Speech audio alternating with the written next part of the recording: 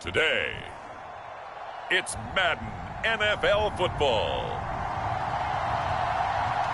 It's Week 18 of the NFL on EA Sports.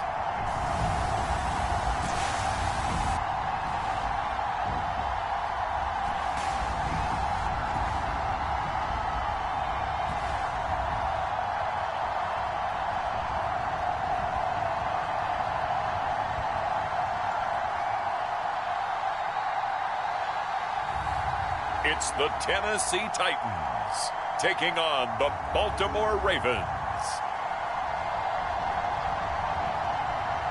It's the National Football League presented by EA Sports. It's all about divisional matchups on this final day of the regular season, and we've got a compelling one in store here, as it'll be the Baltimore Ravens taking on the Tennessee Titans.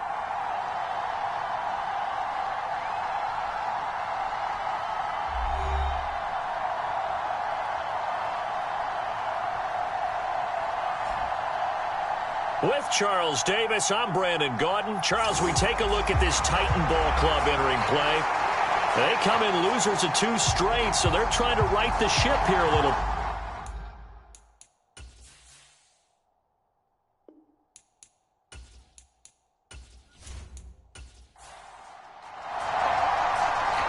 Justin Tucker set to boom this one away. And off we go on EA Sports. Taking it about the 1. And he brings us out past the 20 to the 24.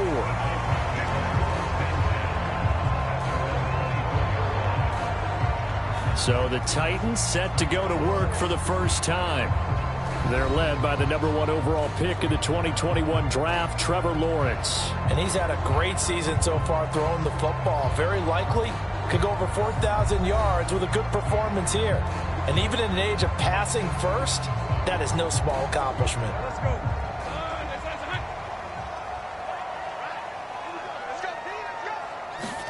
Going to the air right away, Lawrence. And that nearly intercepted. Well, the free safety roaming into position almost had it, but it's second down. Now Lawrence has this complete to Daniel Bellinger. And they're able to get this one across the 35. So from the 36 now, 1st and 10. Now a first carry for Derrick Henry. He'll take this to the other side of midfield before going out of bounds. 17 more yards on that one as they keep the drive rolling. That O-line, they cleared a big hole there on that run. The athleticism of offensive lines continues to evolve, and we're seeing it here. Not only they're controlling things right at the line of scrimmage, but they're able to get upfield to get to what we call the 2nd and the 3rd levels. You know, get to the linebacker spot, the secondary spot, getting all the way downfield with their blocking, which helps keep the running back clean. They'll try to continue that trend here this afternoon. So in Raven territory now, here's a 1st and 10 at the 46. They'll run it again with Henry. And after the good gain last play, this time they say, as he's going to be stopped behind the line of scrimmage. He'll lose a yard there, and it's 2nd and 11. You look at this Baltimore defense. They were terrific last week in the victory over Kansas City. If I'm playing quarterback against this team, after what I saw on film where they had 5 picks last week, all I'm thinking about is taking care of the football, being very careful with it, and making sure I see my guys open before I throw it. I might curl up in the fetal position. That's not a bad idea. I don't think he's going to do that,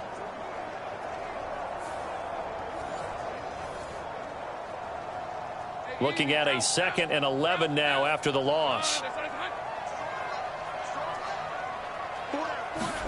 Here's Lawrence. And that is incomplete here.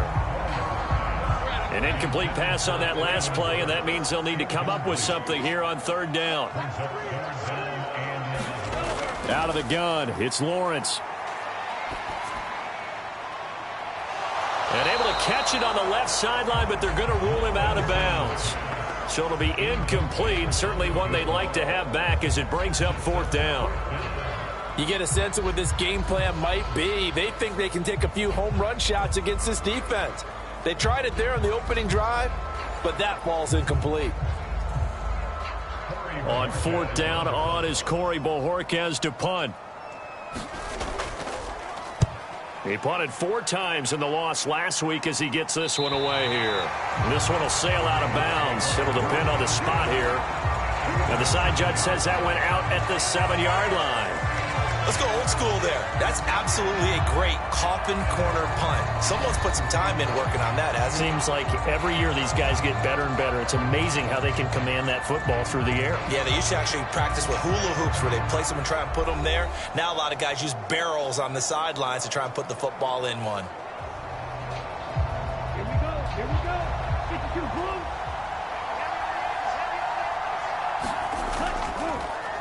The drive will commence with a run by J.K. Dobbins. And if there was a lane there, it closed up quickly as he stopped for no gain. 2nd down.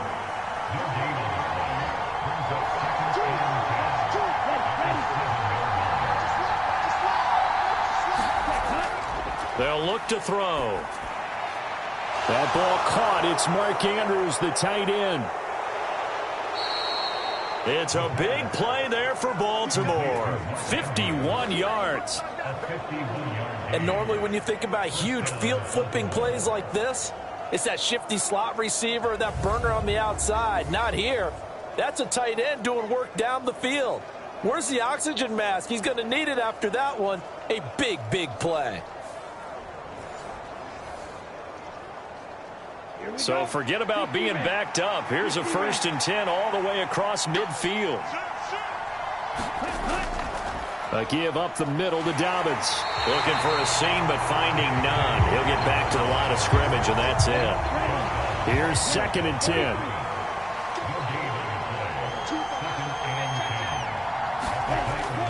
They'll drop to throw. That's complete. It's Rashad Bateman. And he'll be stopped at the 35, but not before he picks up 7 yards.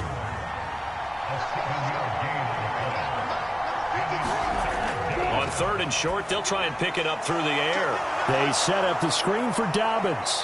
And he's going to get this down near the 20-yard line. The Raven passing game getting in sync, another 1st down. And when you're throwing the ball downfield really well like they have been on this drive, it's really a nice time to work one of the screen plays in. One of my favorite play callers in the game has always told me he starts every game with 10 to 12 screens because if he starts feeling the pressure from the defense, he uses their aggressiveness against them.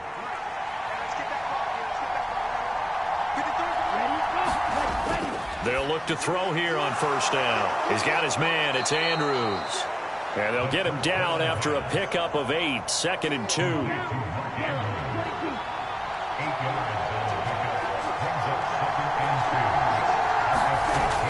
They'll look to throw again. Yet again, targeting and fighting Mark Andrews. And the Ravens are going to have a 1st and goal coming up as the tackle made at the 3-yard line.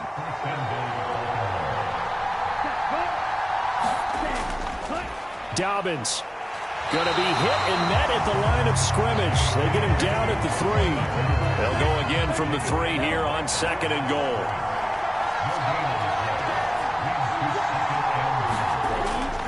Dobbins once more. And he will take it in for a Ravens touchdown.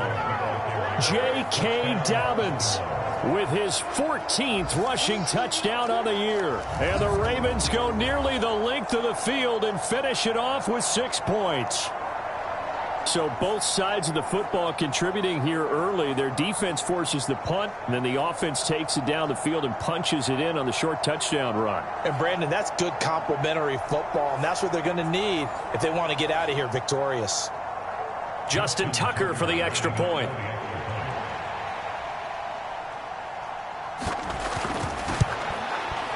He hasn't missed an extra point all season, and he won't miss this one either, and it's 7-0. A good drive that time as they go 9 plays in all. And it's finished off by a touchdown run from J.K. Dobbins.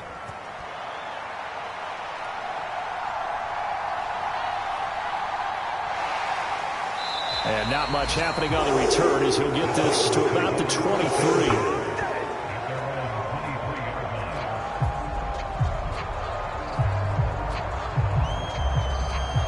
Tennessee offense making their way out onto the field as you take a look at the playoff race in the AFC. And it's all come down to this, hasn't it? Final week of the regular season. As this year's playoffs play out anything like the regular season has gone, could be in for a wild and fun month of January. And we can break the rules because we can look ahead. All right, there's not a coach out there that's ever said to their team, all right, let's look three weeks down the road. It's always right here, right now. Forget that. Think about what the playoffs are going to look like. The teams that we see that are already in, the teams that are trying to get in, we could have some great matchups. He gets this one to Burks. They get 6. That'll leave them with 3rd and 4. In search of 4 yards here to pick up the first down. Looking to throw, Lawrence. Firing quickly here, and that's complete. So they'll get nothing out of that play, and it'll be 4th down. Well, the good thing about covering any game I do with you is I know that there's no problem with rhythm. Now, what we're watching offensively, a little bit of a problem there. Yeah, punt on the first drive, looking at another one here. Just a little slow. You know, they were talking about a fast start, but that hasn't been the case. Yeah, and let's face it, any team we cover always talks about a fast start. That's true. But it's not necessarily going to happen just because they say so. And whether it's the script, whether it's, just what they're going through, whether they're seeing different defenses, they're going to have to figure it out as this game moves on. On 4th down, on is Corey Bojorquez to punt.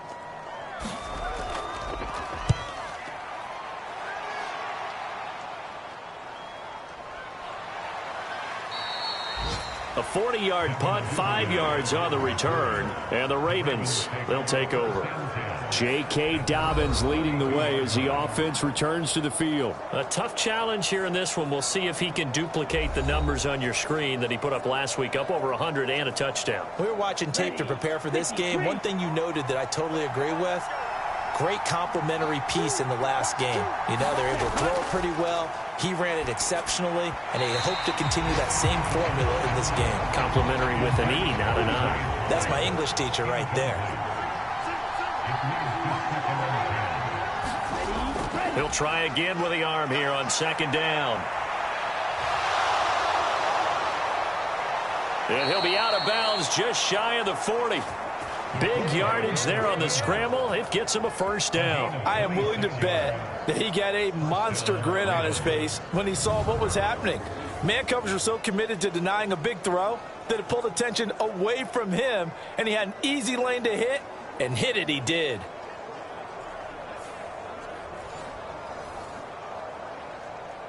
So operating from Tennessee territory now. Here's 1st and 10 at the 42-yard line. Back to throw here. And he's got the hook up to Moore. So the completion good for just 3. And it's 2nd down. The Ravens had 14-2 heading into this final week. And they have certainly got it rolling as of late. Winners of 6 in a row. And I think this is where, as a head coach, you show your team some trust. Instead of just talking about winning, the very next game, you point out to them, we're on a nice run here. And if we keep doing this, we'll be playing at home in the postseason. And we know that that could ride us all the way to the Super Bowl if we get that done. Now they're staring at a 3rd and 8. That last play backwards a yard. You talk about this Titan defense. They're in the spot statistically that you don't want to be in against the pass. Number 32 in the league, dead last. And I think you're going to see some changes in the offseason, whether it's through the draft, free agency, maybe even. And that is caught one-handed. Oh, my, he pulled it in. And that is caught. Boy, how about that one? He reeled it in one-handed for a touchdown.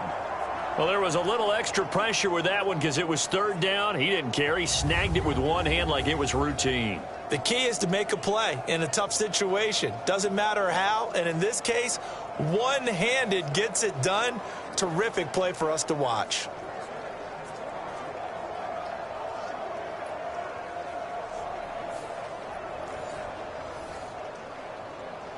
Now Tucker to add the PAT.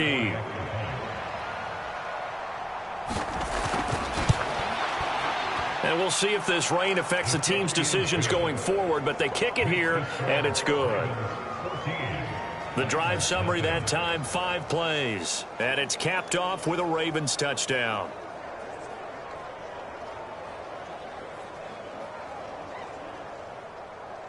Tucker now to kick it away following the touchdown. This taken in right around the goal line. And he'll get it up across the 20 to the 21-yard line.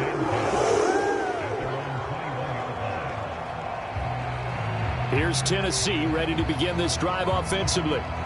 As we grind toward the end of the season here, and they haven't had the season that they had hoped. So let me ask you to play GM. Where might they look to make some changes? I think when you look into the upcoming draft, think hard about them drafting multiple offensive linemen. They've got to get stouter up front.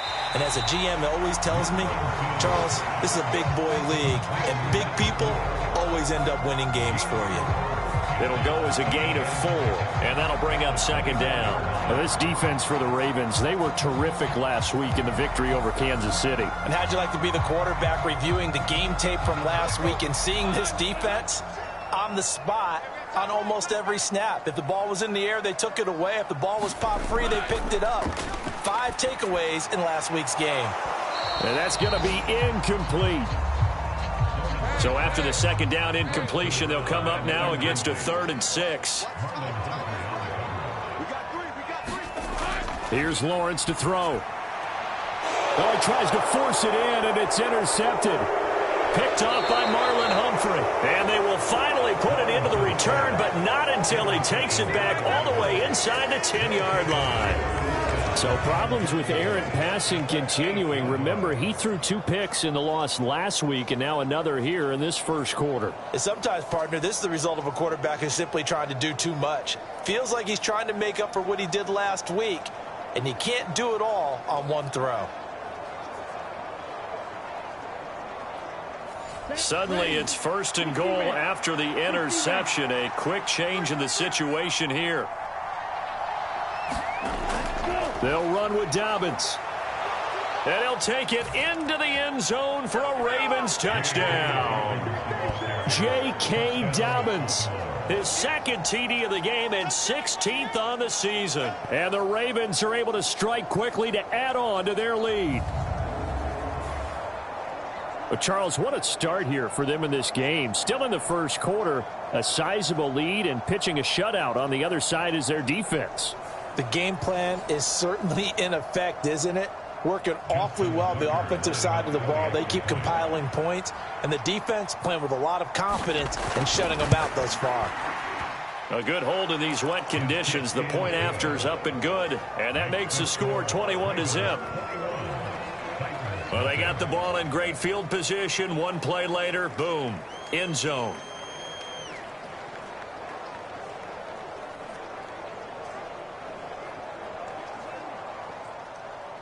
So how about this for a start? 21-0 here in the first as they kick this one away. From a yard or 2 deep, here comes a return. And he'll be brought down right on the chalk of the 20.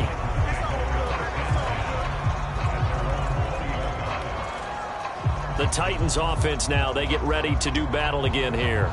They find themselves in a good-size hole here, and a good-size hole early on in this game as they come up on 1st down.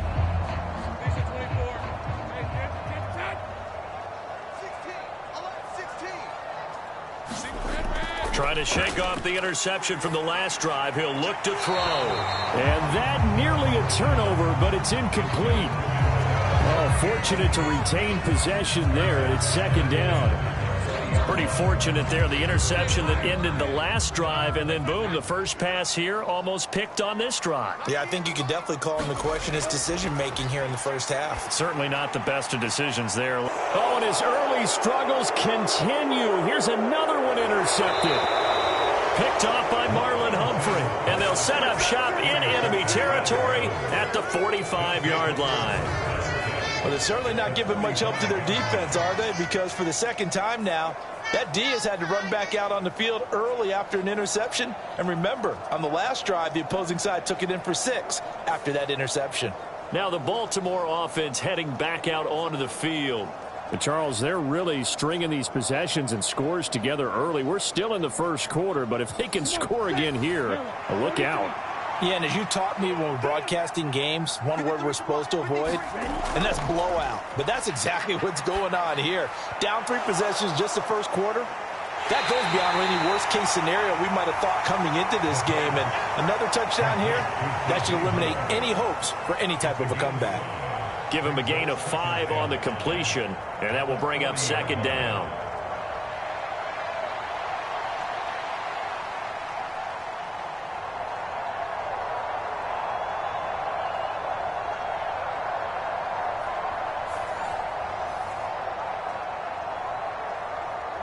Ready.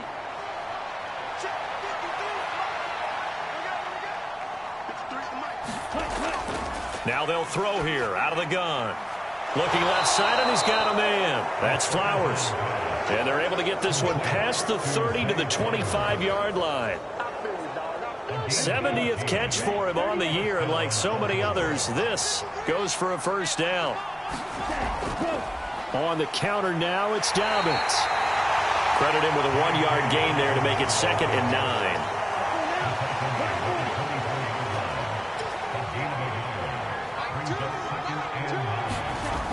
He'll drop to throw.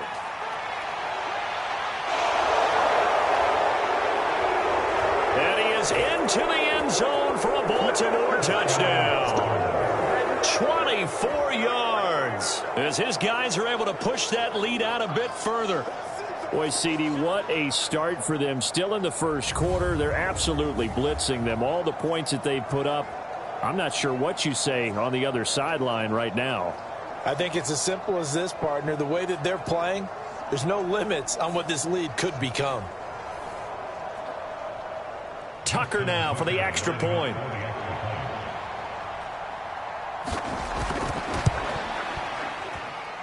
It's good, and they stretch their lead to 28-0 now.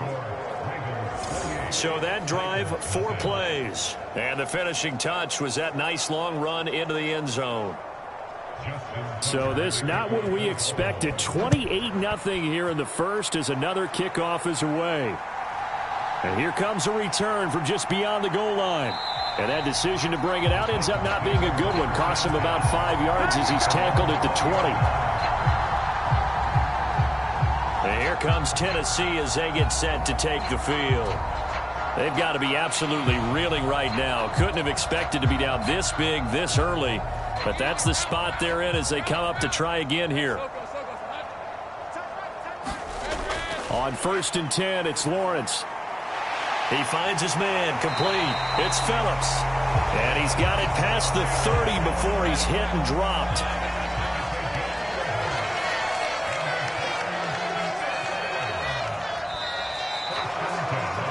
An entertaining start to this one. More to come on EA Sports.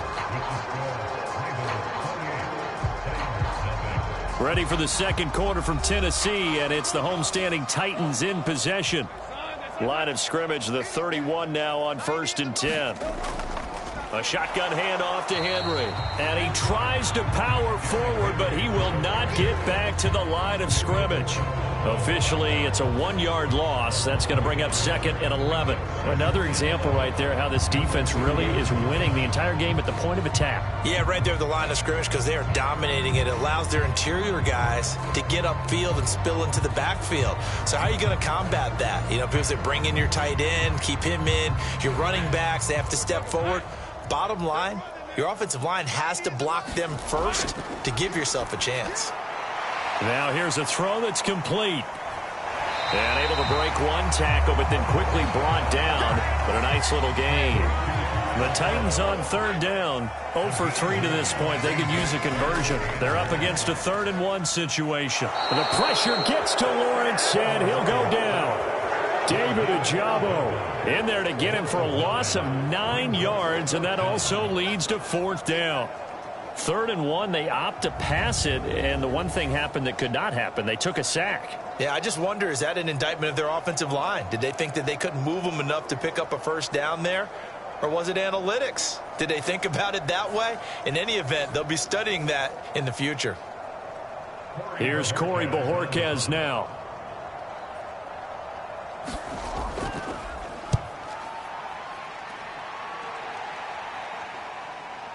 This is brought in at the 21.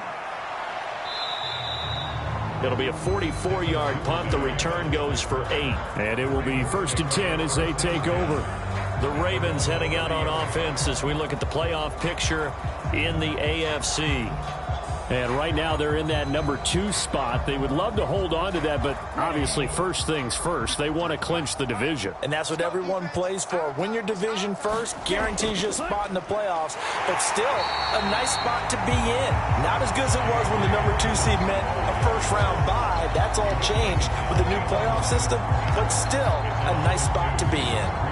They went with the run-pass option, and I don't know if the option really mattered there because the defense was ready. So many times you put the defense at a disadvantage because you have those multiple options, but when they read their keys and play it correctly, sometimes the result goes in their favor. First play of the drive goes the wrong way. Here's 2nd and 12. Ready, set, cut. They'll go again with Dobbins. And he'll get a couple up to the 29. What do they have for this? 3rd and 11. They'll set up to throw. He's got the connection to Moore. And they get him down, but not before he takes it across the 40-yard line. 3rd catch of this first half for him, and this one is a first down. Let's just call it what it is. This has been a flat-out struggle for this defense all game long. They've really had a hard time slowing them down. And while I'm not big on speeches and guys jumping up and down, they might need their team leader on defense to get in their face right now and light a fire under these guys. They've got to start playing better assignment football and start getting guys on the ground. They'll look to throw now on first down. A quick throw, but incomplete. An incomplete pass on first down. That leads to a 2nd and 10. They'll run up the gut with Dobbins. And he'll take this one up close to about the 45. He'll get only 3 there, so it leaves him with a 3rd and 7 ahead. The passing game's been working quite well so far, but the running game's been a little bit of a struggle, and that's a surprise to me. Typically, when you can throw it, you've opened up lanes for your runners. A short throw caught by Andrews. And taking it across midfield and inside the 45.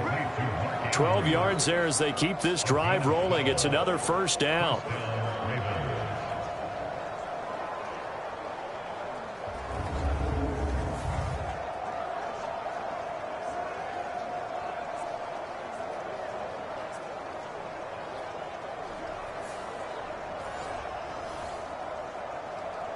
Set, cut.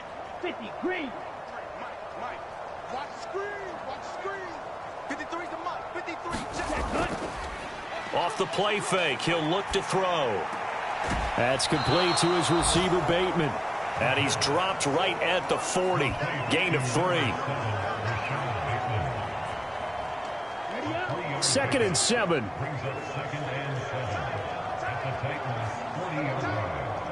Ready, go. They go back to the ground with Dobbins. And they will only muster a yard here to the 38. So they need 6 yards here on 3rd down. They're 2 for 2 on 3rd down tries so far on this drive. Looking to throw. And this is going to be incomplete. So coming on now is the field goal unit. They're going to try for 3, and he'll need all the leg he's got here. And this one is no good. He missed it. But that shouldn't matter a great deal as they still lead by a bundle here.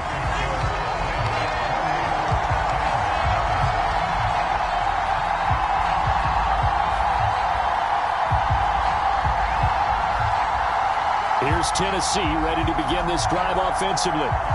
It hasn't gone particularly well for them. That's obvious. In these conditions, no points so far. They've got to get that offense on track. The question, how do they do it? It is the age-old question, isn't it? And to me, finding a way to make sure your playmakers touch the ball without it being too exotic. Meaning you don't have to go deep down the field. Maybe you hit them on those short passes on the perimeter. Make sure you just turn around and hand it to your best runner and get out of the way. Don't cause any extra stress on your offense. He was still looking through his progressions and going through his receiver options, and while he was doing that, the defense got to him quickly in the pocket. And it was a great example of zone coverage. Well executed, well coordinated. All the receivers were covered, and he couldn't evade the rush back in the pocket. Now Lawrence. This will go to Henry out wide. And a 5-yard gain gets him to the 42. 3rd down and 13. Lawrence. He's going to launch this thing way downfield. Well, that's the 3rd interception for Lawrence. Picked off by Marlon Humphrey. And the Ravens force the turnover. And they'll take over at the 10. Well, this is just crazy. He's got 3 interceptions, Charles, and we haven't even departed the first half of this ball game. I think if you're looking at the stats right now, you're saying, all right, who's the leading receiver? Well, can you flip it around and say that maybe he is and could be for the game the way that things are going right now? I think if it's him, he wants to be on the field at all times. Okay, right? Check. 53 is Mike. Crunch time, defense. 53 is Mike. Set, go. They'll come out throwing here to start the drive. This one caught by his tight end, Andrews. And that's good for a pickup of 10 yards. And they'll be left with a 2nd and about a foot. They'll look to throw here. And he can't find anywhere to go with it. And he goes down. Christian Wilkins able to get him for a loss of about 3. It's a step in the right direction defensively here because you're facing this sizable deficit. They're going to need more plays like that. A good sack, though. Good effort there. And what you're hoping is, as you said, a step in the right direction, and that means it's something to build on. So you get the first one, and hopefully that can ignite them, and now they can make a few more plays and get back into this game. Black, 95. Mike, 53. Guys, this game situation. Ready. They're going to look to throw. And he'll be taken down, but not before he gets this football out shy of the 30 to the 29.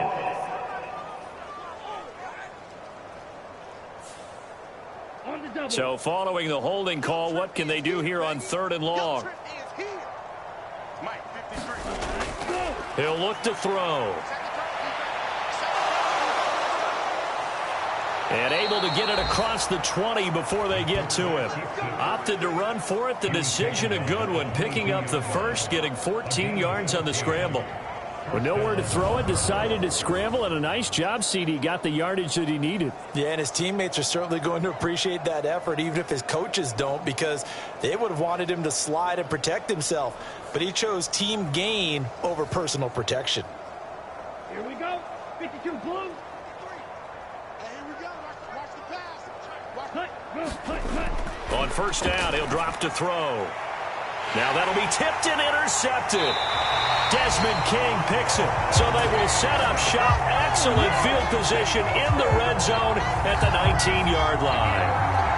Well, much needed boost defensively there. I mean, that really one of the first things that's gone right for him in this first half. No question about it, partner. We've seen this before. You get an offense that doesn't have any points yet.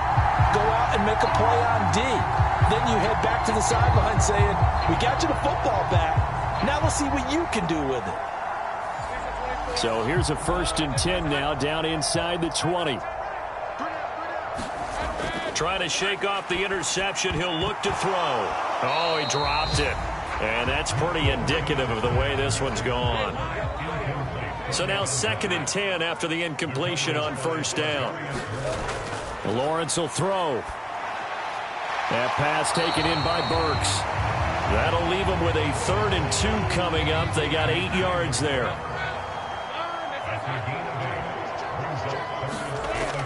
They'll try to run for the first with Henry. And he has the 1st down before he's tackled at the 5. Able to get what they need to keep the drive going with a 6-yard pickup on 3rd down. That solid gainer will put them on the doorstep of the end zone. More importantly, it gives them a fresh set of downs. Nice work right there.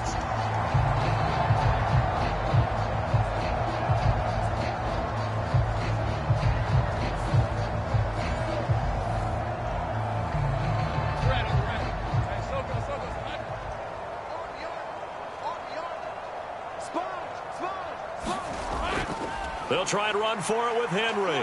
And he will take this one in for a Titans touchdown.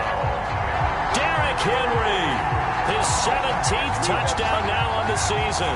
And the Titans get a bit closer. And they can thank their defense for this one. They were set up with a short field following the turnover, but they took care of business as well, working their way down and finishing with a strong run into the end zone for their first touchdown of the game.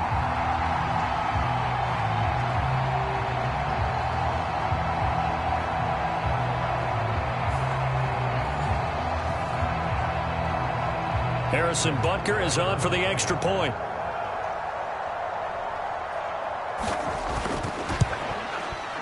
He's got it to bring it back to 28-7 now. A drive there on just 4 plays. And Derrick Henry able to finish it off with a touchdown run. Now after the touchdown, here's Butker on to kick it away.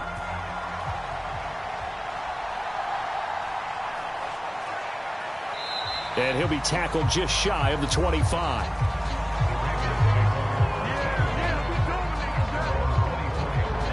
Baltimore's offense set for this next possession. And they, on paper, Charles, no doubt they have the edge in this one. They are sitting with the AFC elite, and on the other side, they're down toward the bottom of the AFC. But you know what they say, especially at this point in the season, watch out for a trap game. And in doing so, I would take my game plan and condense it. I would rely on my fundamentals, the fact that my players are probably just better, and not try and do too much, do just enough to win the game. And on the other side of the field, I'm doing everything. Every trick play I can think of, every different formation, you name it, I'm throwing it at them in order to try and get the upset win.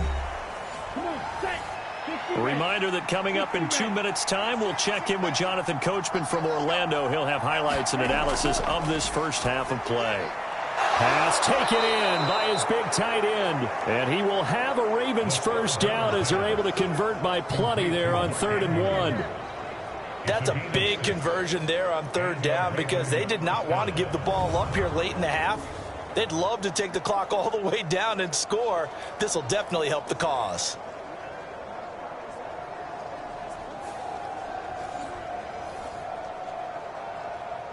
So here's a 1st and 10 at the 38. He'll look to throw. Shakes off the sack. And he'll take this beyond the line of scrimmage as he slides to a hole. 2nd down and 6 now from the 42. They'll set up a throw.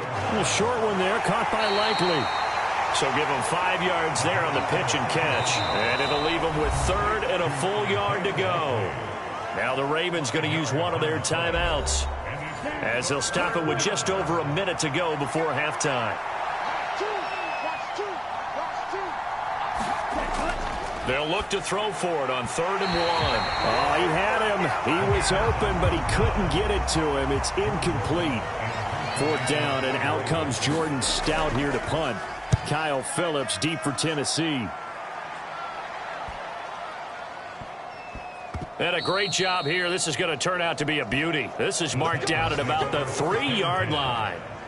That is how you flip field position. That's an absolute bomb of a punt. Downs it inside the 5-yard line. Absolutely ideal. And from that position, you're hoping to get it down inside the 15, inside the 5. Superb.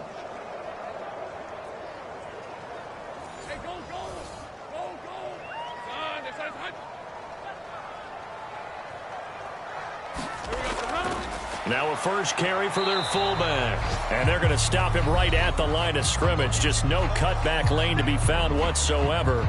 2nd and 10.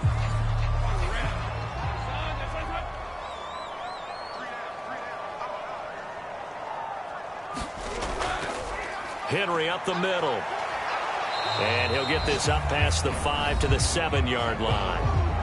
Now Tennessee going to use the 2nd of their timeouts, as they'll stop it with just over 40 seconds to go in the first half. On 3rd down, Lawrence. Oh, had his hands on it, couldn't bring it in. Pretty symptomatic of how this game's been going. On now is the Titans punter, as he's on here to punt it away. And no return on this one as the fair catch is signaled for and taken. 36 yards on the punt with no return. And the Ravens set up well to begin their drive as it'll begin in enemy territory already. The Raven offense going to take over late in this first half. They have been red hot, sometimes white hot here in this first half. They're just looking to add to that total right now. And this has to serve as a reminder to myself because so many times I get wrapped up in the play calling, how they've sequenced things, how it's run. But, you know, at the end of the day, it's still execution. Those guys out on the field, and right now they are locked in and really looking good. They'll try to continue to be locked in here as we get ready to approach halftime. Back to throw now on first down. And that one drops down, incomplete. Good coverage there, forced the ball free, and it's second down. Now back to throw. Over the middle and into the hands of his receiver, Moore. And they're going to have a first down, and they're in field goal range as well as they're down inside the 20. Ravens going to use their third and final timeout as they stop it with 16 seconds to go in half number one.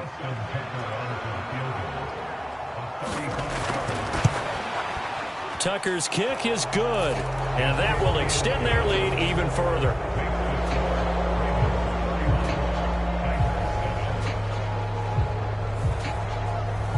Still a little bit of time left here in the second quarter, but they do get 3 before the half and expand that lead. And they have to be happy about that, and we haven't met a team yet that doesn't put an emphasis on trying to get points on the board in the last 2 minutes of a half. They'll be real excited to have those up on the board.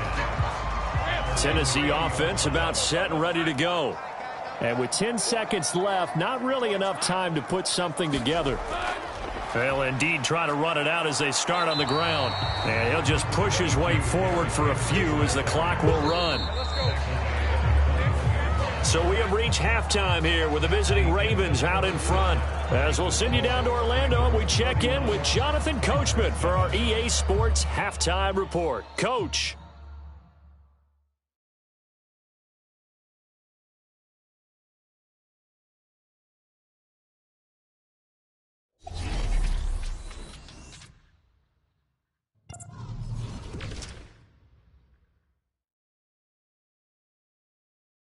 We'll start up at Gillette Stadium in Foxborough, where it was the Patriots who were able to come away with the victory. Mac Jones, over 400 yards passing with 3 touchdown passes as well. From there, we're off to check out another game. And it was the visiting Carolina Panthers who were victorious in that one. Miles Sanders, a touchdown run in the victory. Lastly, let's motor up to the Motor City. See what's happening with the Lions at home at Ford Field. As you can see the score there in the second quarter. Tyreek Hill, a touchdown reception. We were treated to a fine first half from running back J.K. Dobbins. He chipped in a couple of touchdown runs as he was running with determination right from the word go. All right, Coach, thank you very much as we welcome you back for quarter number 3. Forecast calling for more of the same. The rain set to continue as we are underway in the second half. And he'll be stopped up at the 25.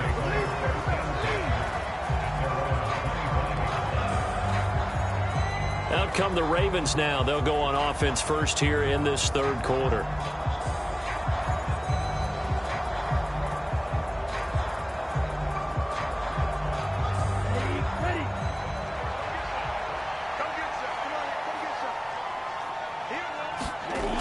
They'll try and start this drive in the air. And he's upended at the 33, following a good pickup of 8. Here's a 2nd and 2 now from the 33. Dobbins running out of the gun. And he'll only get a yard to bring up 3rd and 1.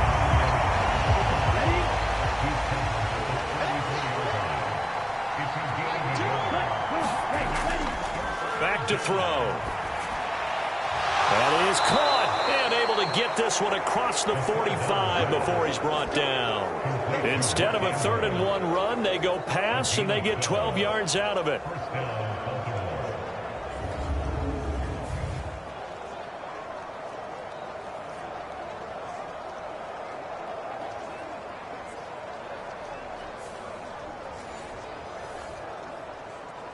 On the set.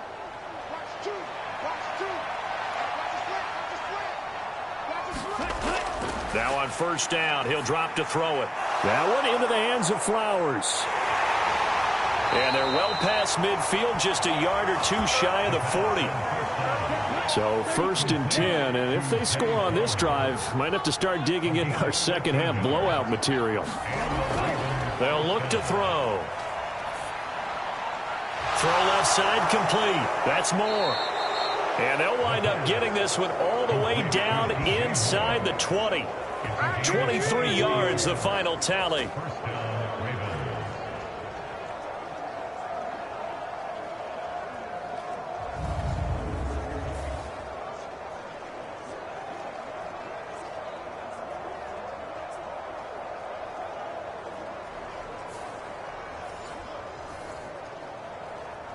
Ready up. 53 check. 53 Let's go. Here's a give to Dobbins. And just a couple yards there down to the 17. Well, they're hoping that the second half is better for him than the first half. They've got to find a way to get him going. He's a big part of their offense. Here's a 2nd and 8.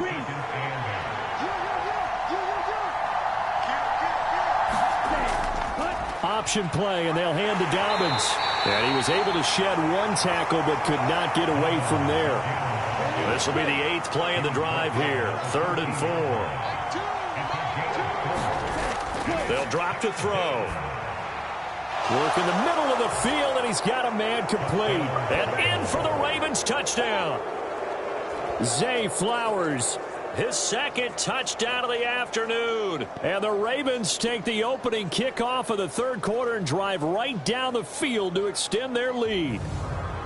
I know Paul Revere talked about by land or by sea, right? You know, 1 by land, 2 by sea. He didn't mention air because right now we're seeing a big-time performance, aren't we? That's 2 touchdowns so far in this game. Where'd you pull that one from? And, you know, every now and then I actually listened in history class. And you're just a scholar all the way around. You're reading all the time. I like that you fit that into the broadcast. You know, I just grab a nugget when I can. Tucker able to connect on the extra point, and the lead grows even larger here in the 3rd quarter. So that drive goes 8 plays, and it's capped off by the Baltimore score.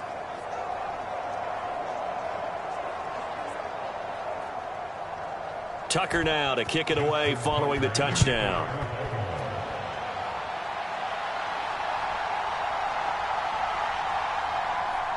And he will make it to the 20-yard line and no further.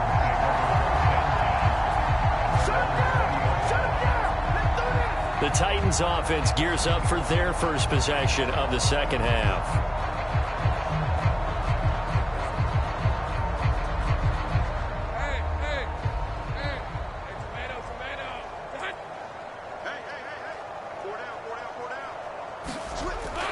They'll start on the ground. It's Derrick Henry.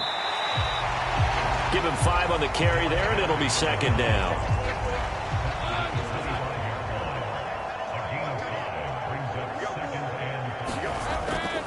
Draw play. This is Henry. And he's upended after a gain of 2 out to the 27. These guys have punted 4 times already, and they're staring at a 5th, barring a conversion here on 3rd down. 10th carry now for Derrick Henry. And he gets it to the 32. Good enough for a first down. Give him the 3rd down conversion. 5 yards on the play. Look, I realize on any play call, when it's properly executed, it can go for a touchdown. But the runs that really make it work are the ones where you just get what you need, right? And he barely got the first down, but he got it.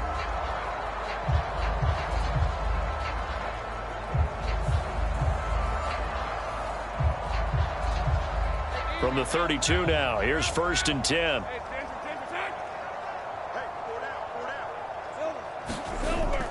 They'll run it again with Henry. And to the 42-yard line here and brought down there.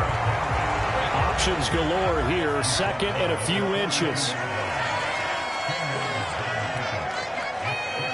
The man in motion is right. On 2nd down, here's Henry.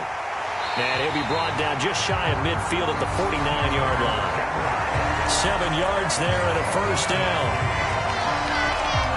I'm care what anyone says. I want a big-time backing in this kind of yardage each and every time I step on the field.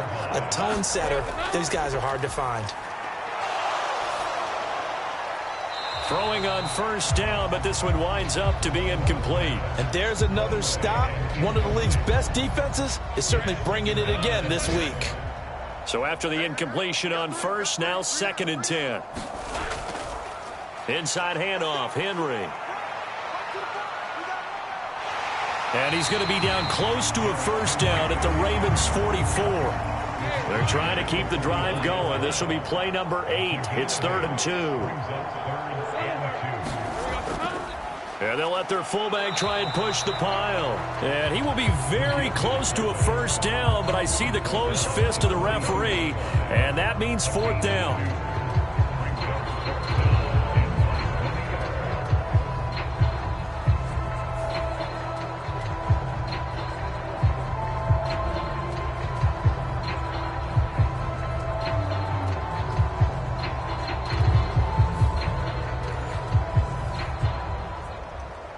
Still just the 3rd quarter, but they've got to make something happen. I think they know that. They're going for it on 4th. They'll run for it with Henry. And he's got the first before he's brought down at the 39-yard line.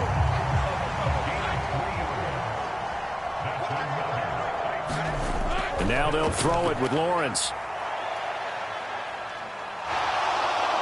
And the Raven pressure too much. Down he goes. The defense rising to the challenge and setting him back on the sack. And you get the feeling, Charles, yeah, he's got the 2 sacks now, but he may get more here. We still got a quarter and then some to go. And the way that he is playing this game, it reminds me of one of the best golfers in the world who can use every club in the bag and make a great shot. That's what he's doing with his pass rush moves right now, showing a little bit of everything. They have no way of stopping him.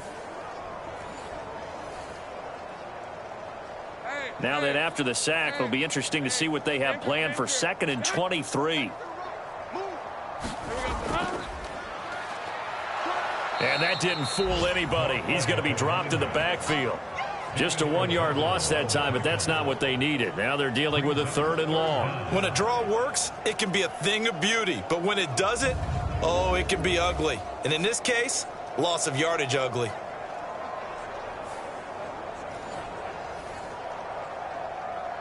These guys have punted 4 times already, and they're staring at a 5th, barring a conversion here on 3rd down. Here's Lawrence. And he's going to be brought down here in the backfield. He could not get away that time, and it'll be a loss of 11 on 3rd down. He's known for his legs and his fancy footwork, but he's not getting much of a chance to use it here. The defense continued to hold the upper hand by bringing him down on that play.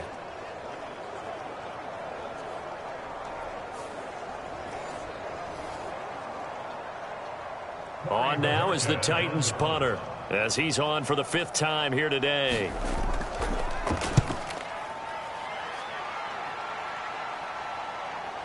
This is taken at the 18.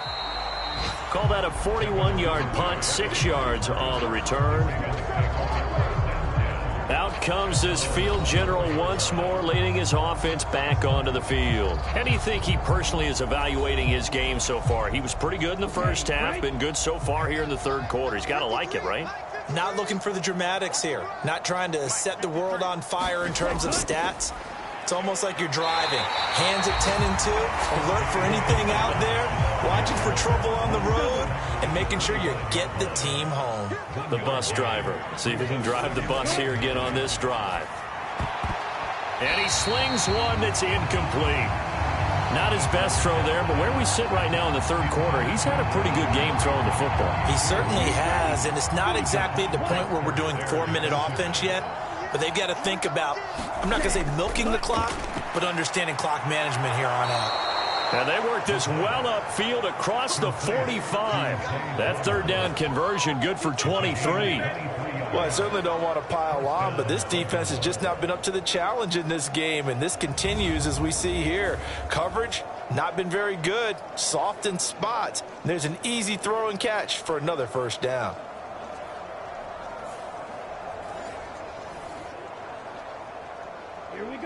Black, 95. We got to get to the ball, team. We got to get to the ball. Let's keep moving. Cut, go. They'll look to throw here on first down. That pass complete to Moore. This will be stopped about 2 yards shy of the marker. 8-yard gain, 2nd and 2.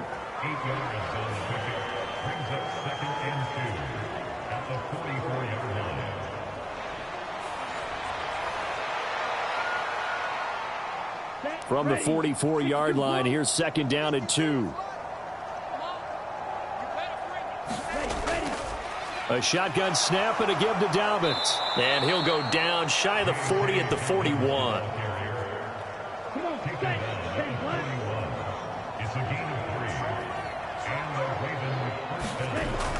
Right back to Dobbins on first. And he can only manage to get a couple. 2nd and 8 coming up. 1 quarter remains here as the regular season starts to wind down. You are watching the NFL on EA Sports. Back now here on EA Sports. 2nd down and 8. And this is a blowout so far as we get set for the 4th quarter. A very one-sided affair. And he works it to the 30-yard line here, right at the 30. 9 yards to pick up there, and it's a first down. As I take a look at the clock, I realize that this drive has eaten up a good portion of the 4th quarter already. Got to tell you, partner, when you're trying to salt away a game, this is exactly what it's supposed to look like.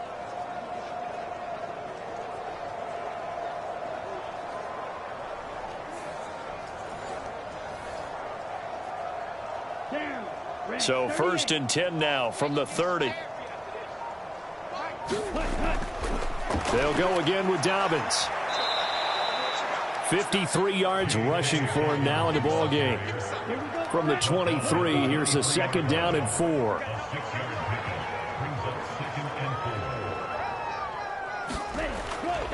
They'll run up the gut with Dobbins. And he'll be brought down inside the 20 at the 19. 4 yards the pickup, first down.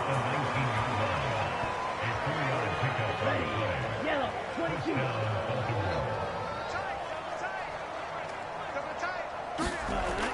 Now they'll switch it up here and look to throw. Looking middle, and that's complete. And he's going to get a solid gain of 9 before being brought down. 2nd and right at a yard. Ball resting on the 10-yard line. It's 2nd and 1. 53 at the mic. 53 at the mic. Ready, go. Out of the gun, they'll look to throw. He gets this underneath to Dobbins. And the Ravens are going to have a 1st and goal coming up as the tackle made at the 3-yard line.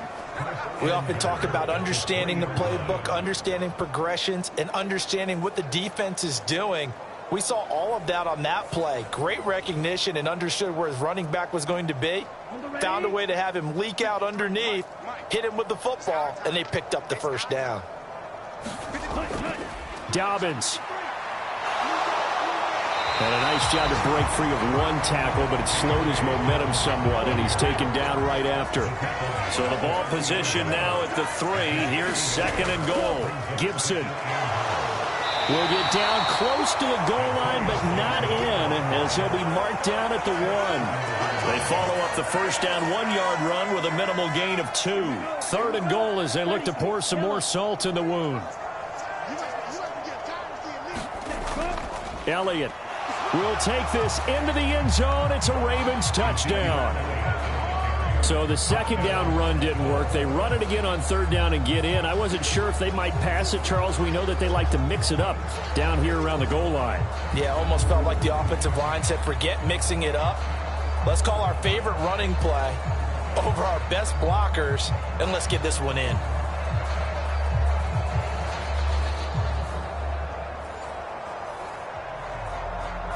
Tucker now to add the point after.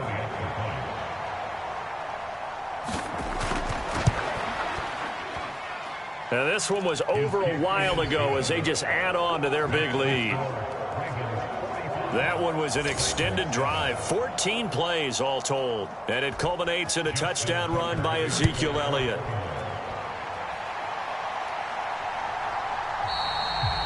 And this will not be brought out. It's a touchback. The Titans getting set and ready to go here for their next drive. And they unfortunately are staring at a mini losing streak developing, trailing here in the fourth quarter. This would be their third straight defeat. And they'll throw on first down with Lawrence. Throw out wide is incomplete. So the incompletion, and now it's 2nd and 10, again from the 25-yard line. Looking to throw, Lawrence. Throw right side, going to be taken in by Henry. And he's upended at the 33, following a good pickup of 8. The Titans on third down, just a 20% success rate at 2 of 10. This time they face a 3rd and 2. And this pass broken up. The contact well timed there, and now 4th down. They lead big, and a major part of that has been how they've taken their play to a whole new level this second half. No points allowed since the break, and you can add another incompletion to the total number that they forced in this runaway contest. On now is the Titans punter, as they're forced to kick for the 6th time today.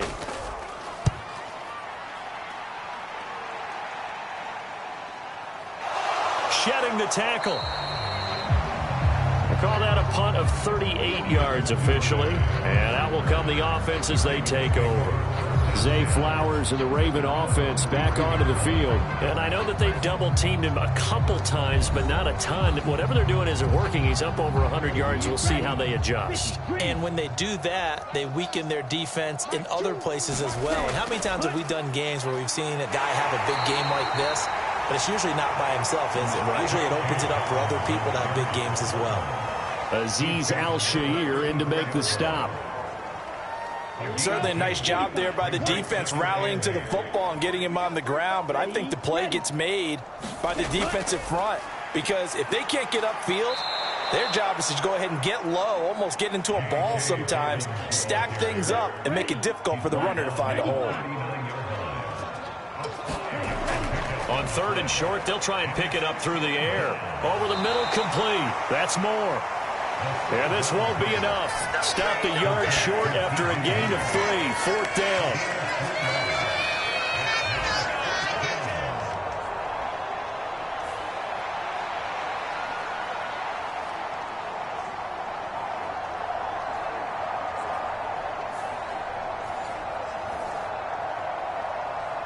The Ravens send their punter out now, as he'll punt it away for the 2nd time.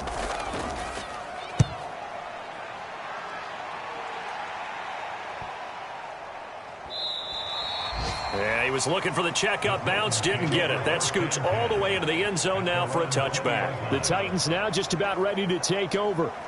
Facing a big fourth quarter deficit here, things not looking good. You know, this offense, though, they've been in the top half of the NFL so far this season, but in this one, well, their defense has really struggled.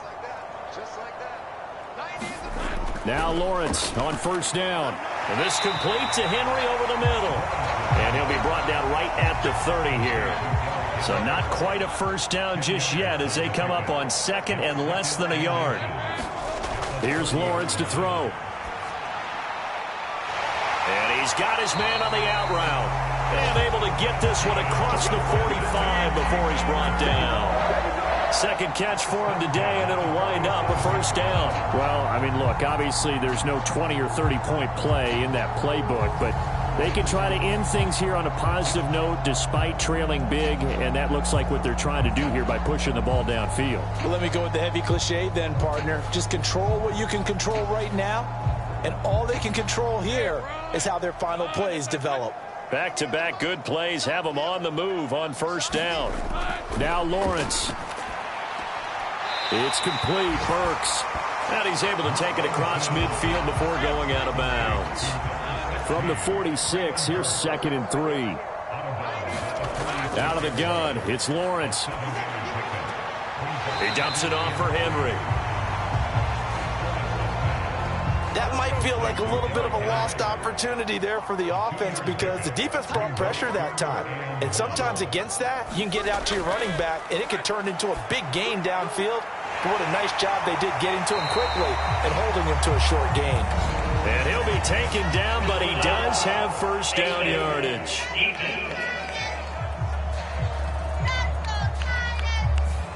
So that a free 15 yards. And it's always a tough one as a defender because a lot of the penalties that you commit, pass interference, holding, when they happen, you actually know what you're doing.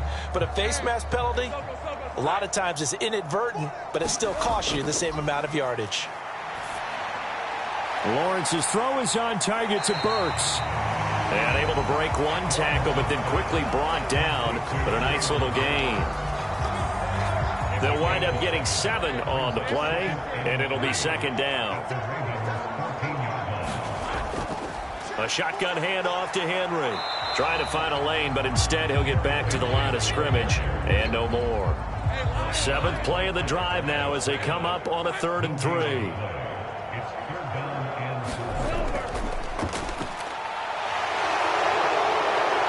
And stopped a few yards shy of the goal line at the 3.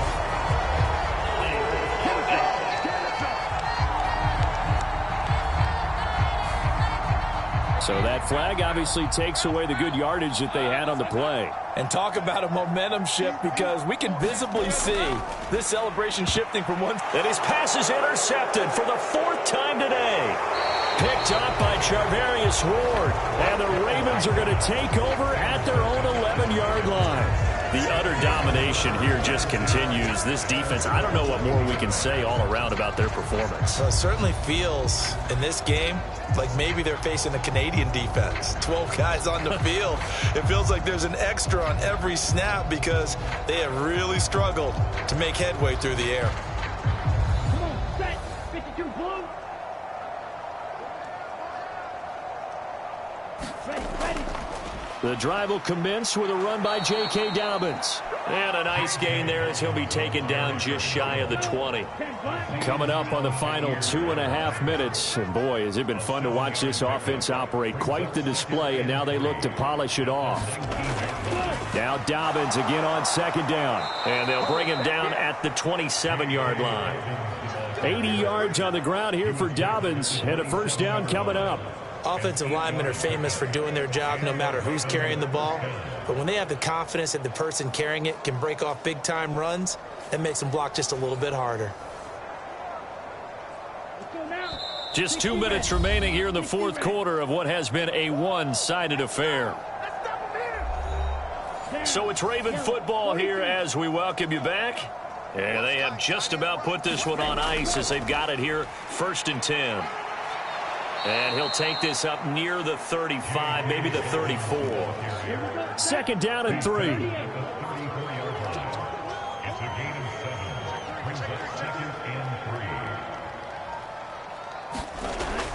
Another run here with Dobbins. And he's going to have a Ravens 1st down as he's got this up to the 40-yard line. I really like the vision he displayed on that play because he saw there wasn't a lane to completely break off a huge gain. So he found where there was the most space and got what he could. A nice, dirty run that's a positive play for the offense. On 1st and 10, it's Dobbins. And he maneuvers up the middle for 3, and it's 2nd down.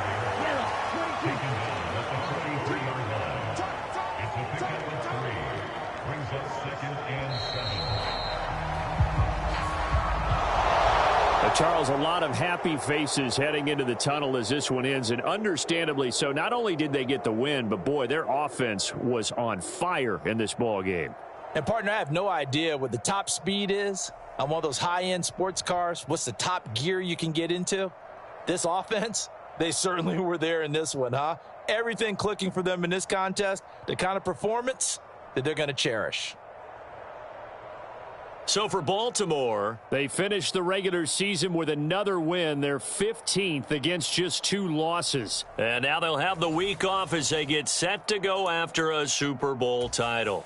Meanwhile, for Tennessee, this loss will be the capper to what will be a disappointing 5-12 campaign. And with some high picks coming in this spring's draft, it's a team for whom a roster overhaul may be on the way.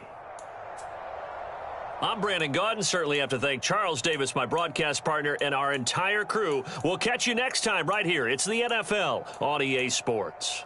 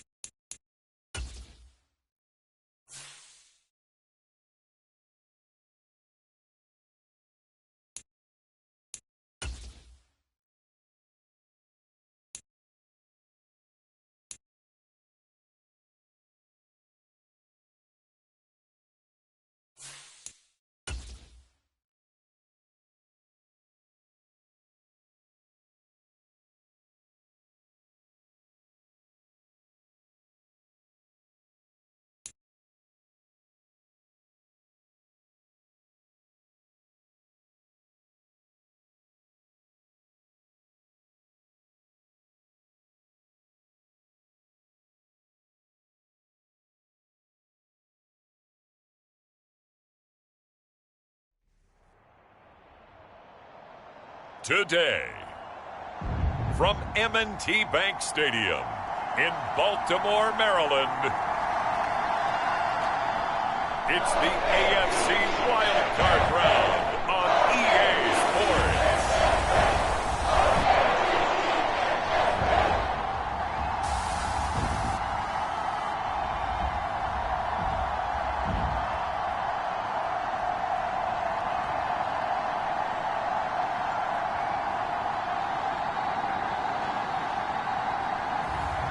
It's the Baltimore Ravens taking on the Buffalo Bills. EA Sports coverage of the NFL playoffs brings us to the home of the Ravens. Sold out M&T Bank Stadium in Baltimore, Maryland. Coming up, we begin a triple header here on Wild Card Sunday, as it'll be the Buffalo Bills taking on the Baltimore Ravens.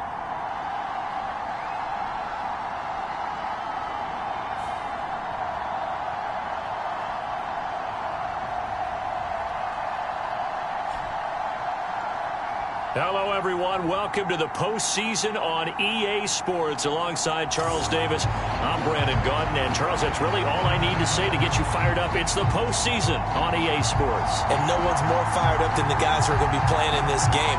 This is what they fought for all year long. Go back to the OTAs, the minicamp.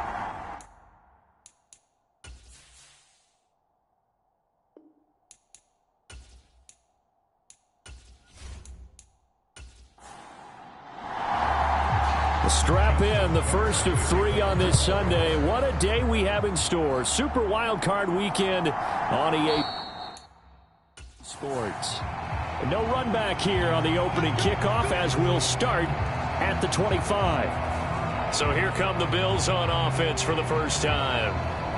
And leading the charge, their lefty QB. Let's face it, it doesn't matter if you're a rookie free agent or a 15-year vet. Guiding a team to victory on the road in the playoffs, that's no small feat. And it's going to be really important for him to play mistake-free football. But equally important, create some big plays as well to give his team confidence that they can win. They start the drive with Cook. And, a little spin cycle. Room to run now. And they get him down, but not before he takes it across the 40-yard line. 16 yards right off the bat and a first down. Good running right there. And this is a man who was a 1,000-yard rusher in the regular season, so you know he's going to get his chances, and he picks up nice yardage on that one.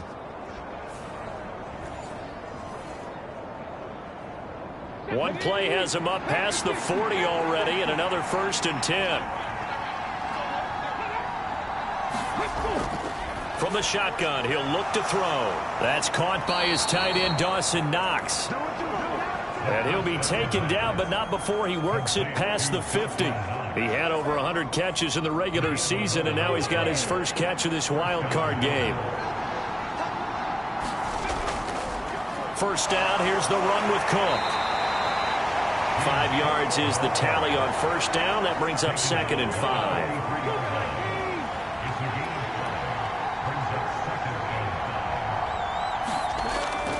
Back to throw here. It's Knox, the tight end, making the catch.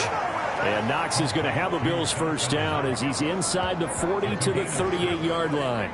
It'll be a gain of 6 that time as it moves the chains as well. So here's a 1st and 10 at the 38.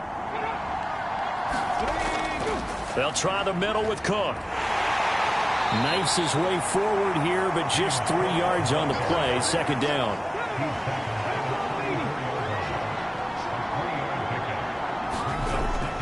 Here's Cook again.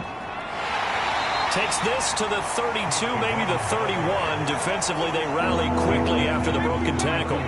Here comes the 7th play of this opening drive. They've moved it well, but here's 3rd down. They'll set up to throw. Able to find the open man. That's complete. And he's going to be taken down with the first down at the Ravens 21. 11 more yards there. This methodical drive continues. Oh, there's going to be a little bit of regret there because they certainly had the chance to get off the field here just giving up a field goal attempt. But they couldn't get that stop on 3rd down. Now they have to hunker down because guess what? That drive continues.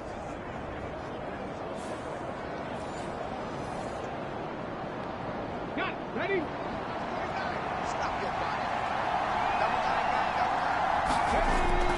Up the middle, it's Cook. And this one goes nowhere. Losing yardage back at the 22. They'll lose a yard there, and it's 2nd and 11. Overall, I'd have to say that was just really good team defense because, to me, you can't pin that one on the running back. He had no shot there. He had a man in his face immediately.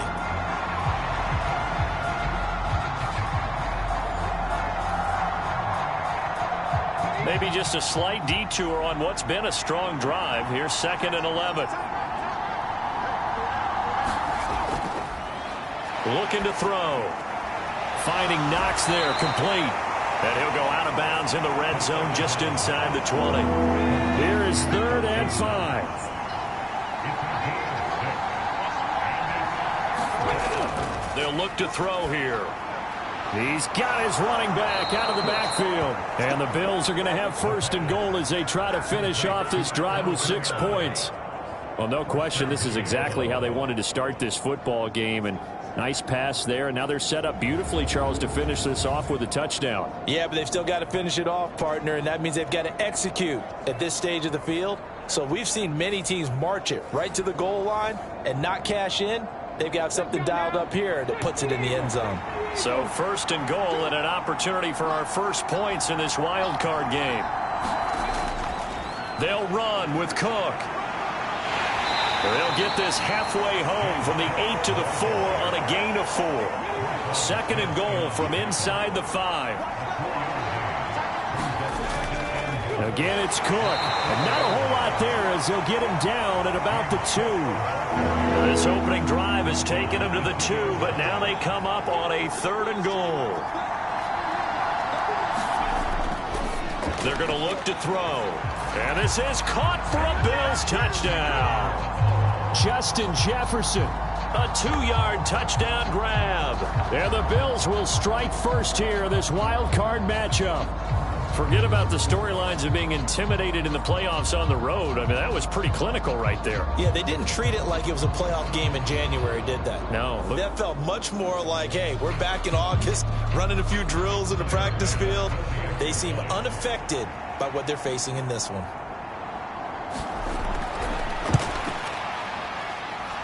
Extra point by Bass, up and good. And it's now a 7-0 game. So that one a 13-play drive in total. And it was all capped off by Justin Jefferson's touchdown reception.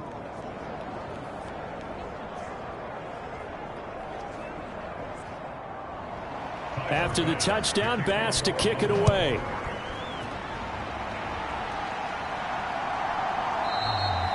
No run back here, down to a knee, and this drive will start at the 25. So here come the Ravens with their first look on offense. And they'll be led out by their quarterback now in his 3rd season in the league. And he comes into these playoffs bringing a team that's been battle-tested, won the division, and earned the home playoff game here in round 1. But every year they know that a division champ, it feels like, gets beat. They don't want to be that team. They have to avoid the overconfidence and make sure they play the same way they played during the regular season, mistake-free and with passion. Tackle made by Chase Young. Brandon, to me, what's important right here on this drive is for them to get at least 2 first downs. They've got to give their defense a chance to settle down, catch their breath a little bit after they give up a touchdown on the opening drive. Here's 2nd and 7 now from the 28. He'll look to throw. A short throw caught by Andrews. He'll be hit down at the 33, 5 yards on the play.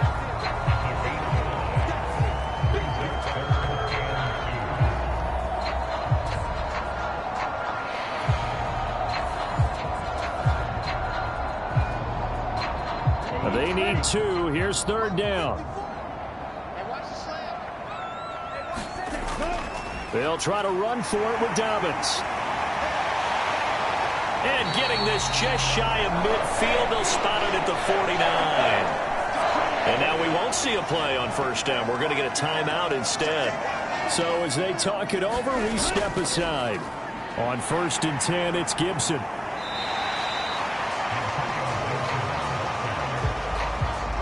Ball on the 47-yard line. Here's 2nd and 6. On the draw, it's Gibson. And he'll be close to a first down as the tackle made at the Bills' 43-yard line.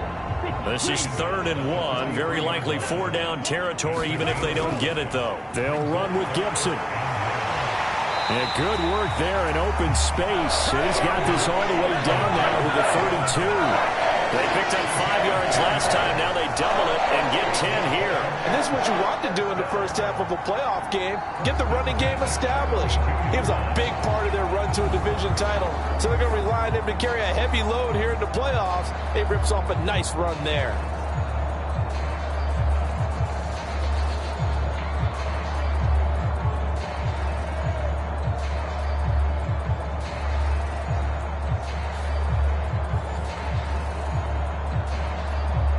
From the 32 now, here's 1st and 10.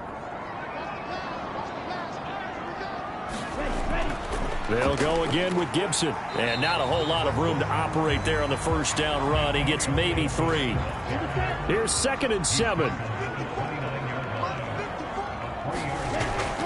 He'll drop to throw. That's complete. It's Rashad Bateman. And he's got a first down as the tackle made at the Bills' 18.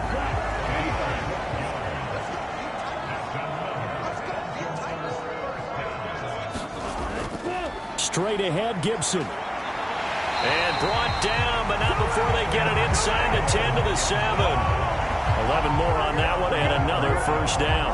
The running game's played a huge part in getting them down to this point on the field. I say stay with it. Keep pounding the football. Keep driving. Keep grinding. Yeah, even down in the red zone, keep going for it. No doubt about it. Dance with what brung you.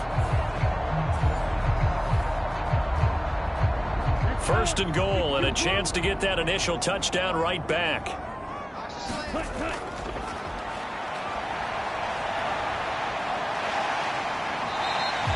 He'll wind up getting right about 4 there on the scramble, and it's 2nd down.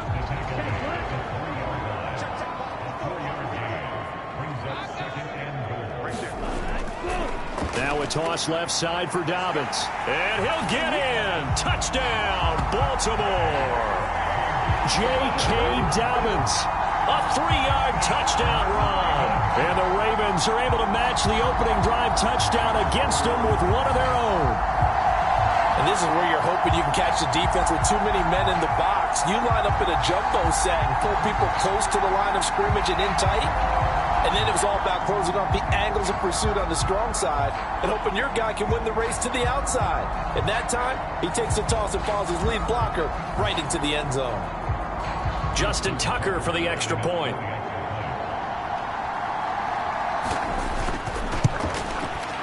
It's up and good. So these teams match touchdowns here in the first quarter, and we're tied 7-7. A pretty long drive that time. 11 plays all told. And it's finished off by a touchdown run from J.K. Dobbins. Each team's had it. Each team has scored. 7-7 here as the kick's away. This taken in at the goal line. And he'll go down as this drive will start at the 25-yard line. The Bills ready to take over. And, you know, listen, there's 2 ways to get the number 7 seed. You can back into it or you can charge your way into it and seize it. But ultimately, once you're here, you can throw that out the window. You've got to come to play. Yeah, you just think of that phrase, any given Sunday or Saturday as the case may be. And even though this is a 2 versus 7 matchup, don't think for 1 second that this game's going to be a pushover. Anything can happen once the playoffs begin. They'll come up now 2nd and 4 from the 31.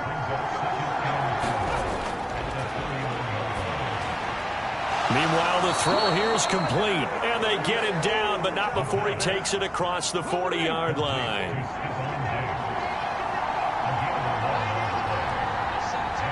Mooney, the motion man right.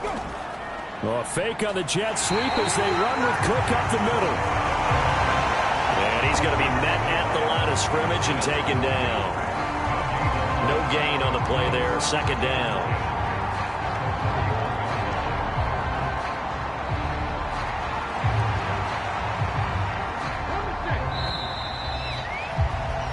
These 2 teams all tied after 1. The Bills with the football as we start quarter number 2, as they've got it with a 2nd and 10.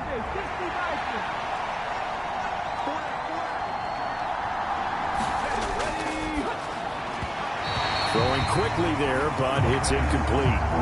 The Bills on 3rd down. A perfect 3 for 3 as they look to keep that streak going. This is 3rd and 10.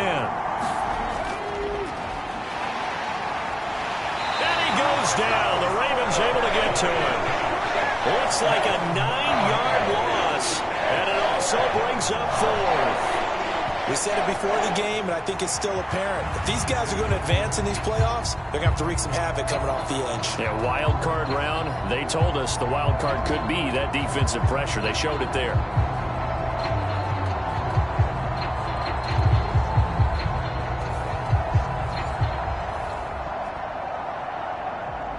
Now on 4th down, it's Cameron Johnston on to punt it away.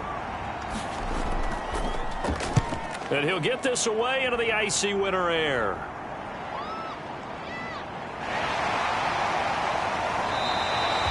It'll be 37 yards there on the punt. And they will take over 1st and 10. Baltimore set to take over here for their 2nd possession of the game. And now last drive so successful with the ground game, ending in a touchdown. Do you stick with that formula?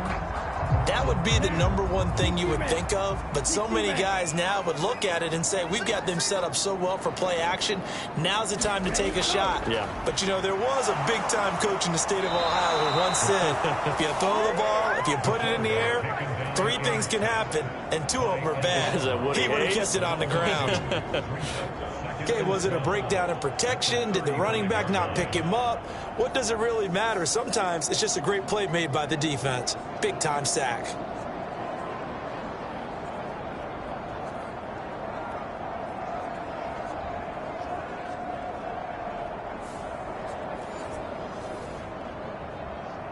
Here we go. Now following the sack, they'll come up here on a 2nd down and 12. On the counter now, it's Dobbins.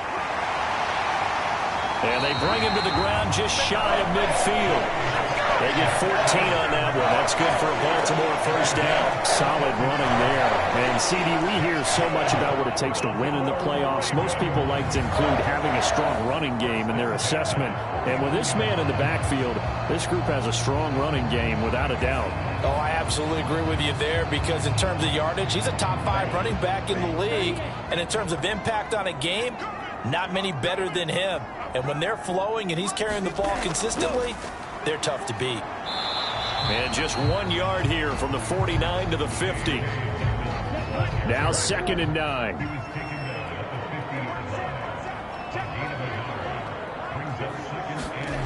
From the midfield stripe, they'll look to throw. They set up the screen for Dobbins. And they'll get him down as he's inside the 40. 12 yards to pick up there. Good for a Raven 1st. They ran that one well. And not only did they pick up a nice chunk of yardage on the screen, they sent a message to the defense. Rush the passer all you want, but you better be careful. We can hit you going back the other direction. They'll look to throw now on 1st down. And this is going to be hauled in by the tight end Andrews. And he's got this down almost to the 20 before he's dropped. Another nice gain, 16 yards there and a 1st down again. And that was good protection there. No, that was great protection there because it allowed him to lock in on his receiver. Although I think he was looking for his tight end on the corner route all the way. Nice connection there for a really nice gain.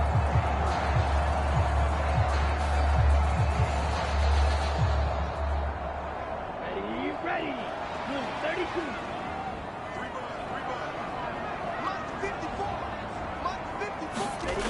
On 1st down, he'll drop to throw. Nowhere to go here. He lost the football. Oh, and one of the there he goes, right side. And this is going to be brought back for a Bills touchdown.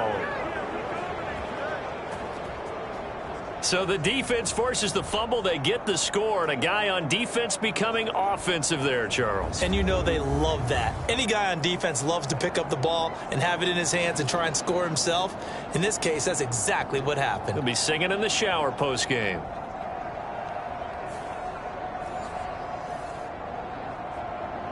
Tyler Bass now for the point after.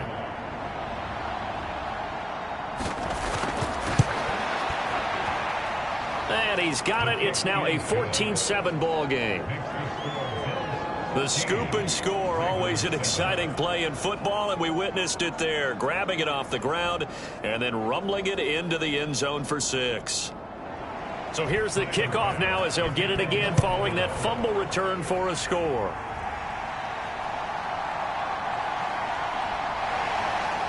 And he won't quite make it to the 25.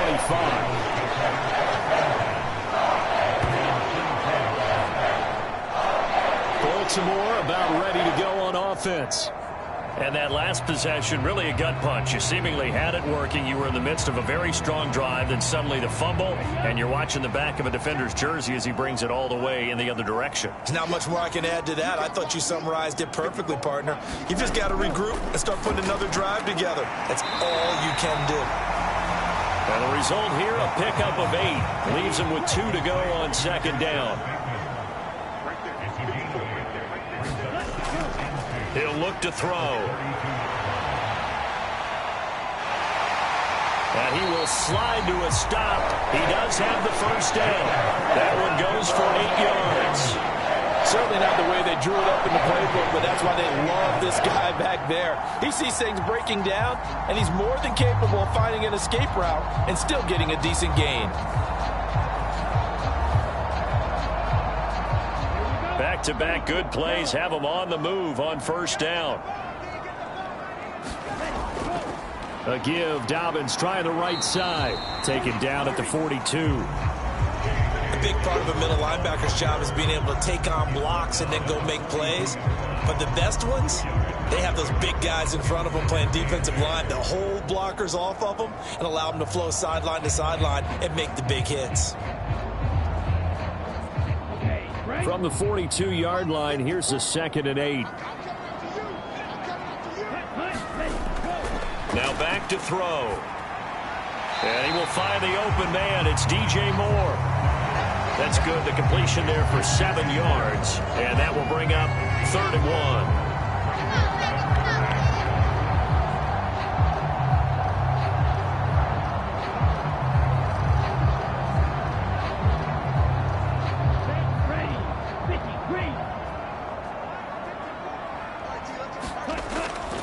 They'll set up a throw. And this pass broken up. Excellent coverage there on 3rd down, as that was not an easy one to hold on to. And on 4th down, on is the punt team sending this one away. And a little too much mustard on that one. It hits a couple yards into the end zone. A missed opportunity there maybe to pin them back. And the Bills getting set to go. No points last time out. They were forced to punt, if you remember, but no time to dwell on that. They've still got the lead here and a chance to add to that here. 1st and 10 as this new drive starts. Here's and hit behind the line. He lost the football. It's loose. And it's picked up by, and this is going to be brought back for a Baltimore touchdown.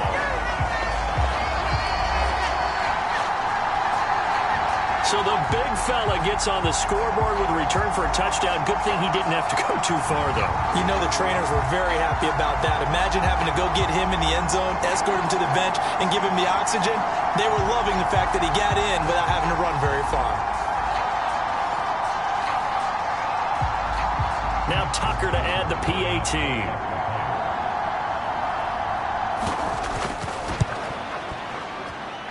And we've got a good one brewing. We're all knotted up at 14.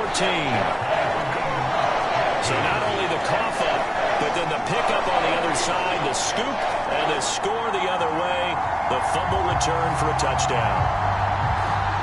This one tied at 14 now as he sends this one away.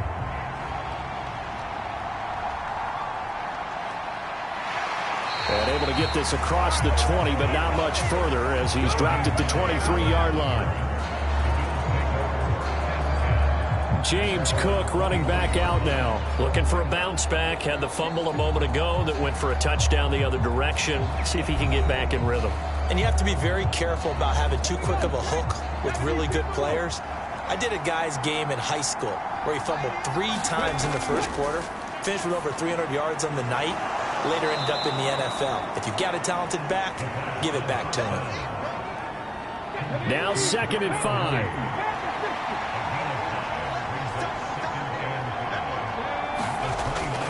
A 10th carry in the game for Cook. And they're able to get this one across the 35. 10 yards, good enough for a Buffalo first down. Well, when you're a road team in the playoffs, when you're a wild card, what's the one thing you need to be able to do to stay in football games? Run the football. And that's an excellent job right there of identifying where to go and picking up good yardage. So here's a 1st and 10 at the 38. Again, it's Cook. And this carry not as productive. He's swallowed up at the line of scrimmage. 2nd and 10, a very chilly day here, but no snow. And I got to say, if it's going to be this cold, I want snow. You should see Charles' face. He's looking at me like I'm crazy. 5 yards. Now it's 3rd and 5.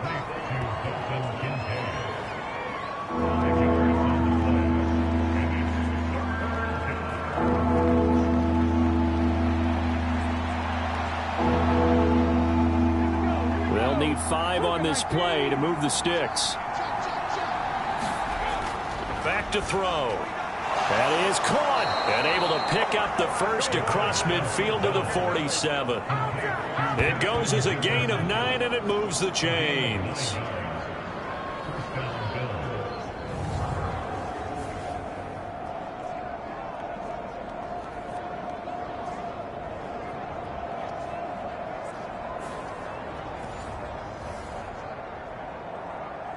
So in Raven territory now. Here's a 1st and 10 at the 47.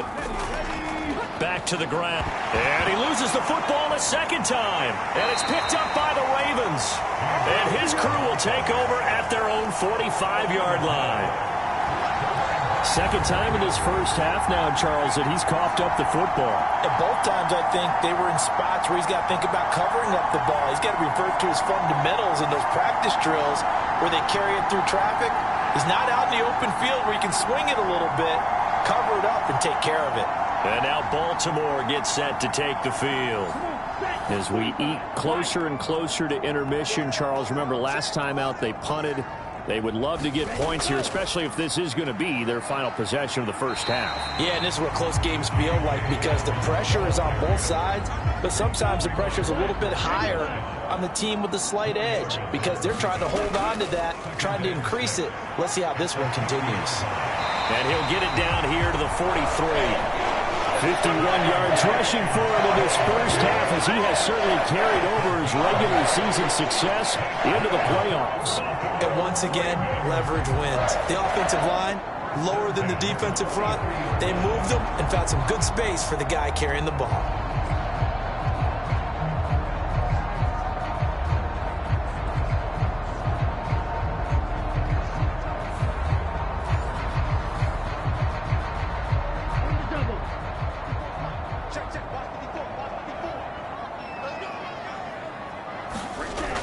Now on first down, he'll drop to throw it.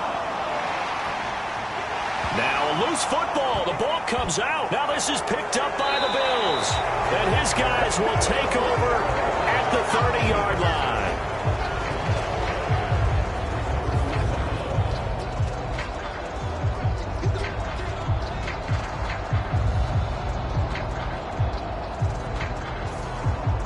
James Cook and the Buffalo offense returning to work now. And ball security has been a big issue. You see the numbers there. He's fumbled twice already. And whenever we talk about ball security, it's not simply how you're holding the ball when you run it. It's all the other things that you do. Is it in the proper arm, meaning the sideline is protecting you? Are you dipping a shoulder to protect the ball as well? And obviously the 4 points of pressure to make sure it's tucked firmly against your body so people can't pop it out. And he'll be taken down, but not before they work it across midfield. It's a gain of 22 as we tick towards the 2-minute warning.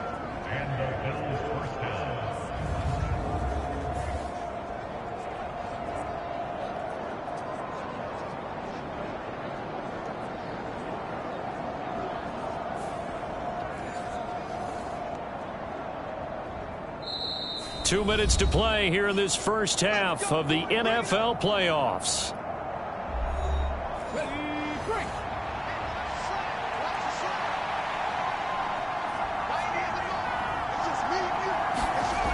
Back to throw now on first down. Works right side into the hands of the tight end, Knox. And he's tackled a yard short of the marker. Good gain of 9 on first down. I know the halftime's approaching, but I don't think he's going to want to take a break. That's his 5th catch. Yeah, they've really been targeting the tight end.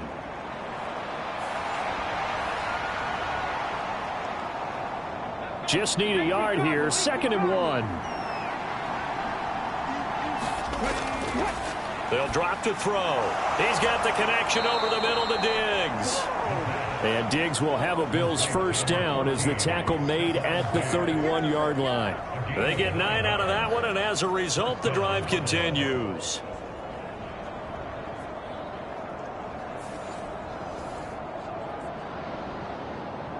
Line of scrimmage, the 31 now on 1st and 10.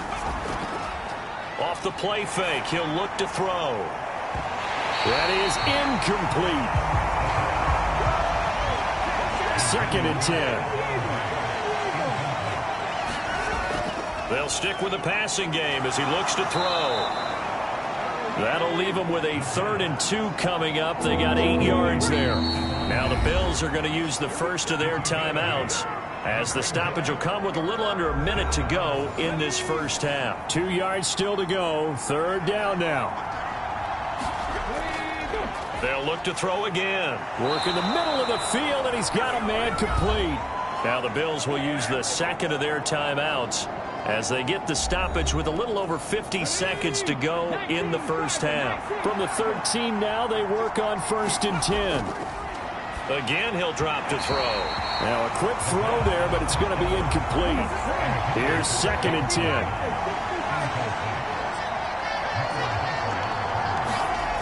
Back to throw again.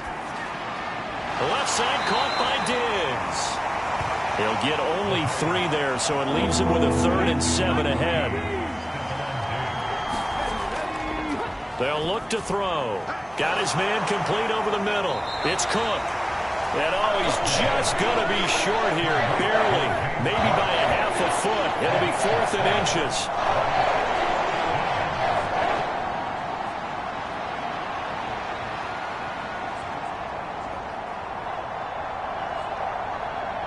So they won't get a touchdown, but here's a chance to at least get 3 to end the first half. Now a timeout.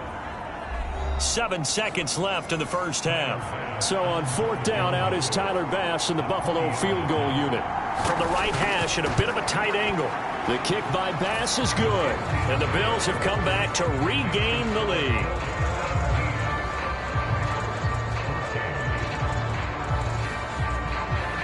Well, some complimentary football there. One side, your defense forces the fumble, and then they drive it down the field. Now, obviously, Charles, they wanted the touchdown, but at least they were able to drive it down and get 3 out of that. Yeah, now we'll have to see how the other sideline responds, because they had plenty of time during that field goal to think about that fumble and how they were going to react. What are they going to do when they get the ball back and try and make things a little bit better for their team?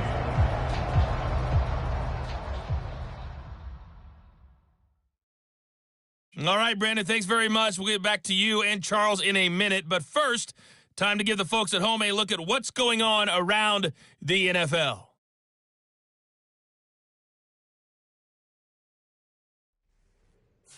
Meanwhile, in our game, just a field goal separates these two sides at the break. One will go on to the divisional round, one will go home. To find out who it is, let's get you back out to Brandon and Charles. Okay, Coach. Yeah, adjustments likely going to play a big role in this 3rd quarter in what's been a tight contest so far. Both teams try to avoid being one and done in these playoffs as we start the 2nd half of this AFC wildcard game. And makes it across the 20 as his guys will set up shop at the 23-yard line. The Raven offense set to start this 3rd quarter. And, Charles, that had to be an interesting locker room at halftime. This is a team that's had so much success this year. Haven't really had to deal with a lot of adversity at halftime, to be honest. But now here they are with their playoff lives on the line. And I think when you're alluding to that interesting locker room, you're just wondering how are they handling that bit of adversity that they're seeing right now, because I think this is a team that has to look to lean on the veterans at this point. We know we're better than this. We've proved it all season. Let them disseminate that confidence through the locker room. But this opening drive, it'll be an important one for them to give them a little jolt of confidence moving forward. On second down, a run with Dobbins. And he'll get it up near the 35, right at the 34 here. From the 34 now, here's 1st and 10.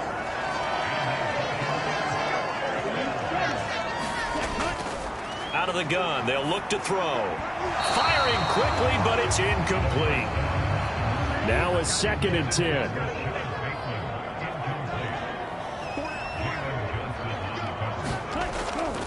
They'll run up the gut with Dobbins. And he'll lose yardage. Brought down at the 32. 2 yards the loss, and now 3rd and 12. Well, that play was over before it even got started. Thanks for nothing, huh? How about that? That sets up a very difficult 3rd down call now.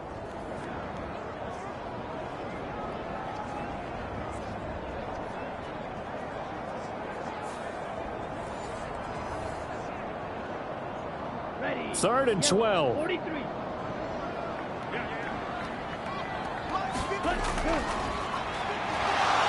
Flush to his right. And he nearly got the first himself, but it appears he's going to be about a yard or two short. A solid run of 11 there as he tucked it and ran, but he's still short of the marker at its 4th. That looked great when he first took off, because in my mind, there was room to run and he had the marker in his sight.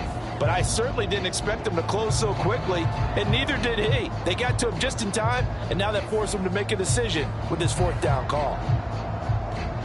The Ravens send their punter out now as he'll kick it away for the 2nd time.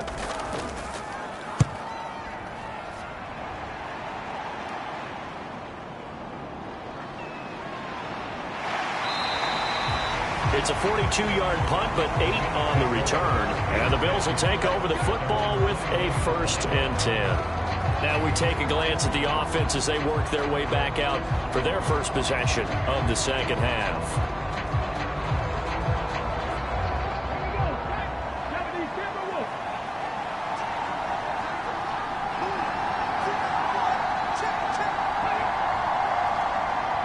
Now they'll fake the jet sweep here and throw off play action. Nowhere to go here. He lost the football. Oh, and one of the... And this is going to be brought back for a Baltimore touchdown.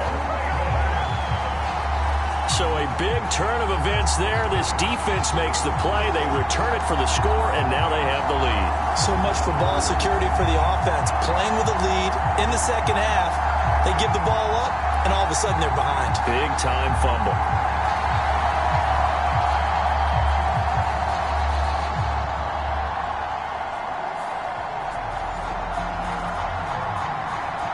Tucker now for the extra point.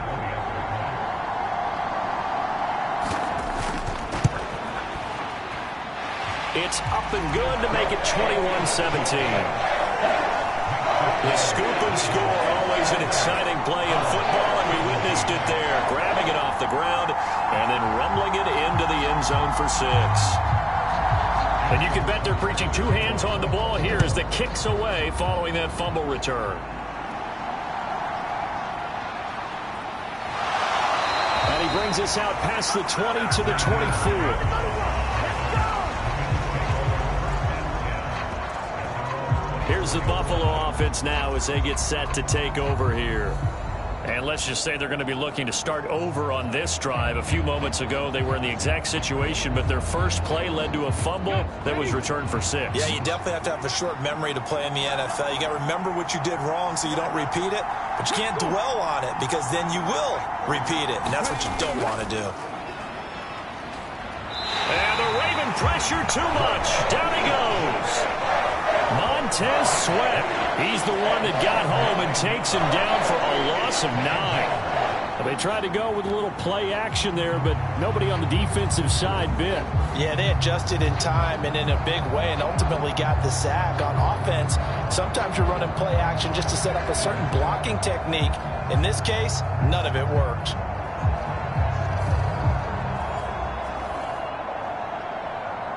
After the sack, it's 2nd and 19, and the road gets a bit tougher from here. Now they'll throw here out of the gun. Escaping the pressure right. They'll end up getting 5 out of that, but now they're looking at 3rd down.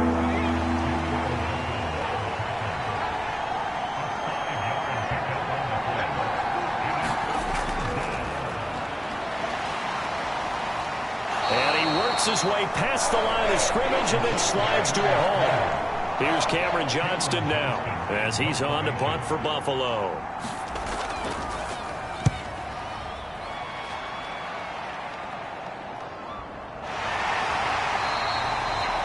That'll go as a punt of 34 yards that time. And the Ravens, they'll take over. Baltimore's offense set for this next possession. And our game's hit a little bit of a lull here, a little bit of a snag. Punts on back-to-back drives. And old-school coaches don't necessarily mind that. Didn't turn it over, right? Didn't create a big play for the other team. Right now what you're looking for is can you gain an advantage in field position? And that's what both teams are seeking right now. Yeah, they'll be seeking to gain that advantage here on this drive. Good work after the catch. Going to net him 23 and a first.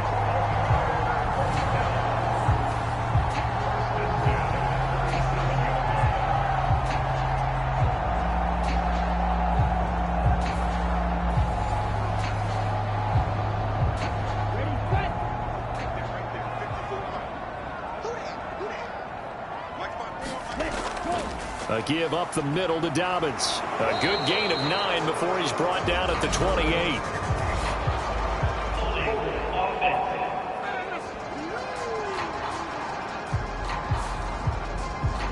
All right, so they got that one, Charles, against the center. And let's remember how difficult it is for the center, because remember, he's got to snap the ball to put the play in motion, and sometimes you got that big guy on your nose. You got sometimes where he's coming at you at an angle. It's a difficult job for him to snap the ball and then execute his block. Now Dobbins again on 2nd down. And very little there. He might have gotten a yard. Yeah, I think he got a yard to the 41.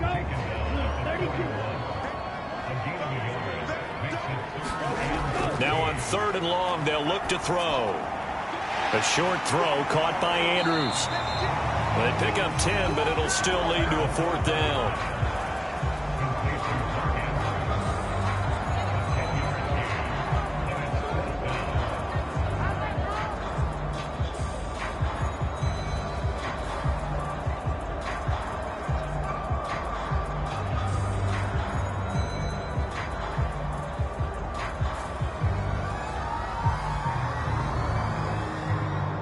Here's Justin Tucker now for the Raven field goal try. On the left hash, this from 48 yards. Tucker's kick is good, and they will open their lead up to a touchdown at 24-17.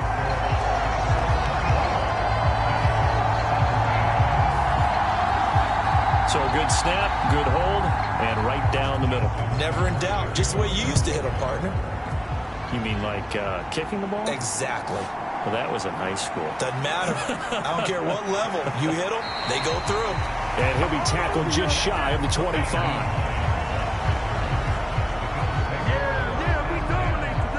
Back onto the field now comes the Bills offense.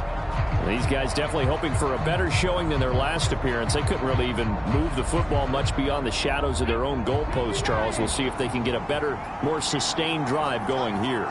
Yeah, and every team that we ever talk to says the exact same thing. When you start a drive from that deep in your own territory, the goal is a minimum of at least 2 first downs, because even if you have to punt then, you change the field position, right? You flip the field a little bit.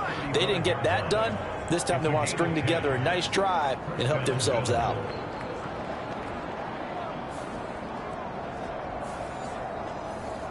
Ball up to the 35 now as they come up on 1st and 10.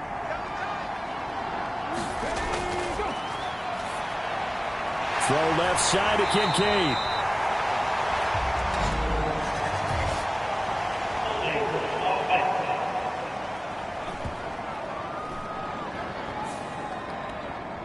Umpire threw the flag, usually always indicates holding, and that's what we've got. And you know, depending on their positioning, where you are on the field, the umpire's got different responsibilities, but always, always making sure no one's holding.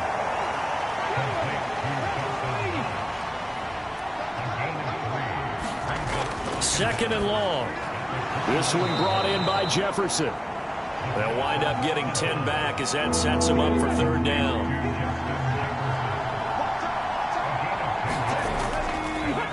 On play action, they'll throw.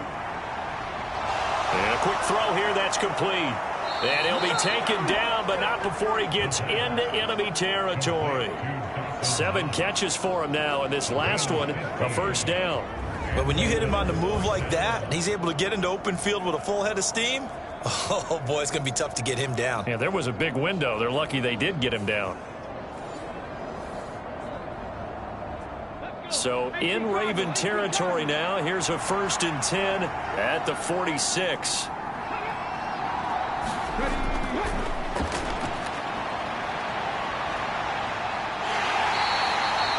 He'll get 3 yards on the scramble there at 2nd down.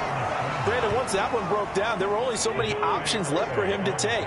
Fortunately, only first down, so he smartly got the yardage he could get and didn't worry about trying to turn it into a bigger play and end up taking a bigger loss. Here, they hope they can regroup and get something different going here on 2nd down. 46 yards rushing for him now to this point. Not a ton of room available on that one, but he made use of what space was available and gained decent yardage. Play number 7 coming on this drive. It's 3rd and inches. They'll run it. Here's Cook. And he's going to have the first down, yardage to the 35. In order to play really good run defense when you're playing a 3-4, those 3 guys up front, the nose tackle and the guys they call the defensive ends, they're usually big, big people because they're going to have to eat up a lot of blockers because it's usually 5 on 3.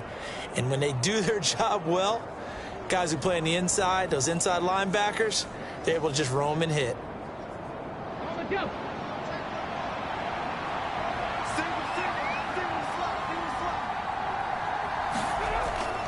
First down, here's the run with Cook. And running room scarce here. He's going to be stopped in his tracks at the line of scrimmage.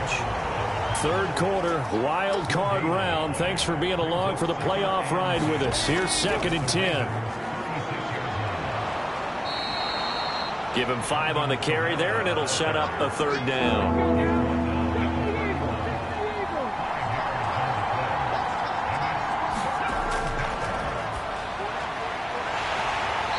He will not be able to hang on through the contact. It's incomplete.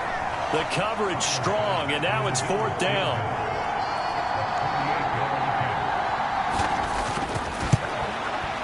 The kick by Bass is good. And that'll bring him back within 4.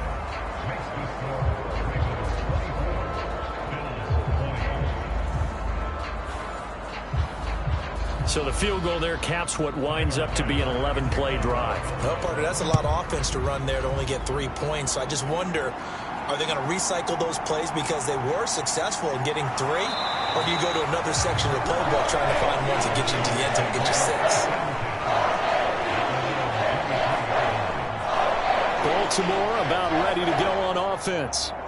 And they split the uprights last time for 3. They've got the lead. They're not going to play this conservative. They're not hoping for another field goal. They're hoping for a touchdown. I'm with you on that one. I like where your head is. I like the way you're thinking because you're exactly right. Trying to sit on a lead and play that way, that doesn't work too well for most teams. Run your offense. Run what you do best. Exactly. Put it all the way down and try to increase your lead in a big way. And the best way to do it, touchdowns. 2nd and 9 now. He'll check this down to Dobbins out of the backfield. A yard in the wrong direction makes 3rd down tougher. 3rd down and 9. I really like the angles that the tacklers came from on that play. They secured inside, took away the cutback. The sideline's there, so you can only go so far outside, and they were able to close in and tackle him for a loss. Yeah, they used your boy over there, the 12th man. Sammy Sideline, right? Sammy Sideline. You know something? He tackles pretty well, too. He's tougher than an airport steak.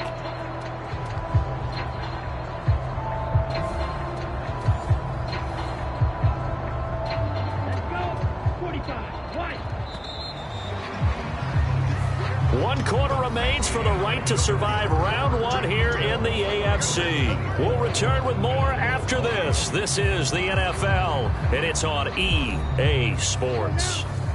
This offense so far on 3rd down, 2 for 5 to this point. This is 3rd and 9. Hard throw, incomplete. The Ravens send their punter out now as he's on to kick it away. He's averaging just under 50 yards a punt as he gets this away. That'll be a 48-yard punt, 1 yard on the return. And it will be 1st and 10 as they take over. The Bills offense coming out, ready to take over. Right now, Charles, this is the drive of the season. You're on the road here in the playoffs. It's put up or shut up. They need points. This is where you have to come together as a team, as you just noted, on the road. So that means they've carried that mentality with them throughout. Hey, we've got to go on the road. We've got to rely on ourselves, right? Focus, yet still find the fun in it. How great is this, guys? Look at the spot we're in right now. And then go to your top players, call the plays that they run best. They're sort of controlling their own destiny, but this place has been loud. Not going to be easy.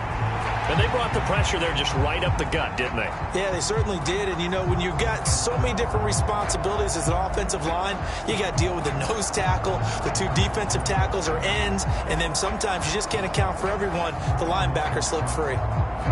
Got to imagine the pass rush will be equally intense here on 2nd down following the sack. It's 2nd and 18. To the right side and complete to Jefferson. They get 11 back on that one. It leads to 3rd down.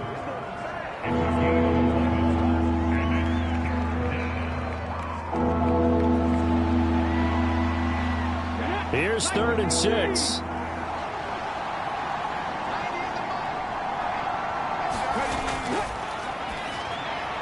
Into heavy traffic, and it's intercepted. Picked up by Rock Ya-Sin. And he'll get this back to the 32-yard line. Well, this had trouble written all over from the start. He's got 2 extra defensive backs in the game he's got to deal with. They're in a dime set. So everywhere he's looking, he's seeing a different color jersey. And sure enough, this one winds up being intercepted. And now Baltimore gets set to take the field. And this a very important drive leading in the 4th quarter of this wild card game. But this one far from over as they start out here 1st down. On 1st and 10, it's Dobbins. And nothing doing. He's immediately taken down at the line of scrimmage. So after the run for no gain, here's 2nd and 10.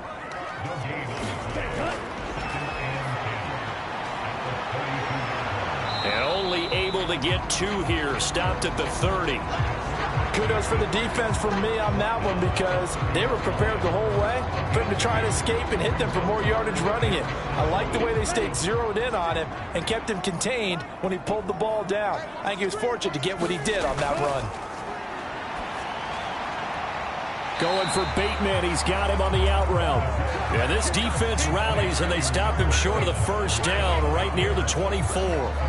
It'll go down as a gain of 6, and that's going to bring up a 4th down. Well, that's what you're looking for when you want to throw the ball downfield. You want one of those guys who can play out on the perimeter, can play out wide, who can not only get open, but when they're covered, can uncover themselves downfield and create catches. So the field goal unit is on the field as this is a big spot right here. This will get the lead up to 7. Tucker's kick is good. And that'll make this a 7-point game.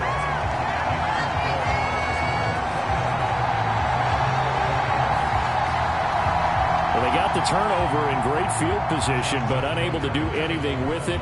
And they're left taking the easy 3 on the field goal. Yeah, you're right about that. A great chance at a short field touchdown. On a sudden change, you take the ball away. You expect your offense to put into the end zone, but they'll take the 3 for now, even if they feel just a little bit let down. Yeah, here come the Bills. If they want to advance in this divisional round, look, obviously the time is now. Trailing here in the 4th as they go to work on a crucial drive, 1st and 10.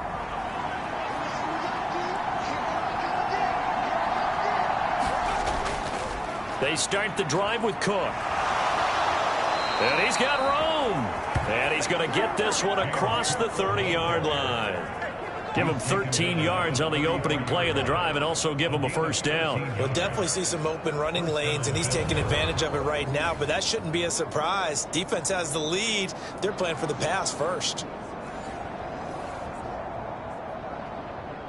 So they'll come up 1st and 10 now from the 33. Another tote for the workhorse this afternoon. It's Cook. And he'll lose yardage. Brought down at the 32. Officially, it's a 1-yard loss. That's going to bring up 2nd and 11. Well, partner, I guess sometimes it's just a matter of philosophy. Some say run until they absolutely stop you, and others say, well, when you think they're about to stop you, fool them a little bit. I guess they should have tried to fool them on that play.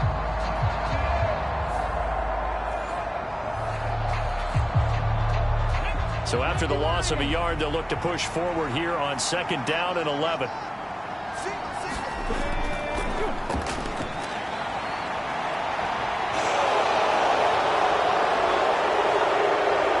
Now he's going to get this all the way down inside the 35. Big yardage there on the scramble. It gets him a first down. At least this time he's getting hit after a positive play for his offense. The pressure was coming through yet again, but he certainly didn't stick around for the sack on this occasion. Found an escape route and ended up getting the first down before taking the hit.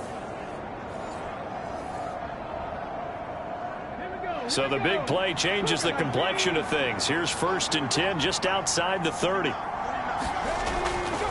Up the middle, it's Cook. And just no chance of turning the corner. He can only get back to the line of scrimmage. 2nd and 10 coming up.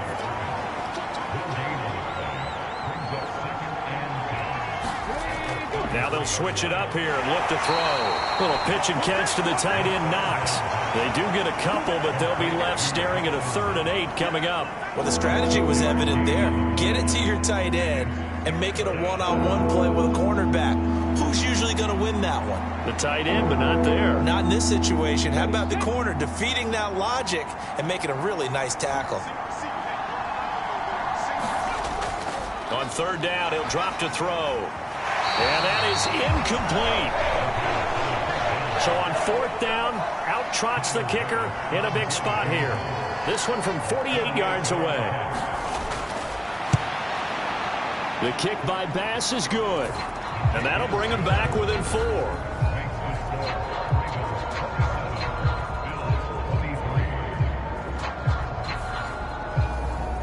So that's a 7-play drive that ultimately stalls out there at the end. And things were a little leaky in the beginning on that drive, weren't they? But how about the front 7? As they got closer to their goal line, things stiffened a little bit, forced the field goal. And able to take it past the 25 and up to the 28-yard line.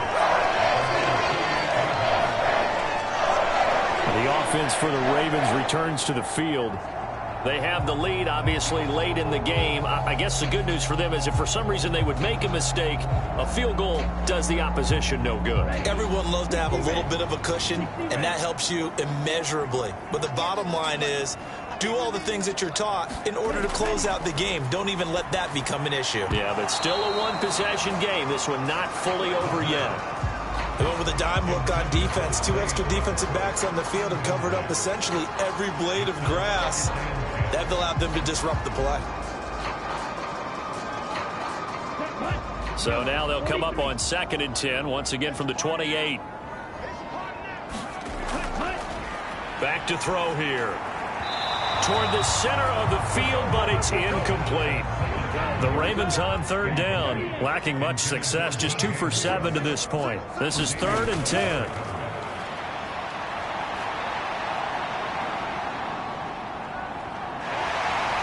And he slips up past the 45 before being tackled.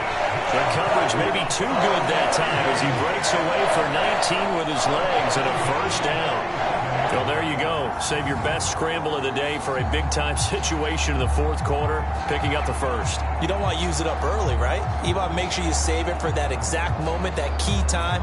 And that's what he did, although you and I both know it wasn't planned that way.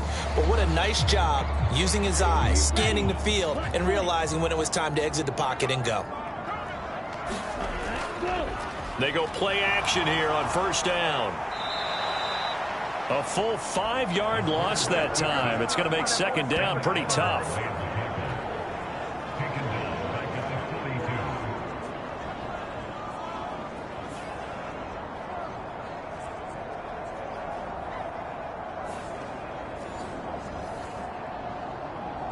Here we go. Yellow, 22.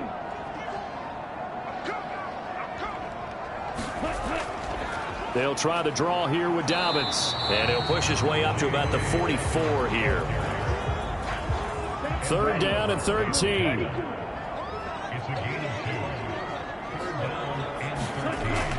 They'll set up to throw.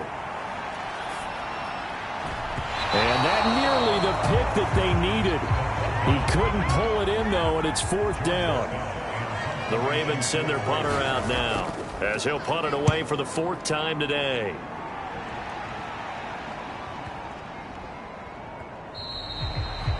And this one hits at the 3 and then bounds into the end zone for a touchback. And now out come the Bills. Their defense accomplished step 1 of the mission. They forced the punt. Now they'll look to erase that deficit and take a fourth-quarter lead. They'll bring the tight end in motion right. They run the counter with Cook, and he is brought down at the 22 after a gain of 2, and it brings up second down.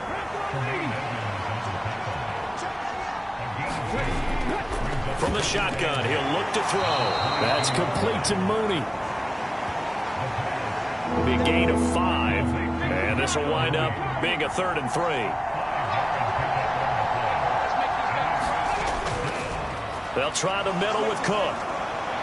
And he's able to get it to the 33. Good enough for a first down. Give him 6 yards, and they do convert on 3rd.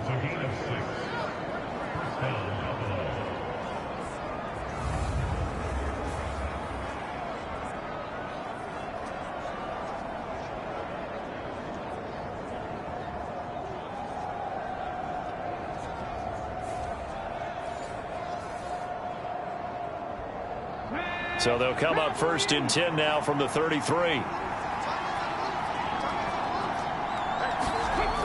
Looking to throw. Middle of the field to Jefferson. That'll go for a gain of 7, and it'll be second down.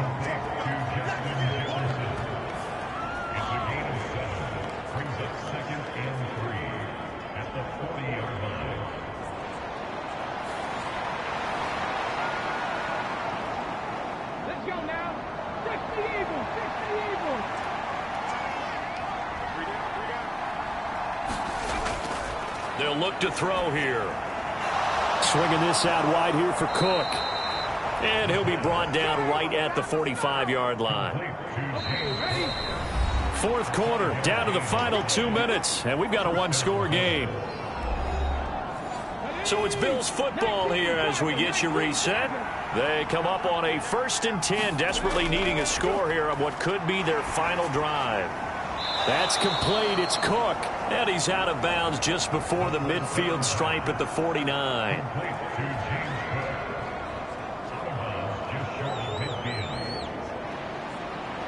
Second and 6 coming up.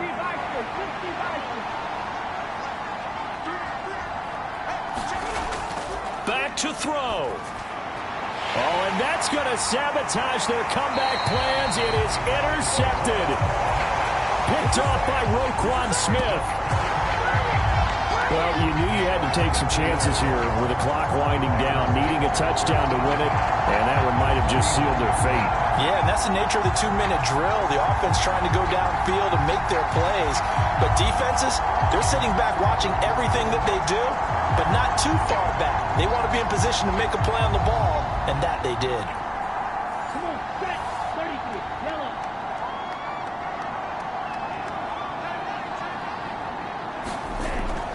We got to have 2 hands on the football here as they run on first down. And he sneaks his way forward only for a couple here. Second down. Let's go. 53.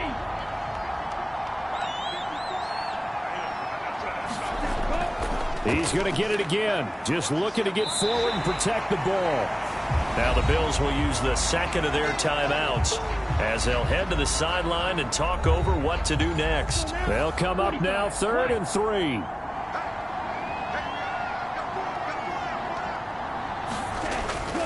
They'll try to run for it with Dobbins. And he has the Ravens first down, and it would appear that that's going to be the one to do it.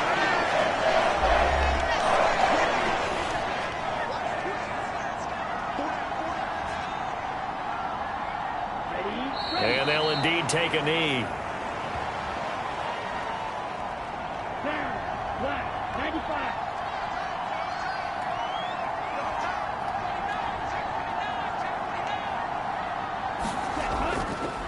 Now a handoff for Dobbins.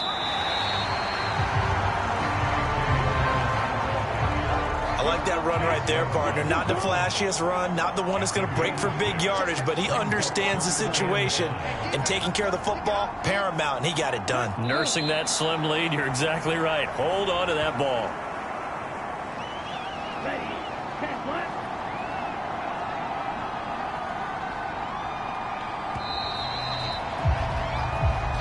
The Ravens going to move on to another week in these playoffs as we say so long, everybody.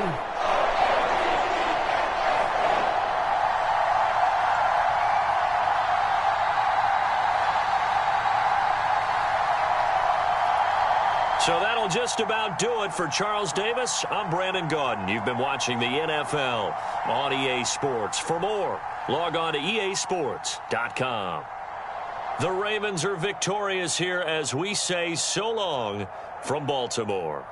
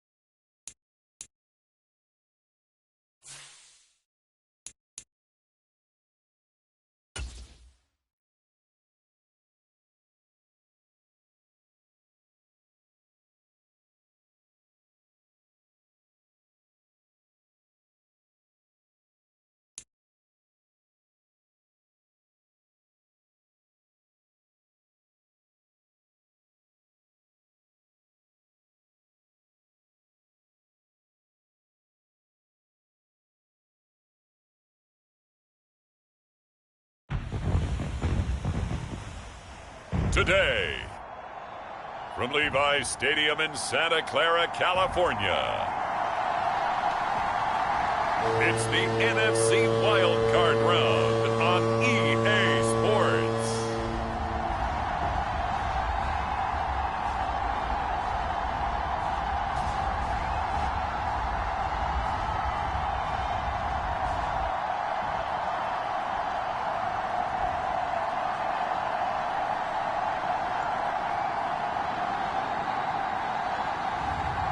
It's the San Francisco 49ers taking on the New York Giants. It was a frequent sight in the 80s and 90s, and it's continued on till today. Playoff football in the Bay Area as we welcome you to Levi's Stadium in Santa Clara. Today, it's the second of 3 games here on Wild Card Sunday, as it'll be the New York Giants taking on the San Francisco 49ers.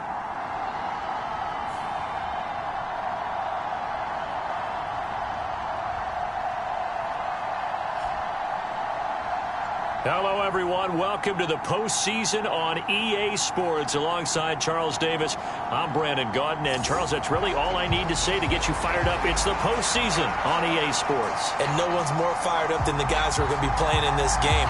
This is what they fought for all year long. Go back to the OTAs, the mini camps, training camp, throughout the season to get to the playoffs. The intensity level will be off the charts.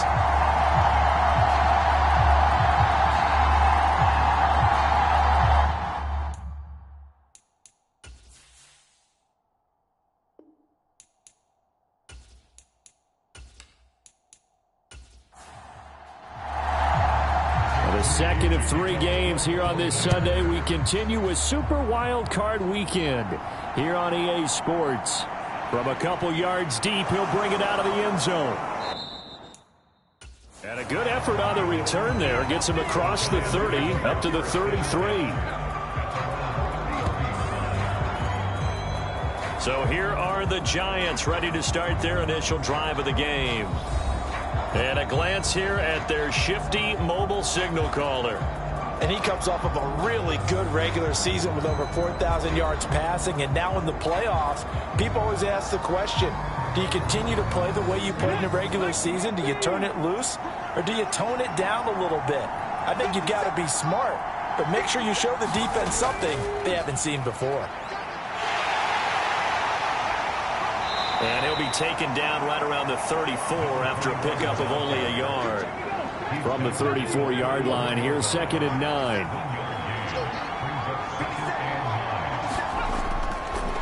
They'll keep it on the ground. Wallace. And he'll get 2, maybe 3 up near the 37. This defense looking for an early stop. This is 3rd down and 6. Richardson looking to throw. He's going to loft one deep left side here. Oh, a leap, and he will make the catch. It's a big play for the Giants on 3rd down. 47 yards. We expected this defense to be tested by this passing game coming into this one, and there's an example on this first possession of the game.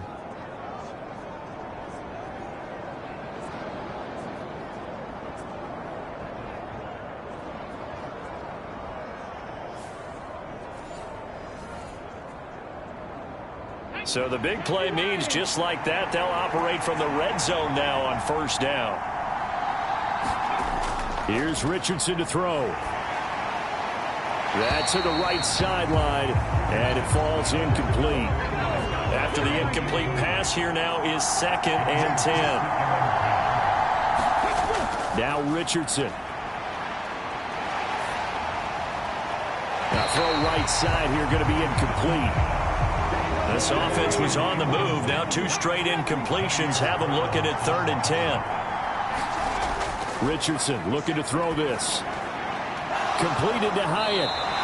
And they'll get him down short of the 1st down, right on the 10-yard line. So the completion good for 6 yards. And that's going to make it 4th down. And forget about the run to set up the pass. They're just coming out throwing. Forget trying to set anything up. They feel like they have the advantage. They feel like they have the matchups, and they're just attacking right now. Yep, going to the air on the opening drive. Out is Myers for the Seahawk field goal. From the right hash here, should be an easy one.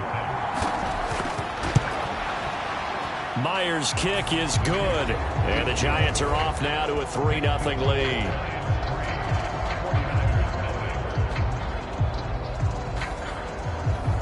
Not a touchdown, obviously, but playoffs, you're on the road. At least you put something on the board. I would agree with that totally. You're not exactly sending a message to the opposition, but you are letting them know that you came to play.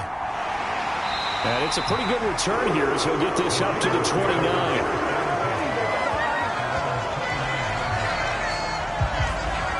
So here's the first drive now for the 49ers.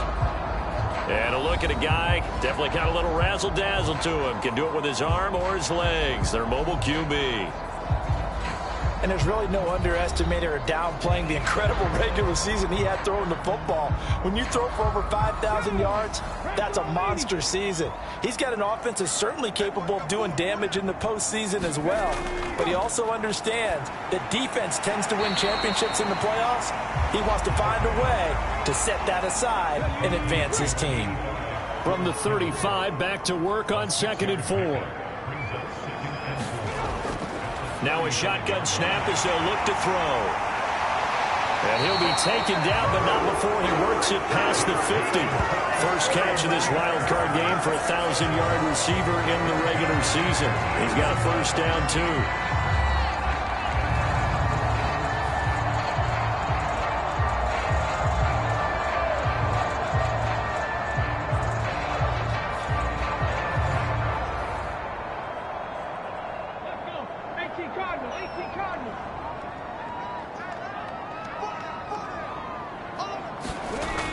He'll look to throw.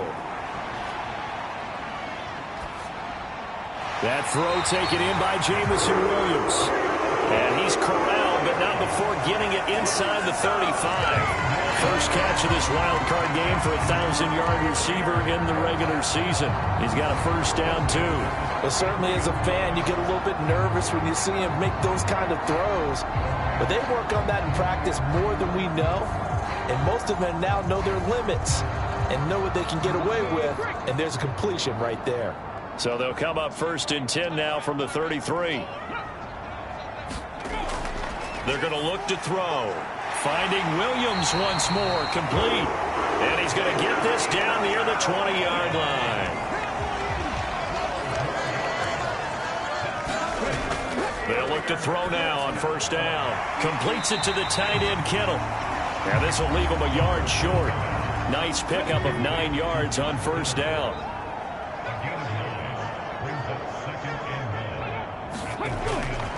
First carry for Christian McCaffrey. A 5-yard gain, and now they're set up 1st and goal.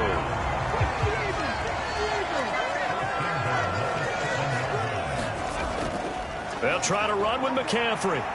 And a little bit of space there, takes it inside the 5 to the 3. Give him 4 on the carry there at 2nd and goal. It's largely been the air attack that's gotten them down here, but now is where you start to lean on that running game. That's a good pickup there on 1st and goal. So the ball position now at the 3. Here's 2nd and goal. Now back to throw. That's caught by Deebo Samuel. Touchdown, San Francisco. A 3-yard touchdown pass. And the Niners are able to answer the early 3 points and take a first-quarter lead. But down here, I thought they were going to hand that off. Instead, a well-designed play and the pitch and catch for the touchdown. And I wonder who came up with it. Was it a call from the bench? Did the quarterback have a good idea and suggest it?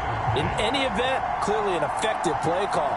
They saw something they liked in coverage, and they targeted it for the short yardage throw. And the perfect way to cap their opening drive. Moody good with the extra point, and that makes it a 7-3 lead.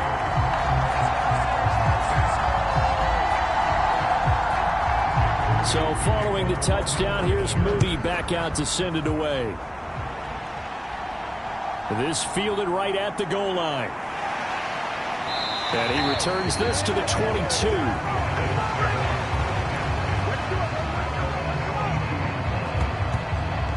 Now out come the Giants. And last time they got 3 points, but it was a chip shot field goal. And when you go to the sideline after a chip shot field goal, maybe the offense not too happy. It's a balancing act, isn't it? Because you're exactly right. They're none too pleased that they didn't punch it in for 6 points. But they also have to remember they did put points on the board. 3 points is 3 points. And in this league, you take points when you can get them. Not easily done. They'll lose a yard there, and it's 2nd and 11. Sometimes that's the danger of putting that jumbo set out there. You just get a lot of bodies massed in one location. You could wind up with 18, 20, maybe even all 22 in the box, and there's nowhere to run the football.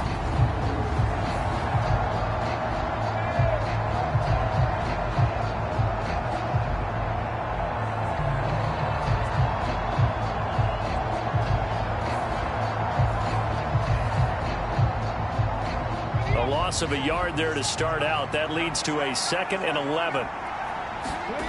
Now Richardson back to throw it. That's into the hands of Wallace over the middle. So 5 yards here, 5 on the play. And now 3rd down and 6 to go. Richardson out of the shotgun. He's got his target. That's complete. And he will have a Giants first down as they're able to get the 3rd down conversion. Did you see that route the way that I did? I thought he was trying to get deep. Yeah, that wasn't the first option. No, it came off of that guy, the deep guy, and came underneath on the drag, completed it very well.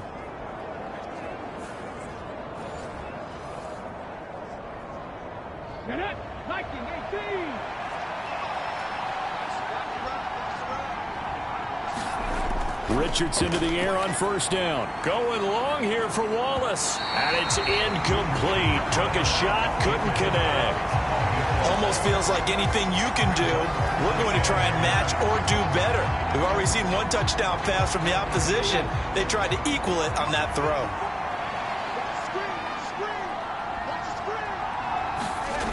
And Richardson looks to throw once more. Hit as he throws there, incomplete. I think he had to unload that one before he wanted to. He was right up in his grill. I think he was a dentist there without a license, don't you? Just not enough time for the play to develop. Just lucky it wasn't a fumble, really. Now they face a 3rd and 10 after back-to-back incompletions. Now it's Richardson. And the ball is knocked out. He's going to pick up the first down and then some. That all the way in. Touchdown, New York. So that's about as fortuitous of a bounce as you're going to find as it's scooped up and taken in for the touchdown. And I love how you use the word fortuitous there, because as that popped up, he just happened to be in the right place, grabbed it, and found his way into the end zone.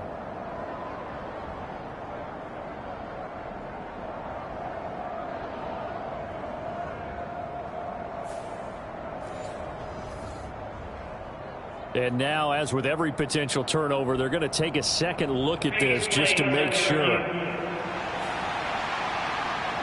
Now the question, was the knee in fact down before this ball comes loose? And is the video convincing enough to overturn it? A lot of factors here. Remember, you also need clear possession of football afterwards. This is a tough one to overturn.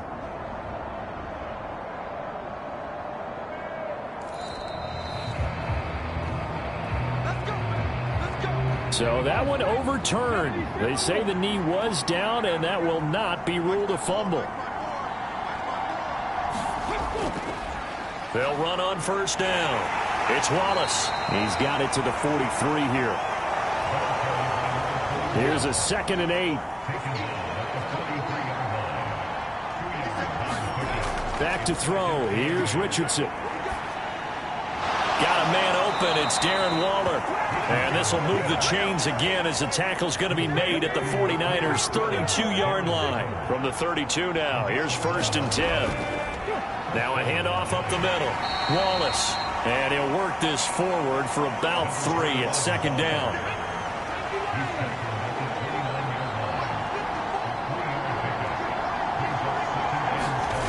Richardson. And he's going to go down. They get to him back at the 40. They'll wind up losing 10 on the sack, and it'll lead to a 3rd and long. They've gobbled up over 30 yards of turf so far, but a sack knocks them backwards. And that interrupts the momentum they were building. Good opportunity for the defense to escape this drive before they get to the end zone. They need 18 yards here on third down. Richardson working from the gun. Looking for a slot man, and he's got him. And he'll go out of bounds after taking it a little further down inside the 40. And just 3 yards on the catch there. He couldn't get away. And that'll bring up fourth down.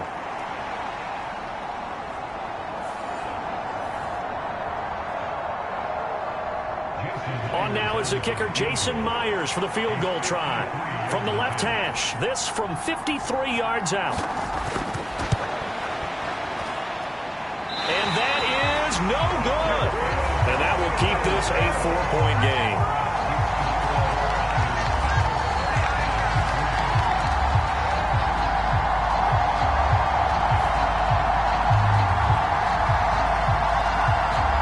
Back out there comes the 49ers offense, ready for their second drive. A long drive last time out for this offense, Charles. If you remember, they started basically in the shadows of their own end zone, marched it down the field, and a lot of that was through the passing game. And, partner, as a former defensive back, I'm having almost a physical reaction watching what's happening right now. But let's give credit where it's due, because they've done an excellent job moving the ball through the air. Secondary getting picked apart pass by pass. Obviously, they need to make some adjustments there on the back end. Yeah, because offensively, we know that they're not going to be shy about throwing that football. That's to the sideline and incomplete. So back-to-back incompletions, and that has them staring at a 3rd and 10. He'll look to throw. And that is incomplete. Oh, he had a defender right there with him to force that to the ground. And fourth down now coming up. Partner, we've got ourselves a ball game, and those guys on defense, they came to play. Slipped up on their first series, but they're definitely settling in now and letting it be known that points won't come so easy again. So on fourth down, here's the Australia native Mitch Wishnowsky to punt this one away.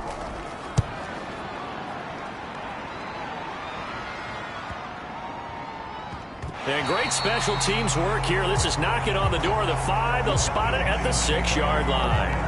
Absolutely love the flexibility of these punters. Their leg drive, able to get it way up in the air, and that allows their punt team to get down there and down it inside the 10 because they've had some time. The New York set to take the field. And the way their last drive ended, boy, it was frustrating. They had a pretty good drive going. It was sustained, and then it stalled out, Charles, and they missed the field goal and got nothing out of it. Is that insult to injury? Because they had such a sustained drive, as you noted. So you know for the head coach, it almost felt like a little bit of failure to send out the field goal unit and then to not even see the ball go through the post. What a bummer on that last drive for them. Got to pick themselves up from that one.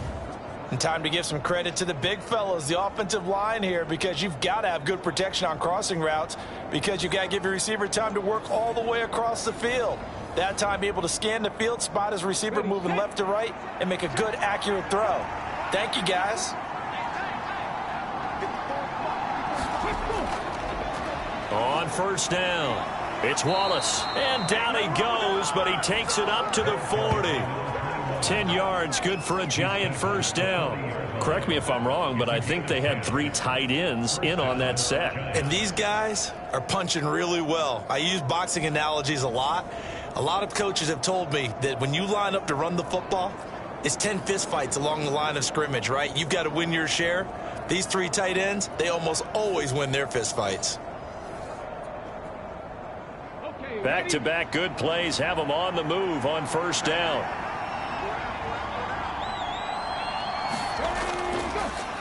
They'll keep it on the ground. Wallace. Oh, he faked it with a juke. Now he's got some room. And he's going to be brought down on what will be the final play of this first quarter. After one, 7-3 the score on EA Sports. Giant football, and we're ready to begin the second quarter. This offense finding its legs now. Here's another 1st and 10. Up the middle they go. It's Wallace. Well, hang on a second here, because on that last play, it appears one of the Giants shaken up. Well, hopefully, obviously nothing serious here. Medical staff, though, going to take a peek, and we'll take a break.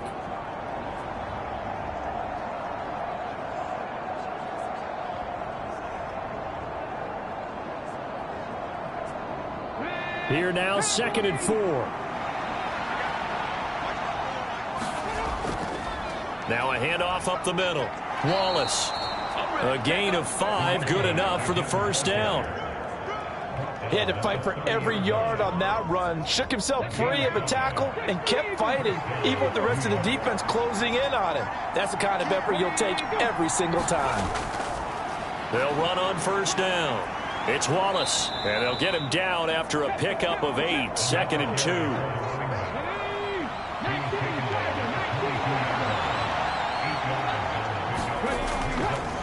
Up the middle they go. Wallace, and he'll be brought down inside the 20 at the 19. So here's a 1st and 10 now, down inside the 20. And they'll go to the air now with Richardson. And the throw left sideline here is caught, but they'll rule it incomplete. Couldn't keep his feet in. 2nd down. Looking to throw. Richardson. Wide open receiver, complete. And the Giants are going to have a 1st and goal as the tackle is made at about the 5.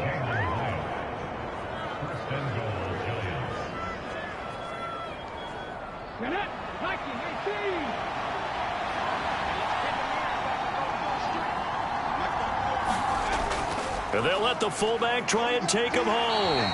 And they get him down at the 1. He had the broken tackle, but ultimately could not get into the end zone. They'll try to run this one in. And they'll bring him down after just a short pickup. Call it no gain that time, and now it's 3rd and goal. I don't know about you, Brandon, but I often think to myself, in these situations, I want a back who can create his own space, who can break tackles, and in a sense, become his own blocker. We don't have that guy in the game right now. And they're going to get to him, a sack. Sack back at the 9-yard line. A nightmare on 3rd and goal. He's sacked, and multiple players broke through the line to get him. And that's the kind of stand all defenses are seeking. 3rd and goal, backs against the wall, and they get a monster sack, and now they're going to force him into a field goal. For them, that's a win.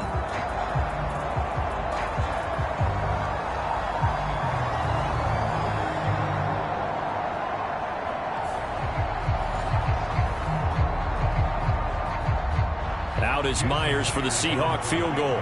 This is a 26-yard attempt. Myers' kick is good, and they'll get it back within a point at 7-6.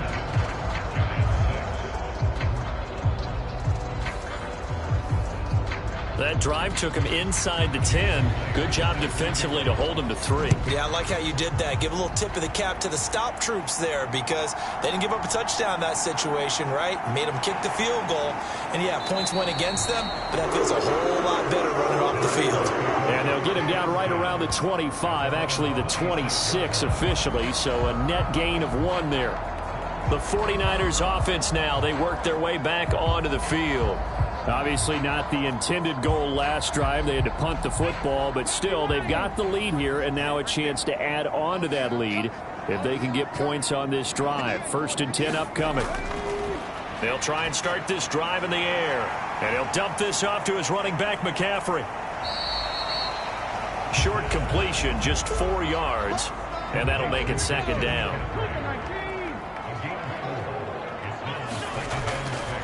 They'll look to throw. Out to the left. He's got Sample there. And they get him down, but not before he takes it across the 40-yard line.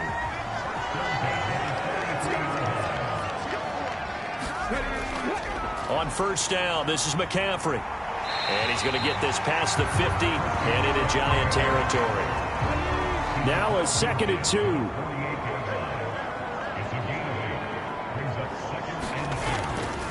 They stay on the ground. McCaffrey again. And he'll take it down shy of the 45 at the 46.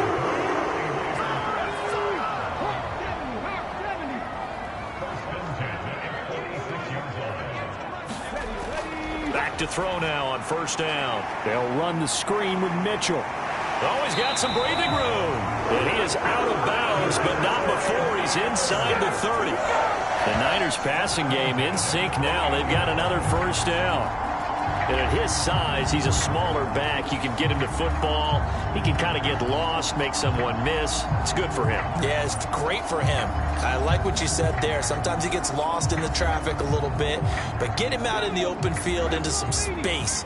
That plays to his strengths the best and keeps him out of it where all the big boys are, you know, make him make someone miss in the open field. Shrugs him off and out of bounds right around the 20. A gain of 8 there on the play, and that'll bring up a second down in just a couple.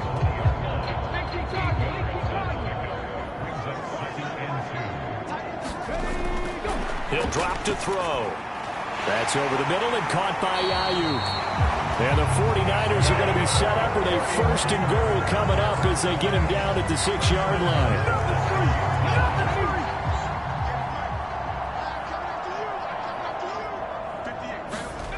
Back to throw again. Eluding the pressure right. Give him a couple on the scramble. It's second down.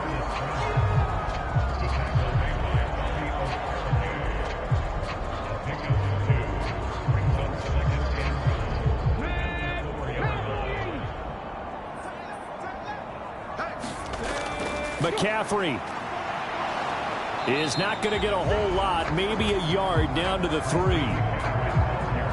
This is a big play in this wild card matchup, facing third and goal. Back to throw. That is caught by the tight end Kittle. Touchdown, 49ers. A 3-yard touchdown pass, and the 49ers are able to widen their advantage. Well, that's just how they drew it up, CD. His first read was there, got it to him quickly, and into the end zone. Absolutely excellent execution by all involved. And the coordinator, got to give him credit, found the perfect play call. Quarterback let it fly as soon as the target came free, and his guy made a nice catch. Just how you draw it up in practice and then execute it in the game. Moody good with the extra point, and the lead is up to 8. So that one a pretty time-consuming 10-play drive. And it all ends with a George Kittle touchdown.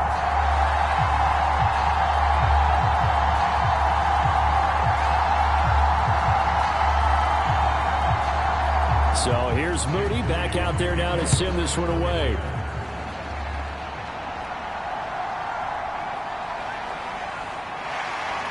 And up to about the 26-yard line, just across the 25. There again is the running back as he trots onto the field. And I'm wondering if maybe they don't go away from him on this drive a little bit. He's been great, but they haven't scored a lot of points. I think they still have to show him as a threat, make sure he touches it a few times. But as you pointed out, use him as a decoy a little bit and get the ball in the hands of some other people in order to put more points on the board. But he's done a really nice job of establishing them with his running. Yeah, he's established himself well. Now can they put more points up? On second down now, it's Wallace. And he'll take this up to the 30, a gain of 4. The Giants on third down, 2 for 5 to this point. This will be 3rd and 6. Back to throw. Richardson. That is caught. And he will have a Giants first down as they're able to get the third down conversion.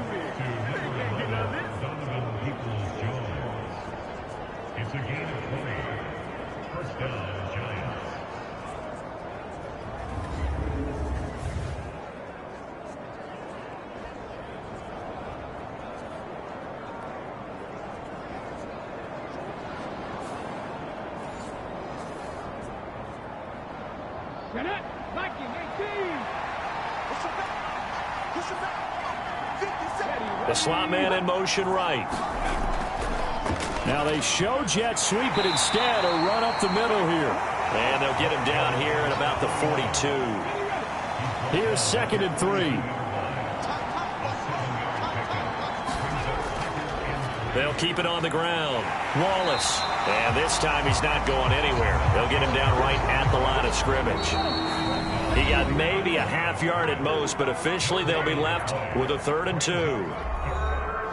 So 3rd and 2. This quite possibly 4-down territory, though, if they're stopped.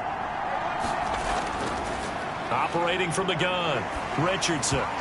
And that's going to be incomplete. The contact there enough to jar that ball free, and it brings up 4th down.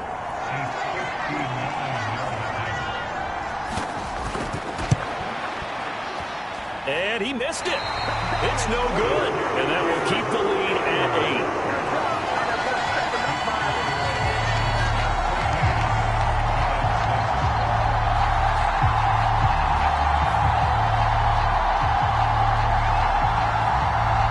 Their quarterback in this offense heading back out to the field. He already with a couple of touchdown throws in this first half as his guys start 1st and 10. The 49er offense set to get this drive underway. This drive here beginning probably with a pair of motivated groups. Remember, the offense scored a touchdown on their last time out. Looking to repeat that in Charles' defense. They were very frustrated after giving up 6 the last time on the field. And frankly, it's just a battle of wills in a lot of ways because you know they're both motivated. They both game plan for this drive, and they both have specific outcomes in mind. To me, it just comes down to who can execute better and which side can step up and assert its will over the other. A big change in field position there. That's 40 yards on the catch and run. Oftentimes now offenses aren't nearly as precise as days gone by. They just have receivers find an open patch of grass and let the quarterback find you. And that's exactly what they did on that play. First with the pass through the air, nice chunk of yardage there, and then additional pickup with his legs after the catch. So how about this for field position after the big play? Inside the 15 now as they come up on 1st and 10. Flushed out right. And he's going to take it in. Touchdown, San Francisco. A 12-yard touchdown run. And the Niners go up by 2 touchdowns. Well, the defensive coverage was good, so good he just decided to make a play of his own, and it worked out. Yeah, you often wonder if they think to themselves, was the coverage too good to allow him to run the football? But I think you'd rather take your chances with him doing exactly that, and he beat him on that play all the way to the end zone. An extra point try now for Moody.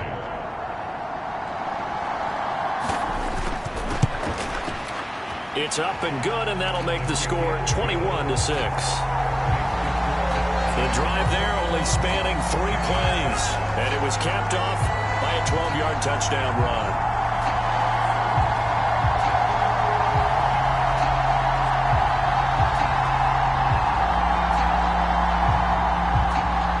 So after the made field goal by Moody, he's back out to kick this one away.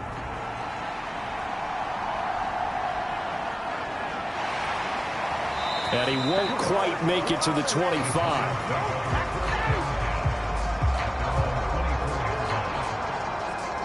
The New York set to take the field.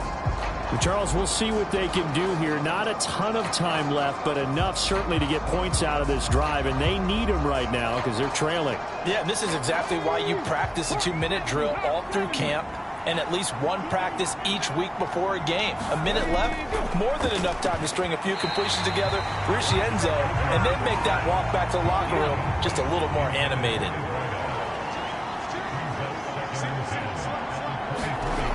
Richardson on 2nd and 10. Oh, into a sea of defenders and intercepted. It's Jair Brown who's got it. And his guys will take over at the 25-yard line. And, Brandon, this is a real nice job defensively of getting inside a quarterback's head and figuring out, okay, where's he going with the football? Because you can make an educated guess defensively, not all the time, but sometimes. And when you're right, you've got a decent chance of coming away with the football. And San Francisco gets set to go here. And now following that turnover, they've got an opportunity here to try to cash in with good field position before intermission. They'll come out throwing here to start the drive.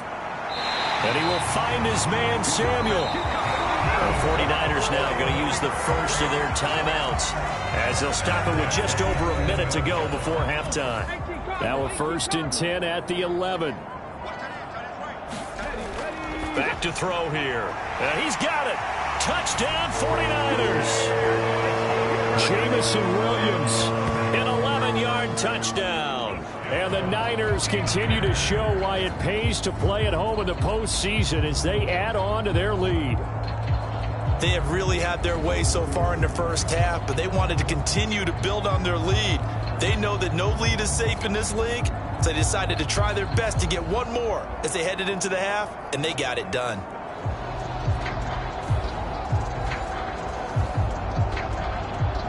Now Moody for the PAT.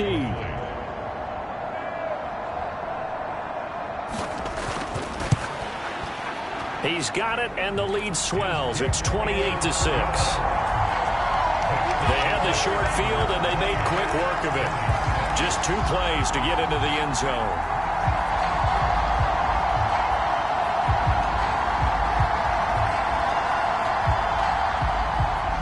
So following the touchdown, here's Moody back out to send it away.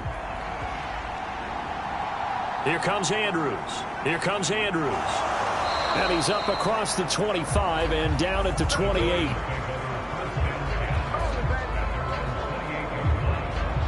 The Giants now going to take over late in this first half. And with a little under a minute remaining, they may try to put something together here just to try to cut into that deficit.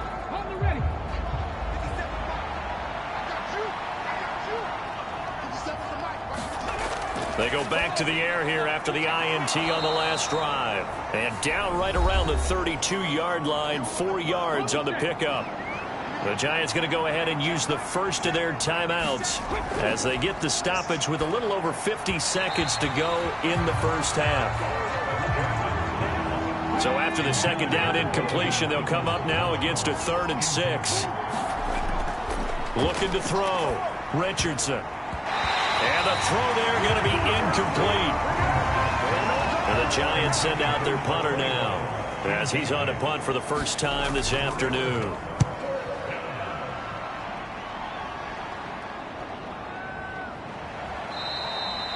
It'll go as a 42, make it a 43-yard punt. 6 on the return. And the Niners will go on offense 1st and 10. Well, the Niners going back on offense now late in this first half. And with a 3-score lead already, this is not time for a momentum change, so I'd imagine they'd be happy to just take this into the locker room.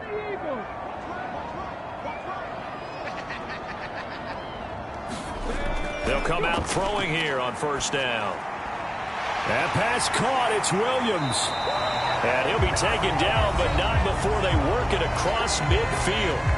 Now San Francisco going to call their second timeout as they get it right at the 32nd mark of this first half. On 1st down, he'll drop to throw. And this is incomplete. Very lucky to get that one back. That nearly picked. It's 2nd down now. They'll drop to throw. He's got this complete to Ayuk on the out route. 9 yards, and that leaves him just short, so it'll be 3rd and less than a yard. And we're going to get a timeout with 2 seconds remaining in the second quarter. So with 2 ticks left here in the half, on is the field goal unit. This officially a 55-yard attempt. And he has got it from 55 yards away. That was never in doubt. So we come upon halftime here in this NFC wildcard matchup as we send you cross-country to Orlando. Jonathan Coachman is there and has our EA Sports halftime report. Okay, Brandon, thanks very much. Welcome in, everyone, to our EA Sports halftime report. Let's get you caught up on what's going on around the NFL. We'll begin up at Bank of America Stadium in Uptown Charlotte, where it was definitely a game with some intrigue, as you can see by the scoreline.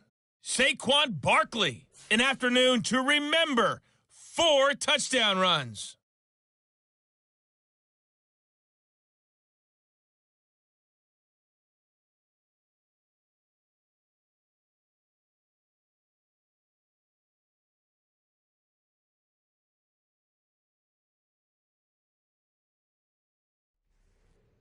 All right, Coach, thanks very much. Fine work as always as we welcome you back for quarter number 3. Here's Myers now to kick it away.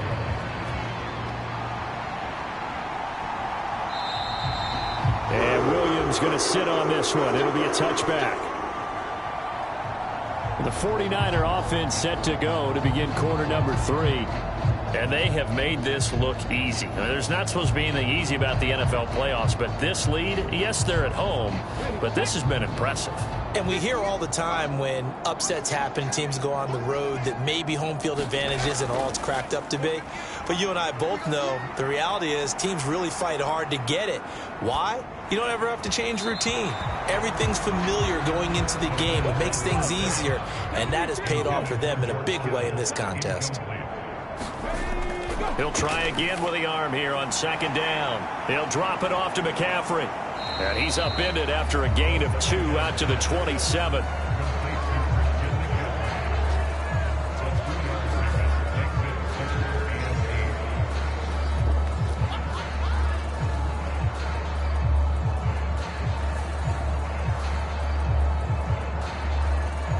Here now a third down and 8.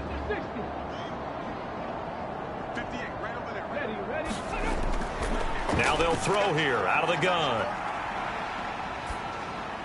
He's going to drop this down to McCaffrey. And he'll be brought down at the 28, and that is well short of the first.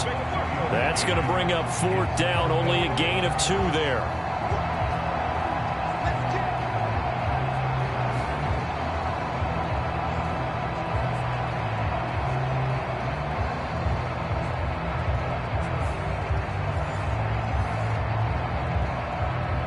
Here comes the 49ers punter now, as he'll come on to kick this one away.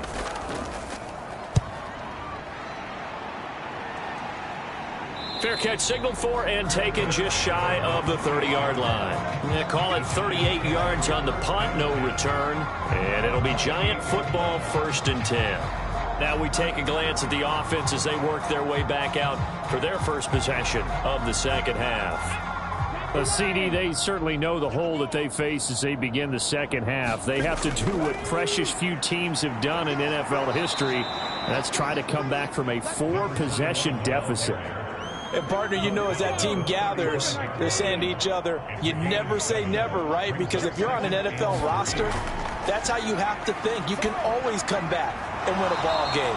And let's face it, we saw a certain Super Bowl, a 25-point lead late that wasn't enough to put someone away. But that being said, this task is near impossible. Let's face it. And bottom line is, it officially becomes impossible if this possession is an empty one. And he'll be brought down at the 50 after a gain of about 5. Ball right on the 50-yard line. Here's 2nd and 5. From the midfield stripe, they'll look to throw. And that's going to be caught by Peoples-Jones. And this will move the chains again as the tackle's going to be made at the 49ers 36. So from the 36 now, 1st and 10. Now Richardson. Throwing over the middle, but it's incomplete. They'll try again from the 36 on 2nd and 10. Richardson to throw off play action. High and able to make the catch downfield. And they move this all the way down to the 9. That's good for 28 yards. There's a nice pickup right there, and after watching that play, I'm thinking about all the lost opportunities that they've had so far in this game. But right now, just focus on continuing to move the ball the way they did on the last play.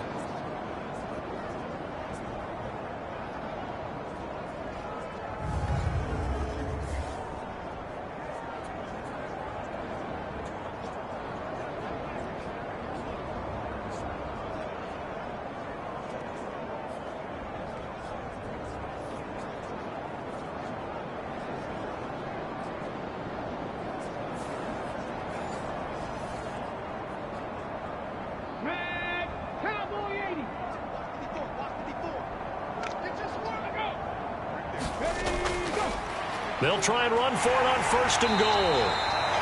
And he will maneuver his way down to about the 7. He'll get 2 out of that run, and it's going to bring up a 2nd and goal. 3 red zone trips have yielded just 2 field goals for them to this point, so they'll be searching for something more on 2nd and goal here. And they'll give him another shot here on the ground. And he is met at the line of scrimmage, and he goes down right there. 3rd and goal, trying to make that scoreboard at least a little more respectable. And he's going to be taken down, sacked back around the 18-yard line. A gigantic sack on 3rd and goal, a loss of 12. That's quite a stand there defensively. A huge sack on 3rd down, and that's going to force him into a field goal attempt.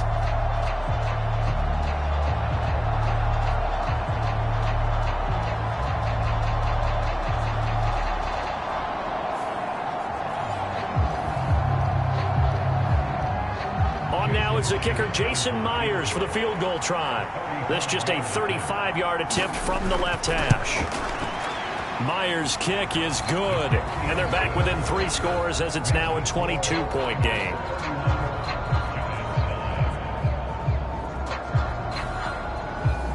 So his 3rd field goal of the ball game brings him a bit closer, but there's no question they need to start turning some of these 3s into 6s. And 7s, and probably even 8s. You know, as a kicker, you just head out when you're called upon, so he's done his job. It's the rest of the offense that needs to get it in gear.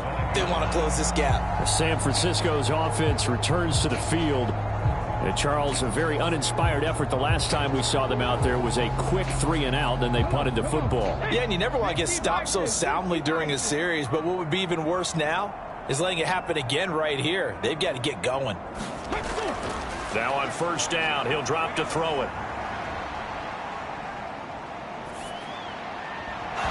It's incomplete. Took a shot, couldn't connect. An incomplete pass leads to 2nd and 10 from the 25. He'll look to throw. Got a man, that's Ayuk. And he gets this up just shy of the 30 to the 29 before he's out of bounds.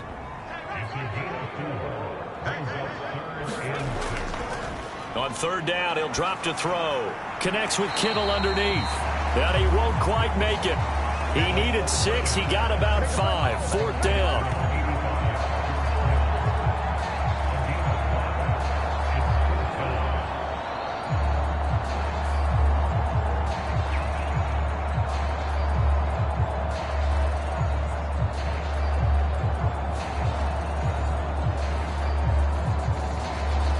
Here comes the 49ers punter now, as he's on here to punt it away.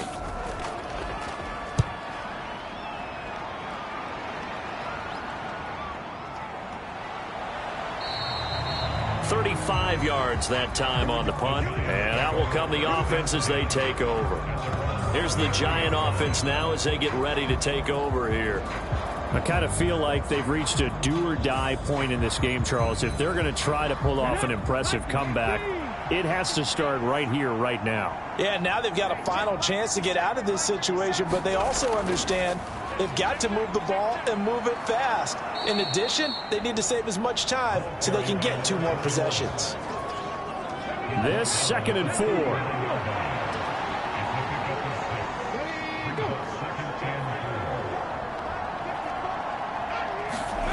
Here's Richardson to throw. He's able to find Wallace. And tackled down after a gain of 3. Leaves him with 1 yard to go on 3rd down.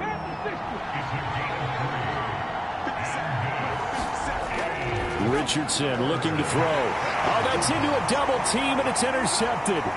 Picked up by Ambry Thomas. And they will finally run him down, but not until he brings us one all the way back down inside the 10-yard line.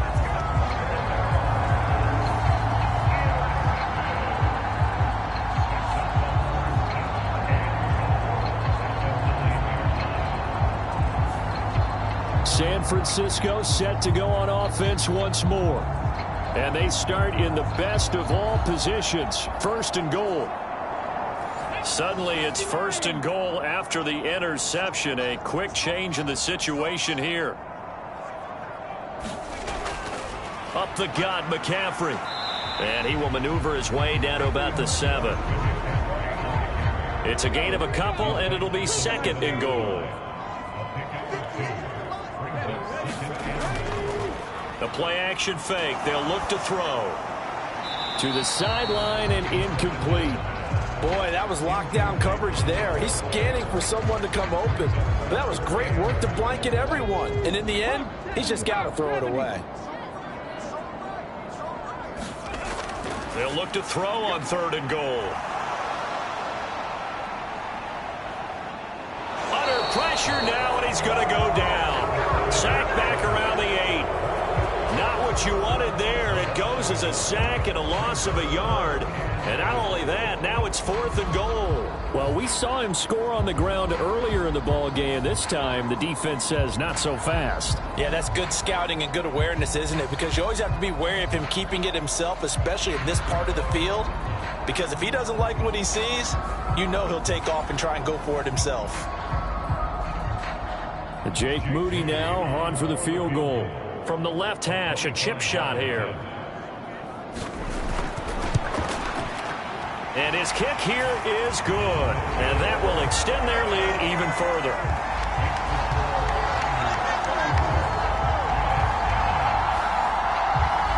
So the interception set him up with terrific field position, but 3 points, the end result. Yeah, we can make this one pretty simple, partner. You always want to end drives with points, but that's one that you're going to look back on and probably say, we should have done better there. And a decent return out to the 27-yard line. And New York set to take the field. Well, we haven't exactly been treated to a nail-biter in this one, CD, and if they cannot score here, this one's pretty much all but over. Are you saying that you feel like people are starting to think about getting out of here, maybe beating the traffic in order to get home or to their final destination? Yeah, I don't think there's a whole lot of reason to hang around, especially if they can't score here. Yeah, you're right about that, because it has been pretty clear who the better team has been in this one. And in a league that we talk about every game being a one-score game as we go into it, watching this blowout, let's just say it's been unusual. Yeah, that's good for a gain of 6. And that's going to bring up 3rd and 2. They'll come to the line needing only 2 yards to gain the first here. Richardson on the bootleg here. Short throw going to be caught by Waller. And he'll be taken down, but he does have first down yardage.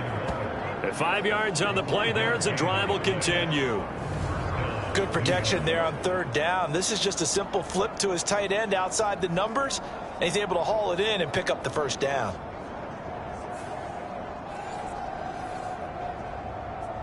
Ready? 57 to Mike. Get that quarterback. Get up. Ready, go.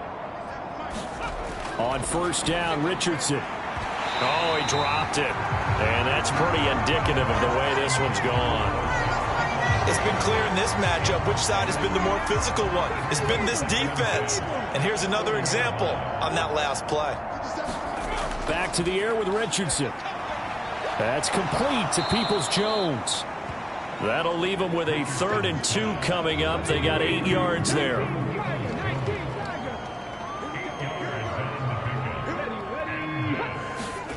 Richardson looking to throw this. Work in the middle of the field, and he's got a man complete. And able to pick up the first across midfield to the 47. And this 3rd down looking very tough after the holding penalty. 3rd and long. Now Richardson back to throw it. Oh, had his hands on it, couldn't bring it in. Pretty symptomatic of how this game's been going. And the Giants send out their punter now, as he'll punt it away for the 2nd time. And he'll get credit for putting him inside the 20 as the fair catch is made right at about the 19-yard line. It'll be a 39-yard punt, no return. And they will take over 1st and 10. The 49er offense now making their way out onto the field. Their drive last time, it stalled out. They were forced to take the short field goal. And the key phrase, you nailed it, forced to, because you know coaches look at these short field goals as a last resort, right? To them, that's not how drives are supposed. There he goes, left side. And he takes it all the way down to the 28-yard line. A big play there from McCaffrey. Give him 53 yards on the ground. One quarter remains in this NFC wild card matchup. We'll return with more after this break. You're watching the NFL on EA Sports.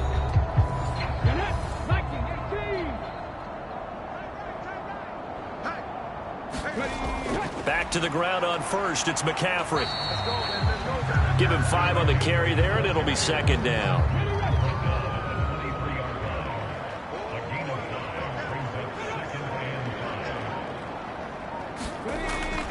Again, they run. Again, it's McCaffrey. And he'll get it down this time to the 17.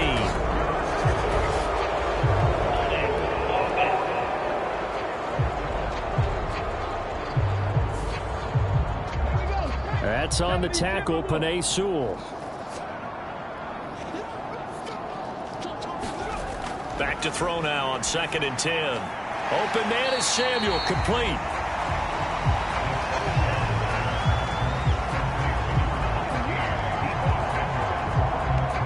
The offense on 3rd down, just 1 for 5 to this point. They need just a yard here. It's 3rd and 1. He's got his target. That's complete. And he'll be taken down, but he does have 1st down yardage.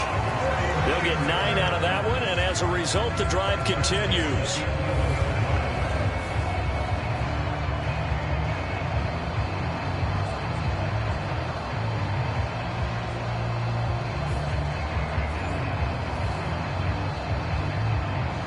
Now a 1st and 10 at the 11.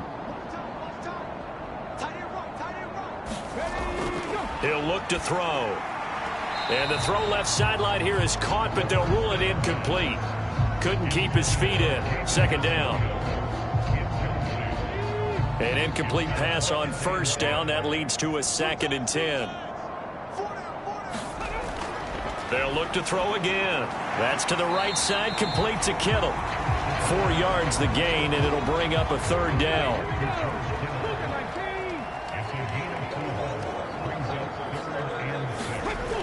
Again, he'll drop to throw. This is caught. And he'll be taken down, but he does have 1st down yardage. Give him 6 yards, and they do convert on 3rd. Such a tough position to defend near the line, even when you add a 2nd defender. But the big man shrugged off the extra body and made the play call a success.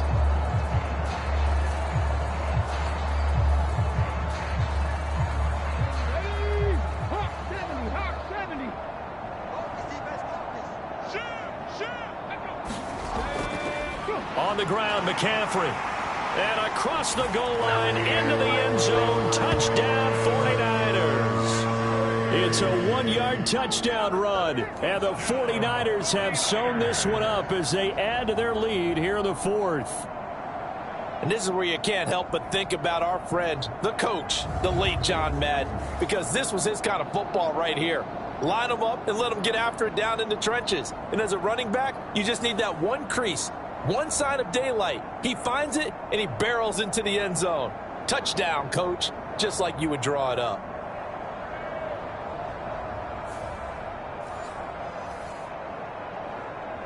The extra point try now for Moody.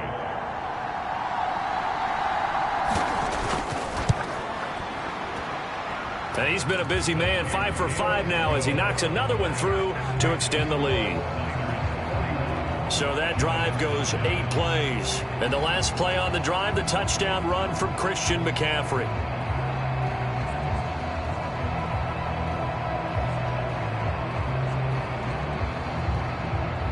So here's Moody back out there now to send this one away. And this will be a touchback, so they'll bring it out to the 25. The Giants offense now, they get ready to head back on the field. And they are most likely staring at a cold end to their season here in this wild card round. Nothing has gone right so far, and they are, to be frank, in desperation mode now as they begin with a 1st and 10. Now it's Richardson. That one behind his man, incomplete. An incomplete pass leads to 2nd and 10 from the 25. Richardson. And he's going to be intercepted a 3rd time. Picked off by Denzel Ward. And his guys will take over at the 30-yard line. CD, this defense, man, at this rate, they're just having fun out there right now. And normally with this type of a lead, if you're a starter on defense, you're saying, hey, let the other guys play. But with this going on, no one wants to come out of the game. They all want their shot at picking off a pass. The Niners set to take over on offense. And after the interception, they are sitting in an even better spot with the ball and a comfortable fourth-quarter lead. McCaffrey running up the middle. A short gain here, maybe a yard to the 29. Here's a 2nd and 9 now from the 29.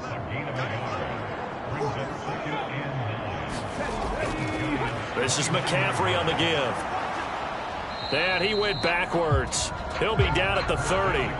It's a loss of a yard, so it's back to 3rd and 10. I have zero rooting interest in either team in this game. I only want a good game.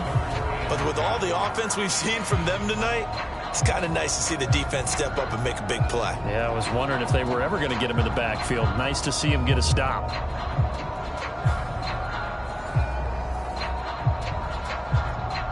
The chance of wasting this great starting field position, a real threat. This is 3rd and long. Off the play fake, he'll look to throw. Able to find the open man. That's complete. And he is going to have a Niners first down as they're able to get the 3rd down conversion. There's a beautiful throw there, and he's been sensational the entire game, moving it around, spreading it, hitting the right guys. And look, under normal situations, partner, I would expect him to come out of the game now. They've got it in hand. But you and I have been around this league a long time, and every time we ask head coaches about it, hey, why don't you take your quarterback out when the game's in hand? They just kind of give us that look like that's what he's paid to do. So it's a very unusual situation. I'd want him out. They tend to leave him in. 87 yards rushing for him now as he has been a central figure in trying to get his guys to the 2nd round. He'll buy some time right. And across the chalk into the end zone. It's a 49er touchdown. A 9-yard touchdown run. And the 49ers add another 6 points to what's going to be a blowout victory. Well, Charles, just impressive in all 3 phases. Offense, defense, special teams have really done their job. And here the offense doing its part yet again with another score in the 4th quarter. I know it seems like something we shouldn't do because the scoreboard does tell it all. But let's set it aside for a moment. This game was absolutely memorable with how they played it. Really terrific effort, really well executed. Congratulations to them. So after the made field goal by Moody, he's back out to kick this one away. And this will not be returned. It'll come out to the 25. Back on offense, New York gets set to take over. Well, we said it at halftime that they would need a nearly perfect second half to erase that deficit that they were facing, CD. But unfortunately, the second half has pretty much been a carbon copy of the first. Yeah, that early lead was almost insurmountable the way their opponent was playing. And, partner, they do have some good news, though. This one is getting close to being over, and they can try and hit the reset button starting tomorrow.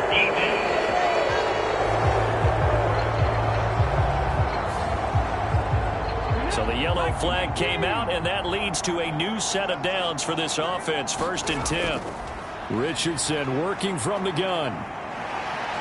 Able to get, and a big loss here as he's taken down.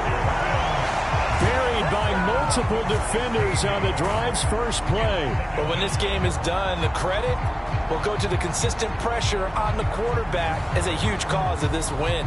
Most teams are happy if they get a few of these games per year. You know they're going to watch this tape over and over, try to identify what's working and keep it going.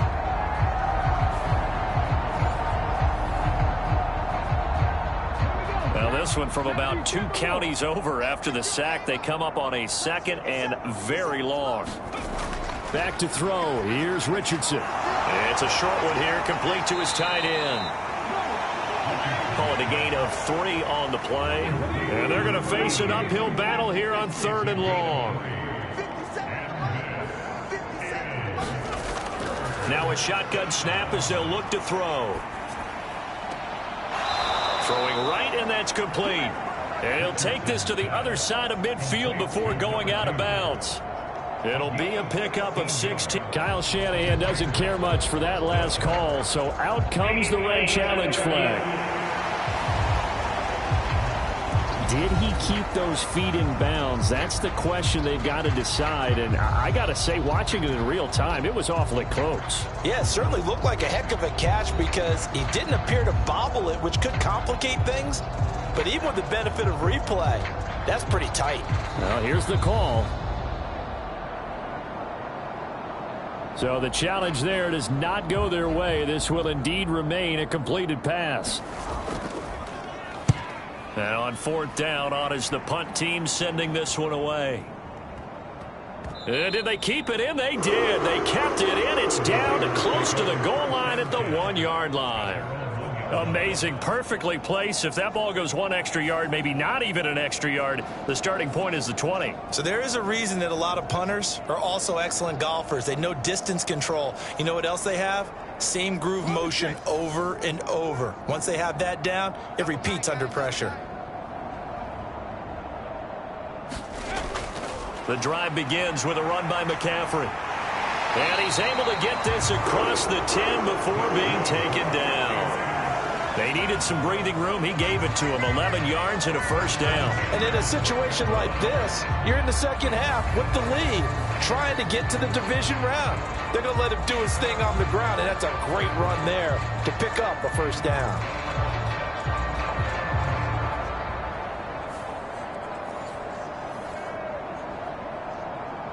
So a little more space to operate now. 1st and 10 from right around the 12. Shotgun handoff now to McCaffrey. 5 yards on the carry. Good pickup on first down. Now 2nd and 5.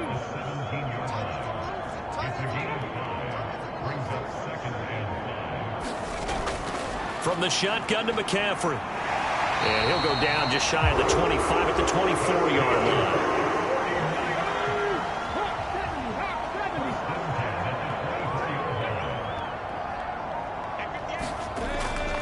They'll try and burn some clock now with McCaffrey. And he's able to plow forward up to about the 29, just shy of the 30. From the 29, here's 2nd down and 5.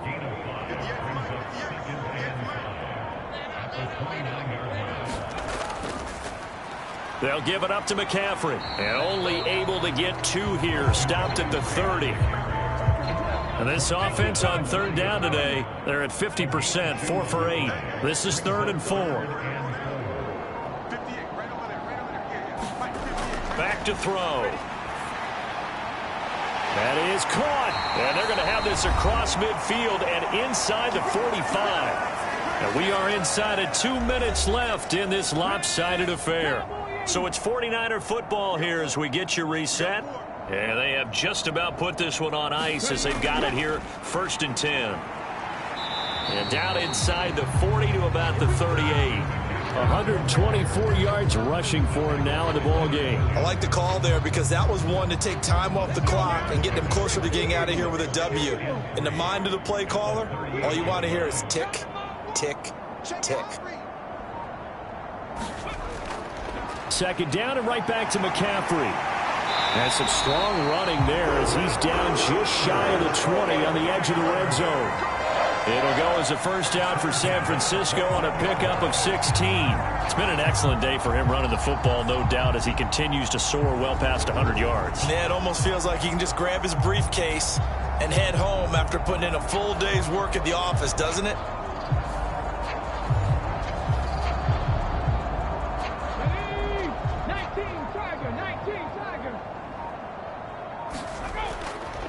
McCaffrey on the counter. Brought down at the 20. Well, that's not a run that's going to make any of the highlight tapes, but they've been moving it well all game on the ground. This is another one that keeps them moving forward. They said beginning of the season they wanted to get past the wild card round. Well, they just got past the wild card round. How about that, being able to put the big check marks up in the locker room, right? Get to the wild card game. Check. Got that done. Win a wild card game. Big check. Now you've got to go ahead and set your sights higher. There is a bigger prize out there, and they still have an opportunity.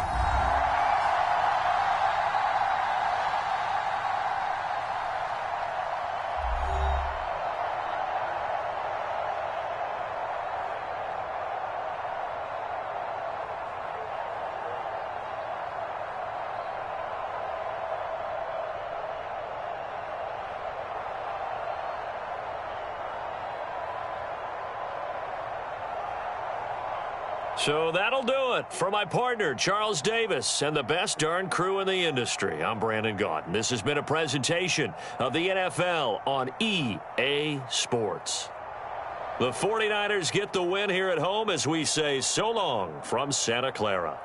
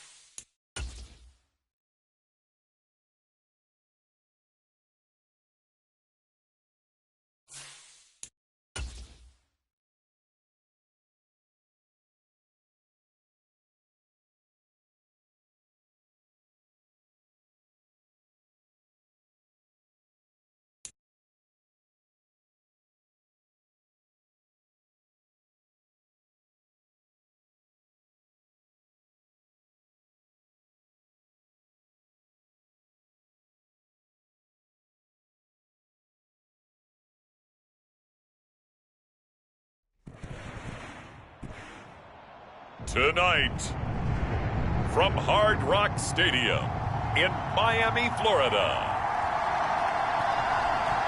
it's the AFC Wild Card Round on EA Sports.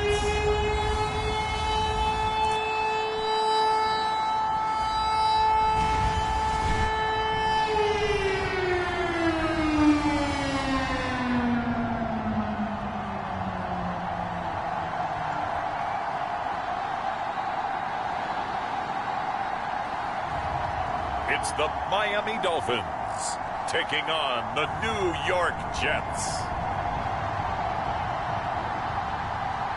Playoff fever has immersed South Florida as we are at Hard Rock Stadium here in Miami. Coming up, it's the final game of Wild Card Weekend, and we've got a good AFC matchup in store, as it'll be the New York Jets taking on the Miami Dolphins.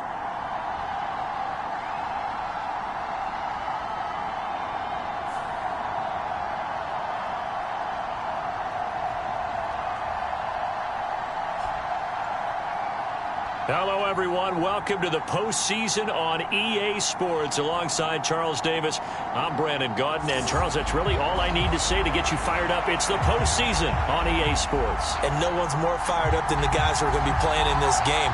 This is what they fought for all year long. Go back to the OTAs, the mini camps, training camp, throughout the season to get to the playoff.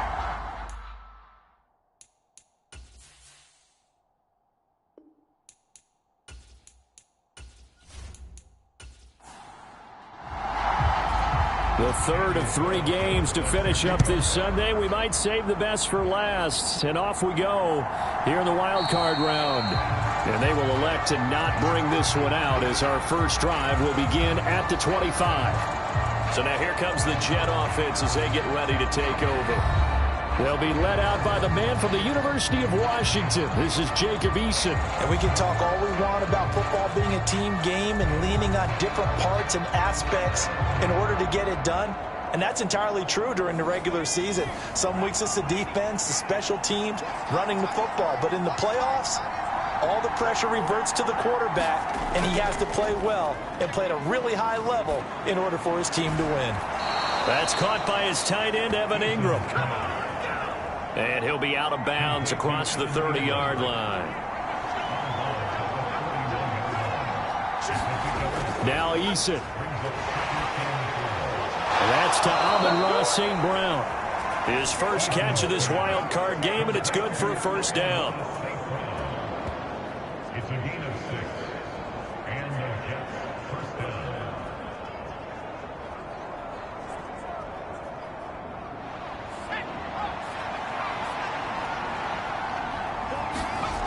Eason sets to throw it. This will be stopped about 2 yards shy of the marker. 8-yard gain, 2nd and 2.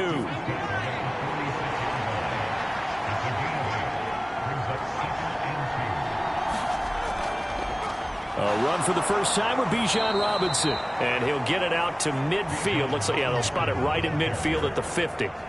4 yards the pickup, first down.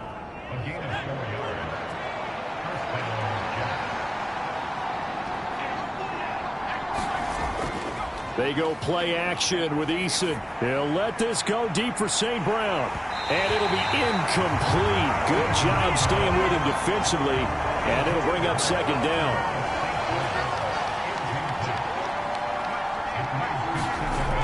Here's Eason to throw. And he will slide to a stop.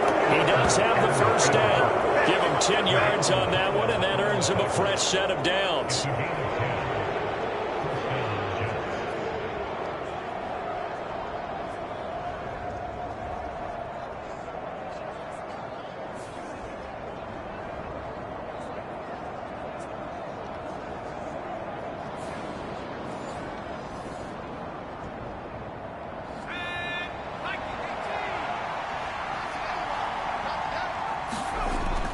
On 1st and 10, it's Robinson. And he gets this to the 35. Good for a gain of 5.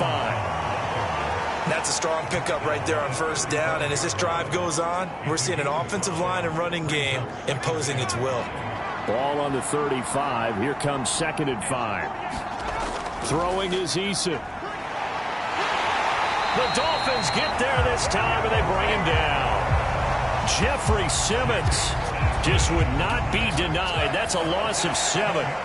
All about the offense so far this drive, putting something sustained together. But the defense, they responded on that play. 2nd and manageable became 3rd and long. The drive marching to the end zone is 1 play from stalling out.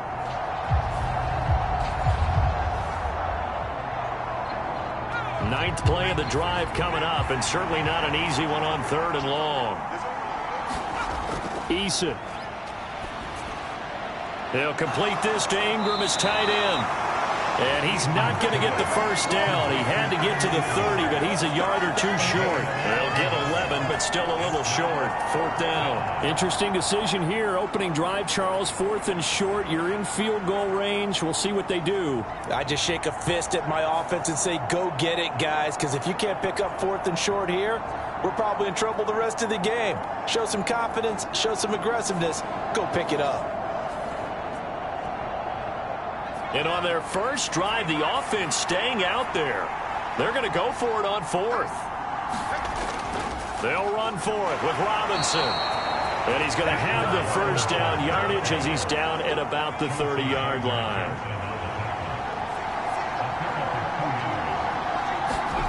From the gun is Eason. Over the middle and complete to Wilson. And they're going to get this down to about the 17-yard line here. So from the 17 now, here's a 1st and 10.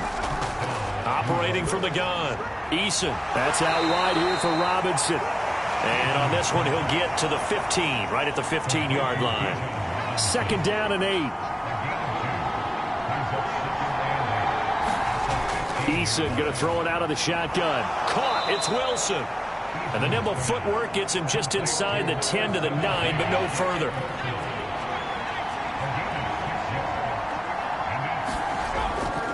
Here's Eason off the play fake. Pass taken in by his big tight end. Touchdown, Jets. Jeremy Ruckert, a 9-yard touchdown grab. And the Jets will strike first here in this wild card matchup. This is why a lot of play callers love play action in this spot. You just want to freeze the linebackers just for a second. Then you got a chance to get a quick pass into your tight end right behind them for a touchdown.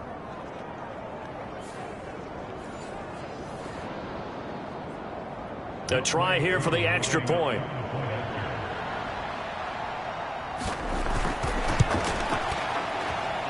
He's got it, and the Jets lead 7-0. That one was an extended drive, 14 plays all told. And all of that was capped off by a Jeremy Ruckert touchdown catch. The kickoff team on the field now as they will send this one away. Taken at the goal line. And they will wrangle him down a couple yards shy of the 30.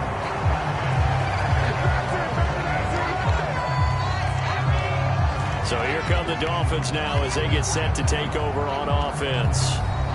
And they'll be led out by their 3rd-year quarterback. And he comes into this wild card round off of a really good regular season, better than 30 touchdown passes. And he said he feels like he can take some shots against the secondary. In fact, in our meeting, he said not only can he take shots, he expects to do it early. Here's Walker to start the drive. And he can only manage to get a couple. 2nd and 8 coming up.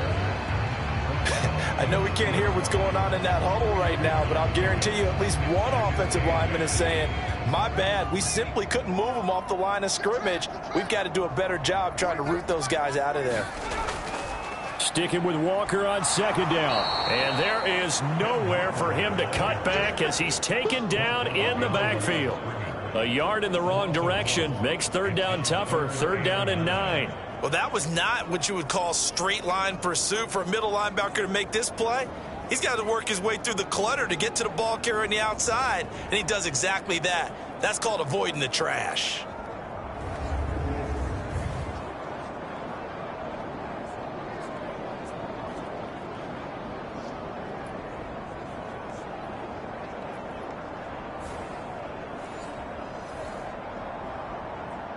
Here's 3rd and 9. Back to throw. Costello. And a dangerous throw there as that's knocked down and incomplete. Here's Tommy Townsend on to punt.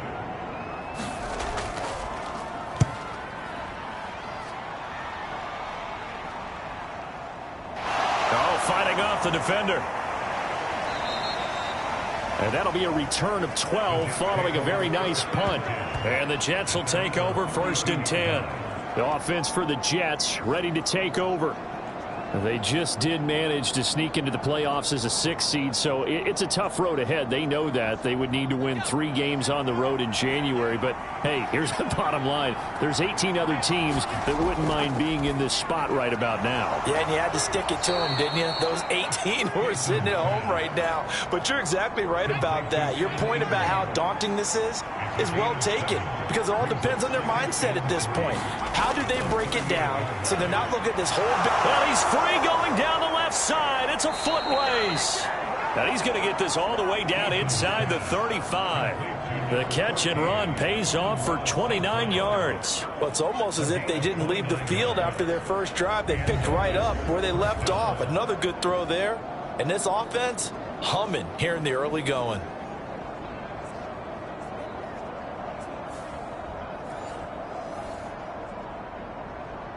So now 1st and 10 as they've crossed into Miami territory, down at the 33. Play action. It's Eason. Oh, what a juke into space. And taking it to the 15-yard line before he's brought down. Able to make something out of nothing there. 17 yards and a 1st down.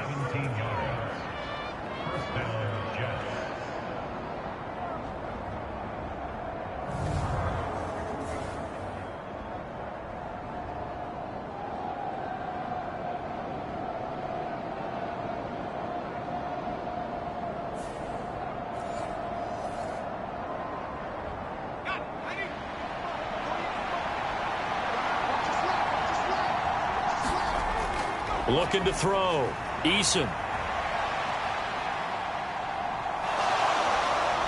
And he's going to get a solid gain of 9 before being brought down. 2nd and right at a yard.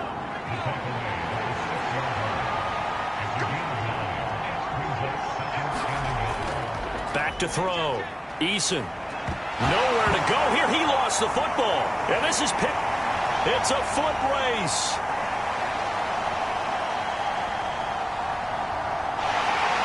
And a super return as he gets us all the way down inside the 25-yard line. So the turnover forced and a wonderful job on a big return. And how about the convoy that got created to help him get all the way back upfield? I mean, that's the part that people miss on. That's practice. That's worked on. It doesn't just happen in a game and everyone rallies. They discuss it prior to, and everyone knows their role when they create a turnover like that.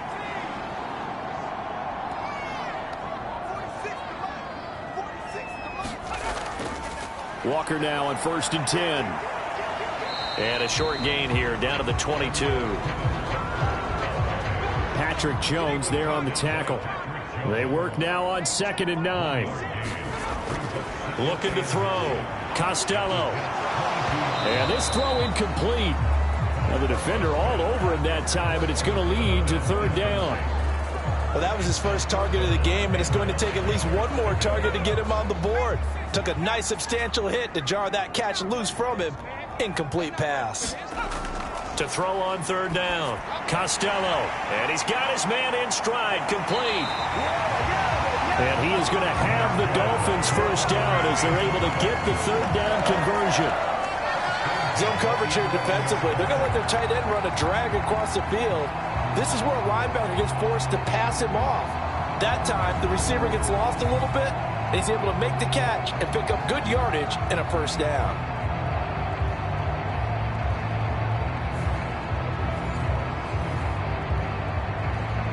Now a 1st and 10 at the 11.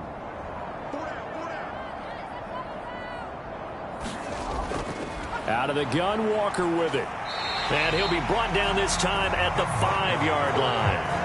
He'll get a nice chunk there on the first down run, and it's 2nd and 4. I think we can safely say that those types of players are the backbone of this offense. We know not every run's going to be a big hitter, but you know they'll take that type of result on each and every attempt. From the 5, 2nd and 4.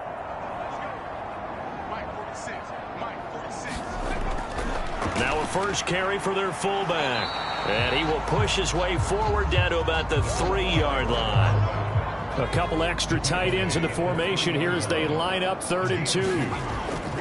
They'll try for the first with Walker. And he'll take this into the end zone. Now, hold on here. We do have a flag down. So let's see what this is about.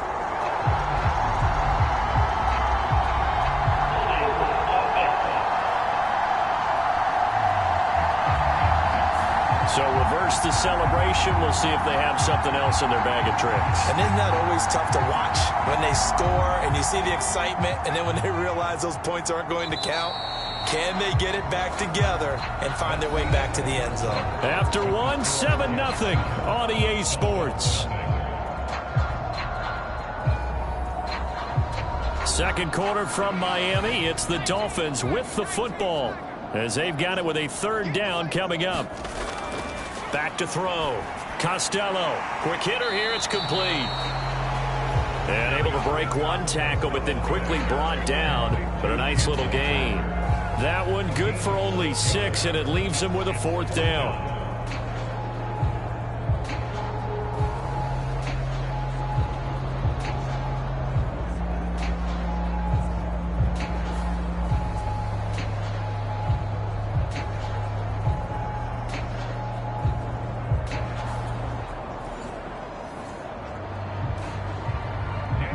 Out is Carlson now for the Raider field goal.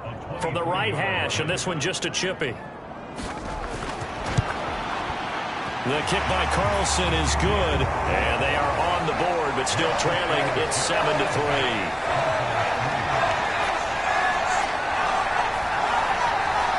So the defense are able to force their first turnover of the game, and then they add on to that by getting the field goal.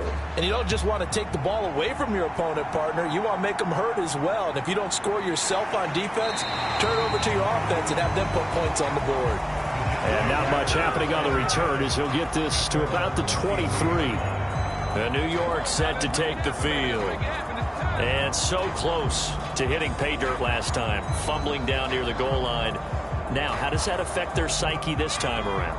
It's a tester, that's for sure, because to be that close and come away with no points is really disappointing, not just for the guys on offense, but the defensive players, too, who thought, hey, we're going to put some points up and have a little momentum going.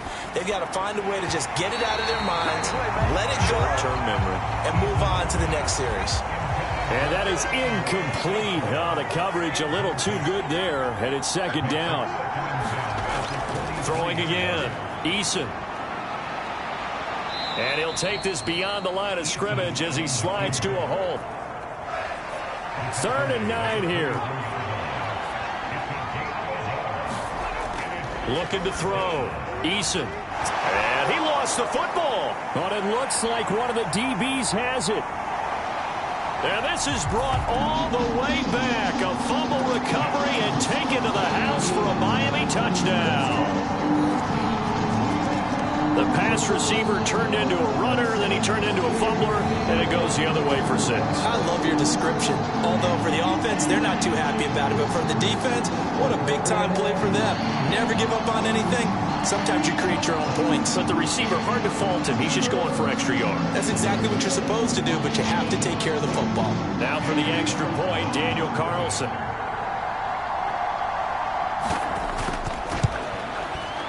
And it's through, and that makes the lead 10-7.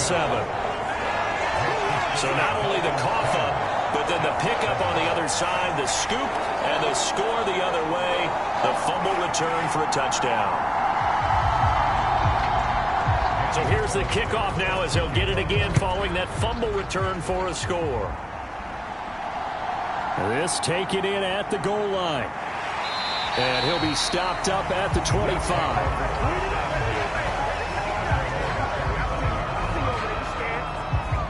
The Jets offensive unit ready to get going here. They are looking to make a bit of a 180. They are sputtering right now. And frankly, I think it's time to call your playmakers together and say, all right, guys, we're going to lean on you through this patch. We need you to get us back on track and get us going in the right direction. So you're calling plays geared to them. Not necessarily what you look at your plays, oh, this hurts the defense. I want the ball in the hands of X, Y, and Z and see if we can move forward. So don't get too cute. Go to the playmakers.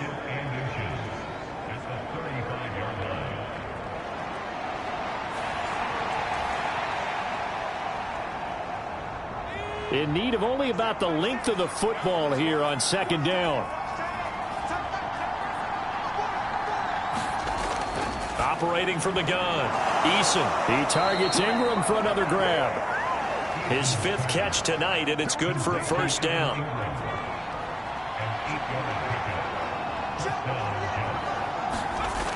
Back to throw, Eason. And now a fumble. The ball's out. And this is picked up by the Dolphins. And they will set up shop in enemy territory at the 42-yard line.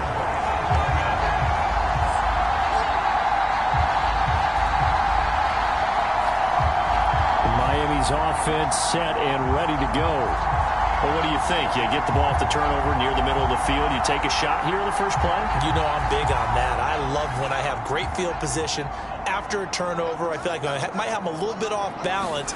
I prefer to take a shot, but a lot of coaches will tell you, you only do it if you trust the guy who's got the football in his hands. Meaning, if it's not there, he won't force it downfield and maybe turn into an interception. He'll go to the check down, go to a second option, and go ahead and take the play that's in front of him.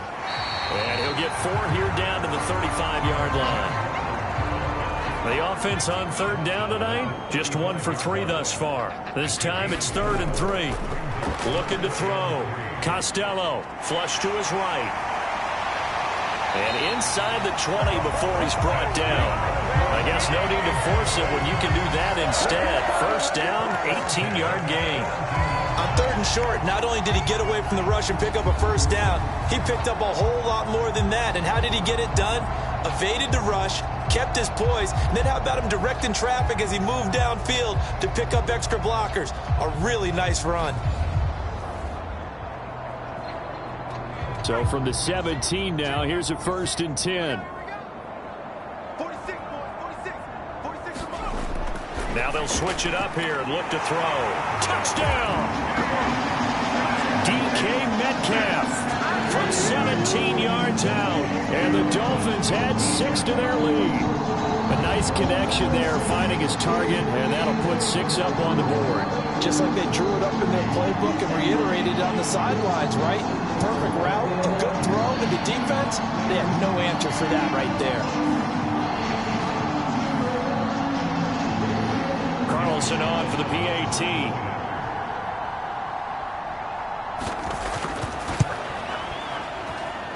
It's good to make it 17-7. Just a 4-play drive that time. And it's DK Metcalf who finishes things off with a touchdown reception. Following the touchdown, ready to kick it away is Carlson.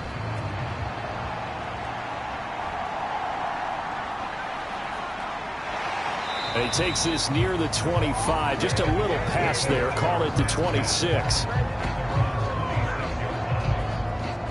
The Jets offense now works their way back onto the field. They're sort of seeing themselves spiral out of control. Let's see if they can get things back on track.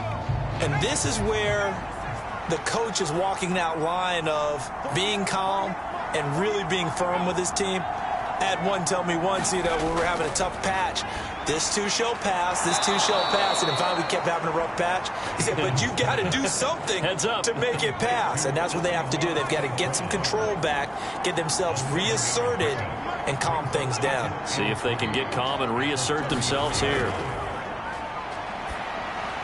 Eason's throw into the hands of McLaurin. So that'll be no better than an incompletion. And it's 3rd and 4 now. And that's when it's fun to play defense. When you're able to diagnose a play right from the beginning, get all your guys to the football and spill the play, that's when you have a lot of fun playing on that side of the ball.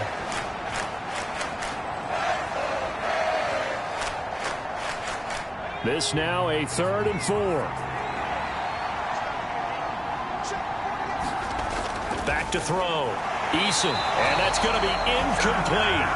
The coverage too good there. The contact popped the ball free, and it's 4th down. Not much going on this drive. Looks like they're going to have to punt it away, CD. And right now, I know a lot of their fans are screaming for the OC to change things up, get away from what he's been calling. Sometimes you just need better execution of the plays that have been called.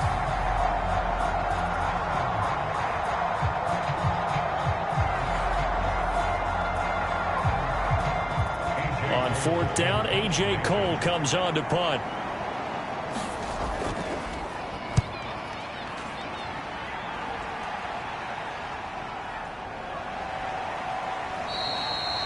Call that a 44-yard punt, 5 on the return, and it'll be Dolphin football. Out comes the Miami offensive unit now. They get set to take over. They're starting to pull away with this one. Early on that first quarter, they didn't look so great offensively. What has changed? Sometimes it's just a matter of doing what you plan to do better. Sometimes you just put that all together and you execute. Other times it's just a simple adjustment in your game plan, finding a spot that maybe was a little weaker than maybe you thought, and going to that. So many different things, so many different ways, but right now, you got to like what they're doing. They have put distance between themselves and their opponent. Looking to add on here in the second quarter. And he'll go out of bounds, it looks like right at the 40. A gain of 10 as they look to add on to this 10-point lead.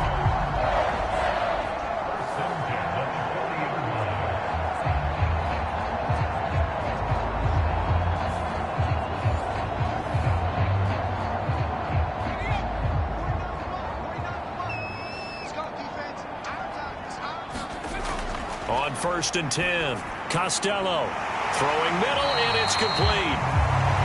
And he'll be corralled out across midfield down to the 45. Back-to-back nice gains. That one for 14 yards and another first.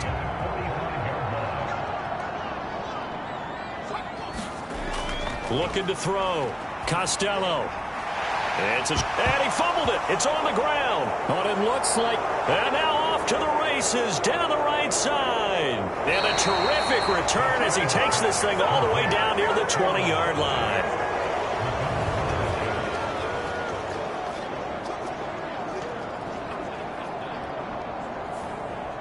New York's offense back out there and set to go. They were forced to punt last time. Now, I doubt sincerely that they'll have to punt here because they're gifted with terrific field position. I don't even want to think about the idea that they would end up punting starting with this type of field position. Neither do they. Great starting spot, great opportunity to run your full playbook. They want to take a shot here, they can go ahead and do it. And he will be brought down at about the 6-yard line. The escapability in evidence there as that one good for 15 and a first.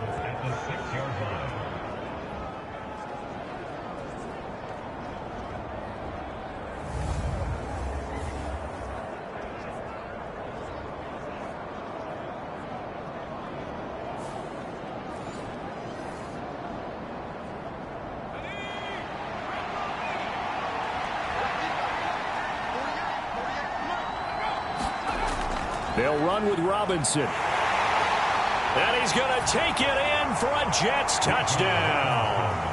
Bijan Robinson, a 6-yard touchdown run. And the Jets have got it back to within a score. Sometimes a group that gets overlooked, certainly, the offensive line. Right there, they really helped with that score. Didn't they tell us in our meeting that when we score touchdowns, running the ball, that means the offensive line actually scored first by moving people back beyond the end zone. We saw evidence of that on that play. Koo able to connect on the extra point, and the lead's down to a field goal at 17-14. The Jets kick team out now to boot this one away. From a yard or two deep, here comes a return. And he'll be stopped right around where he would have been had he gone down to a knee, maybe a yard shy of there at the 24. Then the Dolphins getting set to go here. Last time out, they had the fumble. That led to the touchdown. Not a great look on either side of the ball as the defense gave up the points too, Charles. But they've got to take care of the football and do better here on this possession. It's certainly been a tough stretch, partner, for both of those units, and they kind of put their defensive mates in a really tough spot there by dropping the ball on the ground. But an easy way to make it up to them, Get out there now and get some points on this drive. An excellent way to start the drive there, 18 yards. Defensively, they were in the 3-4, and that O-line just dominated the D-line there. Let's go with a verbal telestrator here, because that D-line has a nose over the center, and it has the two defensive ends over the offensive tackles. That means the guards don't have anyone over the top of them. That creates a natural bubble inside where they sprint upfield, take on the inside linebackers, and if the back hits it fast enough, there should be space to run. Back to Walker on first down. And the result here, a pickup of 8. Leaves him with 2 to go on second down. But now he appears to be in some pain. We'll get an update when we come back to Hard Rock Stadium.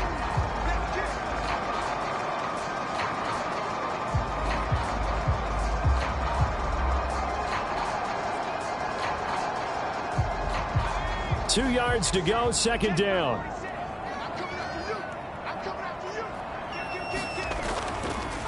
Pacheco gets it up the gut, and he's stopped after a gain of 1. Not enough. Still a yard to go on third down.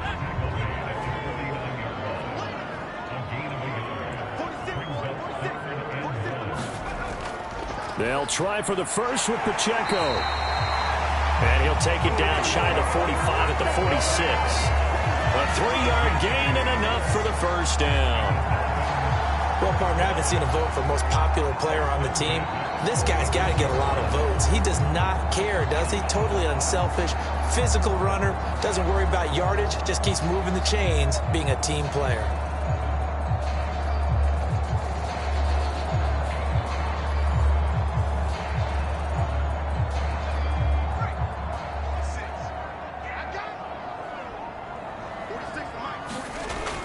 On first down, Costello. The result, only 4 yards there on the play. And that'll bring up second down. Back to throw. Costello. And this one is incomplete. And you just know when that play call came in, their eyes lit up, because anytime you get a chance to take a big shot downfield, that's a lot of fun, and they missed an opportunity. On third down, Costello. Got a man, it's Waddle, complete. And that's going to be another first down as the tackle made at the Jets' 32-yard line. He had over 100 catches in the regular season, and now he's got his first catch of this wild card game. A nice grab there for a guy coming off a terrific season, one that saw him have over 100 catches. And when you have that many catches, that means you're a full part of the offense. And let's face it, he's been as good as anyone in the NFL this year. So it figures he's going to play a big role in whether his team can advance in the playoffs. 2 minutes to play here in this first half of the NFL playoffs. From the 32 now, here's first and 10. They'll stick with the passing game as he looks to throw. And the Jets pressure too much as down he goes. Kayvon Thibodeau, the outside linebacker, coming up to drop him for a loss of a full 10 yards. Well, they've been fighting and scratching and clawing for that first sack in the game, and it turns out to be a big one. Not just a short one right there behind the line. First one they get, 10-plus yards on a guy who has the legs to escape most of these.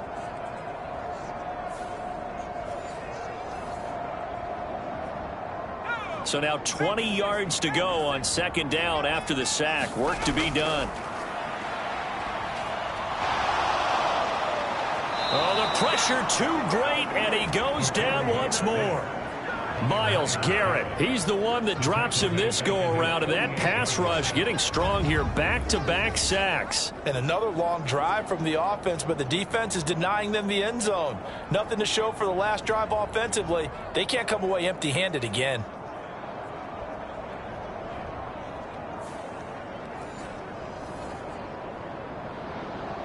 Need something from deep in the bag of tricks here after first and second down went backwards. It's third and very long.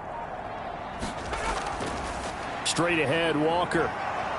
And he'll be brought down at the 48-yard line.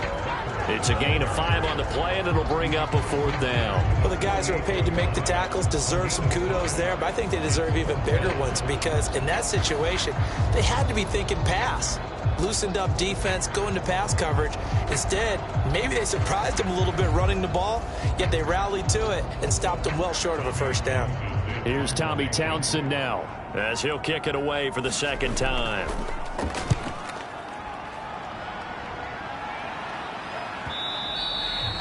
And this will hit just beyond the goal line as it's into the end zone for a touchback.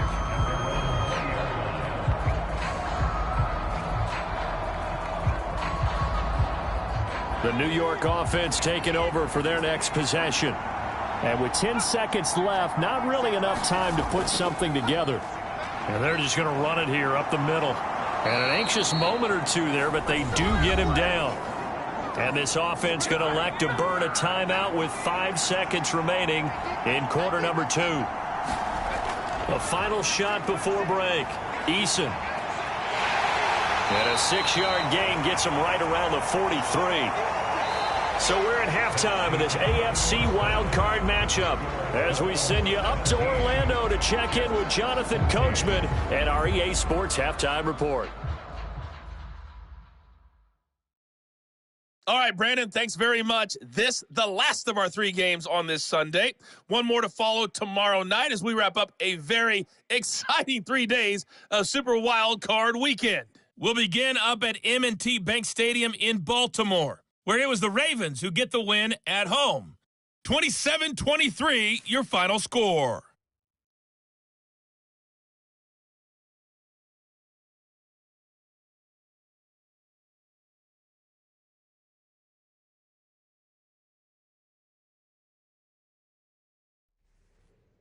All right, Coach, thanks. Yeah, both teams likely to make some changes in what's been a closely fought battle to this point.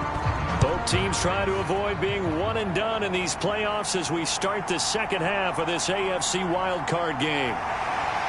And a nice return sets them up pretty good here right at the 30-yard line.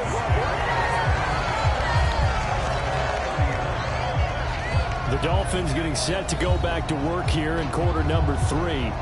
And they're in the position they expected to be in. They've got the lead, home crowd behind them, and they're looking toward making that next step in these playoffs. And I think a key for them is to put together some good, long, extended drives. Work the run in a little more with that big offensive line.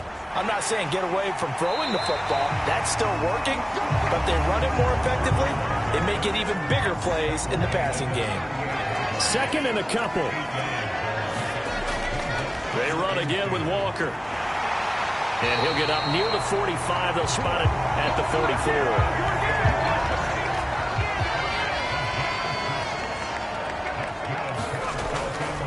Trying the left side with Walker. 76 yards rushing for him now to this point. Second down and 4.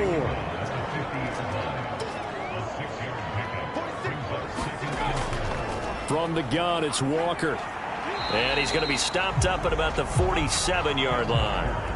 Well, praise has to go to the guys on the offensive line because they've had a very nice, productive day running the football. How about that poor defensive line? They've been knocked around the entire game, and while they slowed them down on that run, can they continue to do so? Because they haven't had much success throughout this ball game. And that one going nowhere from the start as he's met in the backfield and goes backwards. That'll make it 4th down after a loss of 1. Sometimes being a linebacker in the middle of the field is kind of like being a doctor on the field. You got to make the right diagnosis. Here he correctly sets his run and shoots through to make the play in the backfield.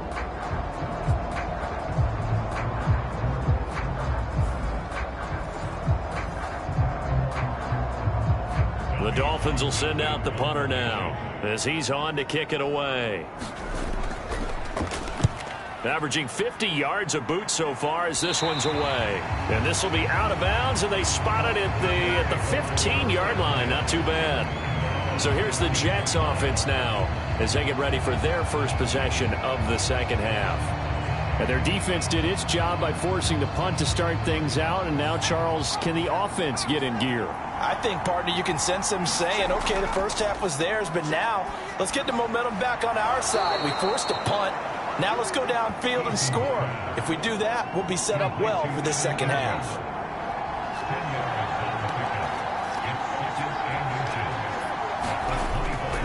Straight ahead, it's Robinson. And he coughed it up.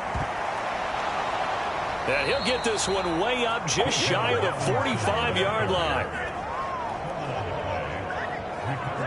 Call it luck or skill, whatever the case is, they're feeling good about just keeping the football there. Yeah, the biggest thing that they're calling it now, our ball. I mean, they don't care if it was luck or skill.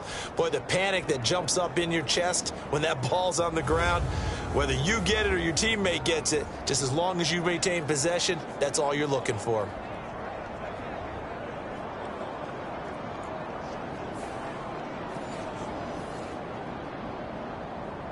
Back-to-back good plays have them on the move on first down. Operating from the gun, Eason. And he works his way past the line of scrimmage and then slides to a halt. From the 47 now, they work with a 2nd and 7. Robinson up the middle. And he'll fight his way forward to about the 48-yard line. 3rd down and 6. Looking to throw. Eason fights through him. He has a man. It's complete to Wilson. And he's got another first down as he's brought down at the Dolphins' 42. And they get 10 yards there and convert on 3rd.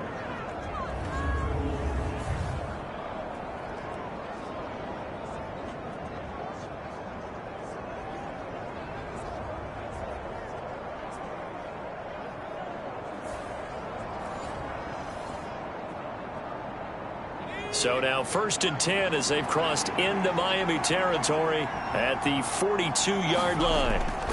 Handoff now to Robinson. 5 yards is the tally on first down. That brings up 2nd and 5. And that's exactly what you want on a first down run. Pick up 5 yards, bring up 2nd and 5. The defensive line, though, they've got to figure out a way to out-leverage the guys up front because the offensive line is winning at the point of attack. Here's a throw right side taken in by his tight end. 7 catches for him now, and this last one, a first down. How about the timing on that one? Where they were in sync, weren't they? 3-step drop, balls out of his hands, right to the tight end. Nice completion, just like they do it in practice. So 1st and 10 now from the 30. Back to throw. Eason, a short throw to Ingram, and he is out of bounds inside the 30. Ball on the 27. Here's 2nd and 6. Now they'll throw here out of the gun. So give them 5 yards there on the pitch and catch. And now 1 yard to go on 3rd down.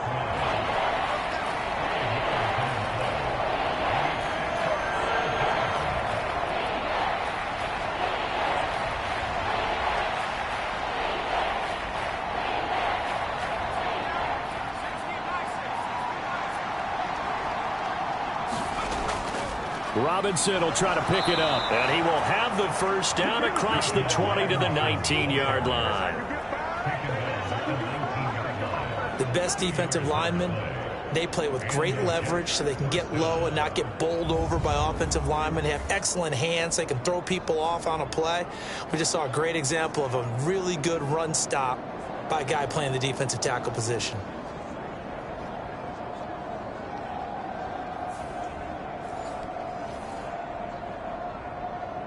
So here's a 1st and 10 now down inside the 20. Back to Robinson now on first down. They'll get forward for 3 down to the 16-yard line. 2nd and 7.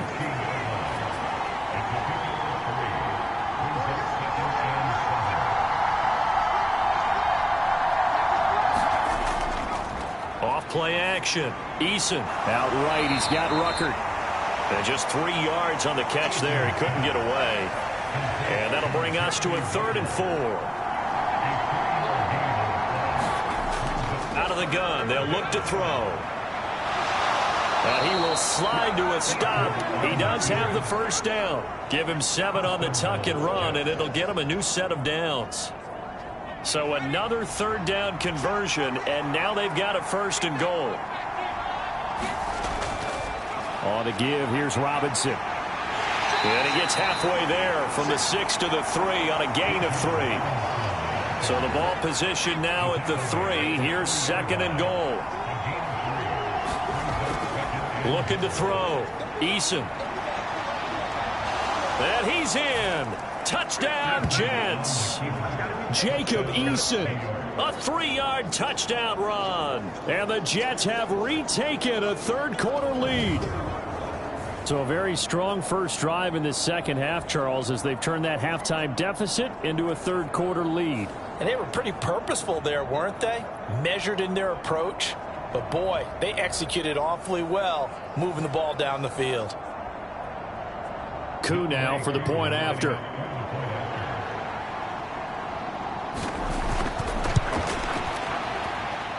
It's up and good to make it 21-17. That drive, a long one, spanning 15 plays. And it ends with a 3-yard scoring run.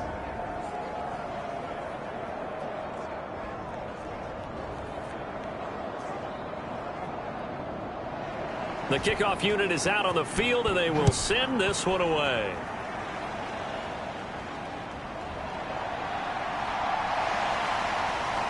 And they'll start this drive just across the 30. Pretty nice work on the return.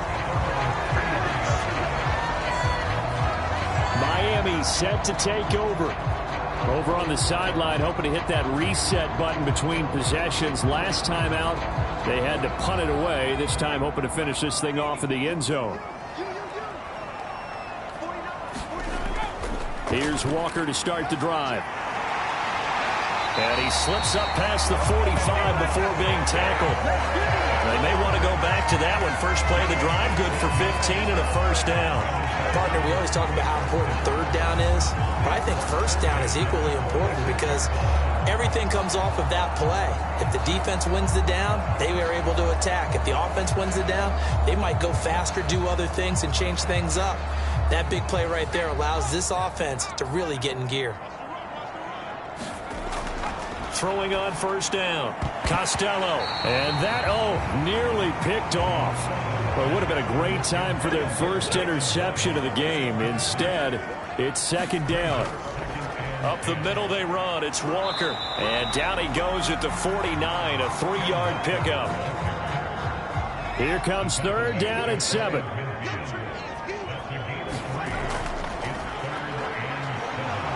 And they'll bring him down right at midfield, and he is well short of the first down. Just a yard on the run there, and that's going to bring us to a 4th down. Absolutely love the effort there. The ability to flow from his inside spot and stop that one at the line of scrimmage. Nice linebacker play.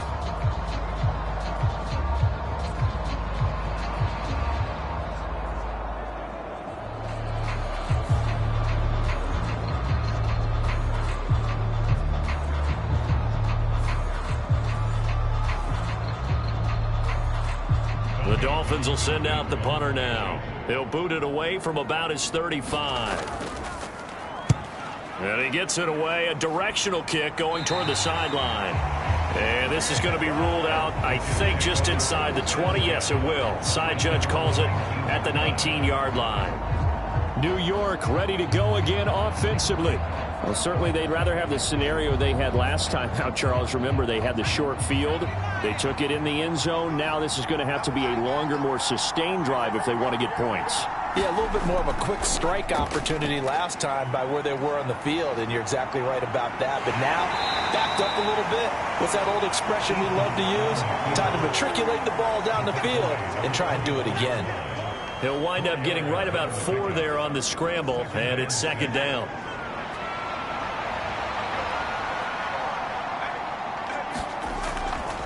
Back to throw. Eason. And down he'll go at the 25. 1 quarter remains for the right to survive round 1 here in the AFC. You're watching the NFL on EA Sports. Back now in Miami. The offense on third down tonight. They've hit 4 of 7. This will be 3rd and 5. Operating from the gun. Eason. It's caught on the right side by Robinson. And he won't get to the marker. He's a yard short. A pickup of 3. It leaves him with 4th and 1.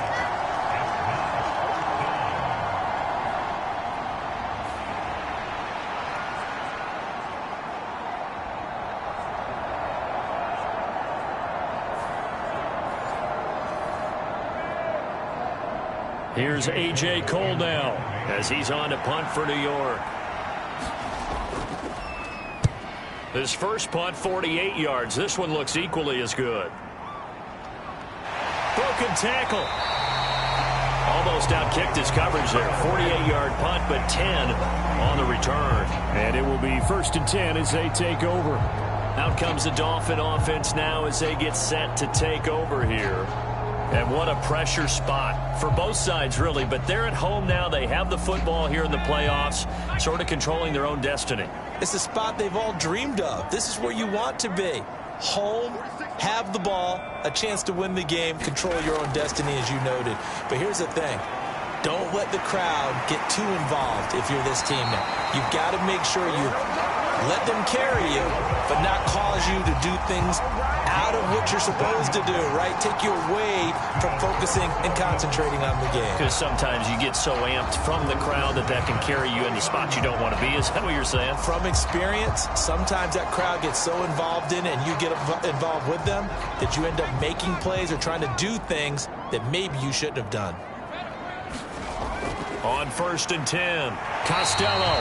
He gets this complete to Cephas. So signs of life in what's been a dormant offense in this second half. Here's 1st and 10. Looking to throw.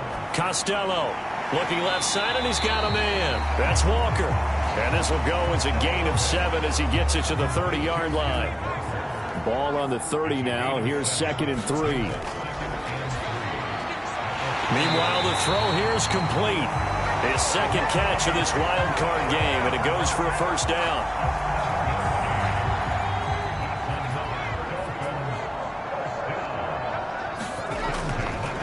Up the middle, here's Walker. And they'll get him down after a pickup of 8, 2nd and 2.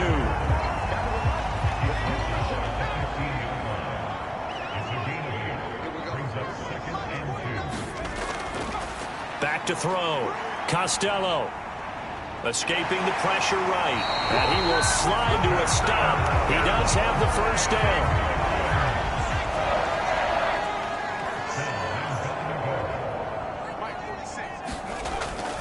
Here's Walker. He pushes forward for maybe 3 down to the 6-yard line.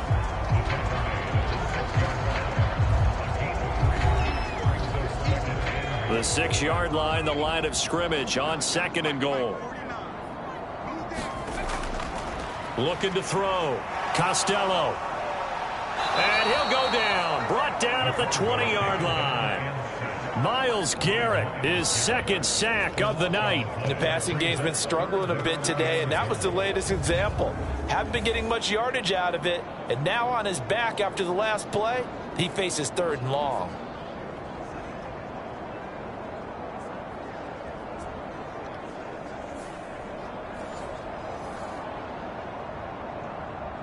For the lead, here's 3rd and goal. Back to throw. Costello. Got a man, and he hits him in stride. And the stiff arm made it a pretty little run. Not a huge gain, but a nice chunk of yardage. That pass play good for 7, but it still brings up a 4th and goal. Well, partner, they're still going to have to go for it after that play. And I'm not sure that the running game is going to be a part of what they have to do on 4th down now. From this far out, you wouldn't think so.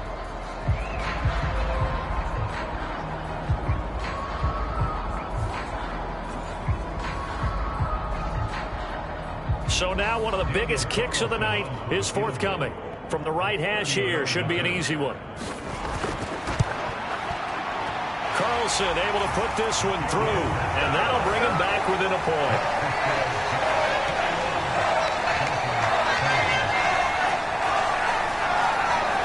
So with that field goal, this one's now back within a field goal. Maybe not the ultimate result they wanted, but gets them that much closer. This game is unfolding like a really good book, isn't it? Because I feel like there's a few more plot twists yet to be revealed before this one is over.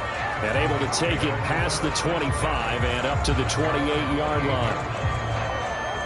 The New York set to take the field. No points last time out. They were forced to punt, if you remember, but no time to dwell on that. They've still got the lead here and a chance to add to that here. 1st and 10 as this new drive starts.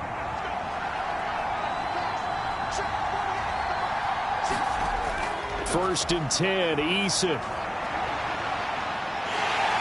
And only able to get 2 here. Stopped at the 30.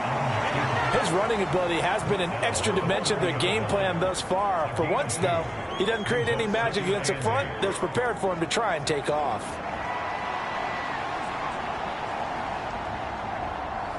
This is 2nd and 8.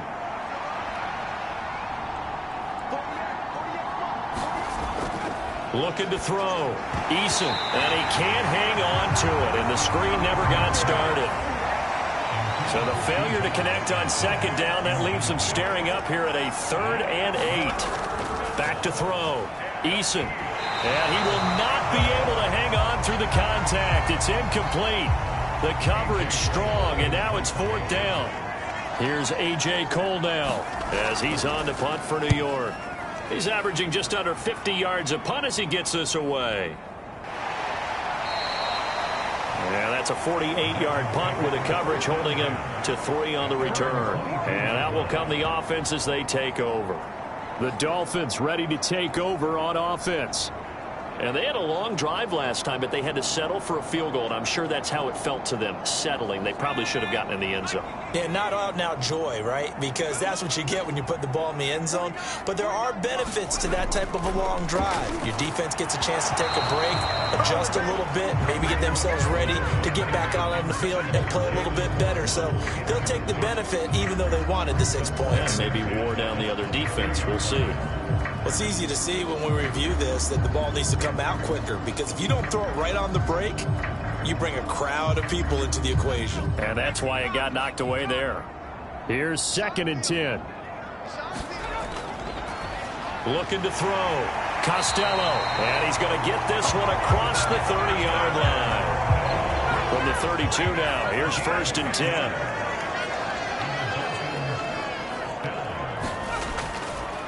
Running left is Walker. And he'll get this one up to about the 39 here.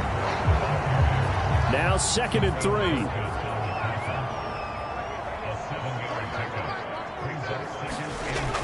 Operating from the gun. Costello. This one into the hands of Metcalf.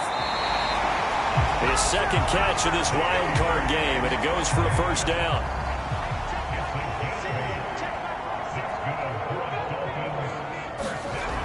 Back to throw. Costello. This will be caught by Brown. And they get to him after a gain of 6 to the 46. Under 4 to go now as the clock runs and they come up on 2nd down. Now to the ground. Here's Walker. And this won't be enough to pick up the 1st. A gain of 2, 3rd and 1.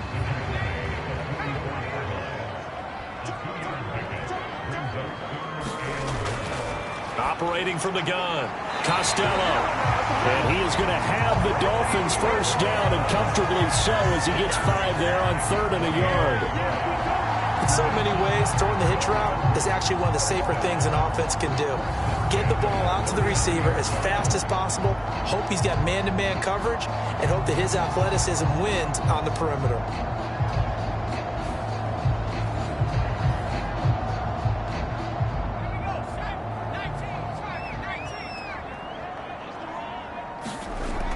On 1st down, Costello. This short pass into the hands of Njoku.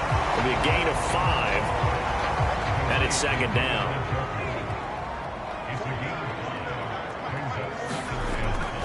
Looking to throw. Costello. And this one incomplete. Too much contact to hold on to that one, and it's 3rd down. Back to throw again. And tight coverage there. It's knocked away, incomplete. But based on the play we just saw there, he might not be the guy you want to challenge in coverage on these all-important snaps. He certainly looks dialed in right now.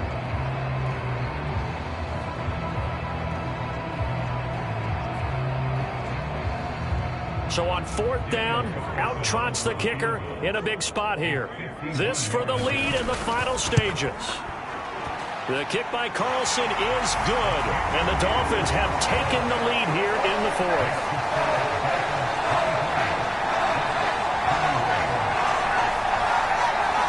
So the drive here ends with a field goal. It does give them the lead, but this one's still certainly a long ways from over. It definitely puts a lot of pressure on your defense to hold the lead, right? They're happy to have it and happy to be out there trying to do so. But I know as a former player, in the back of their mind, they're thinking, why don't you score the touchdown and seal this thing? So the Jets now down by 2, just over 2 minutes to go. They'll have one play here just north of the 2-minute warning.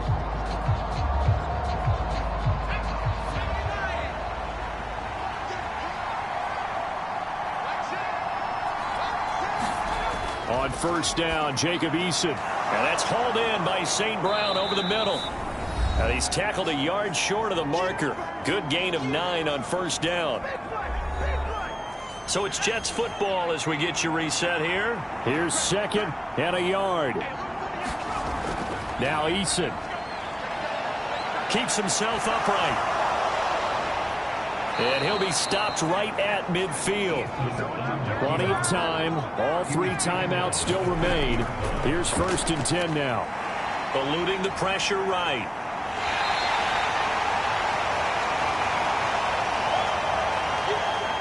Here comes 2nd down.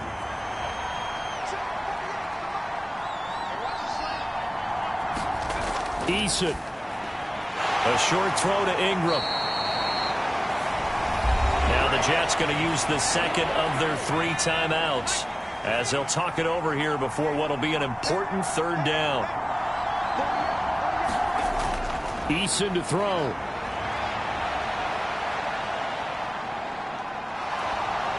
And he gets this inside the 35-yard line.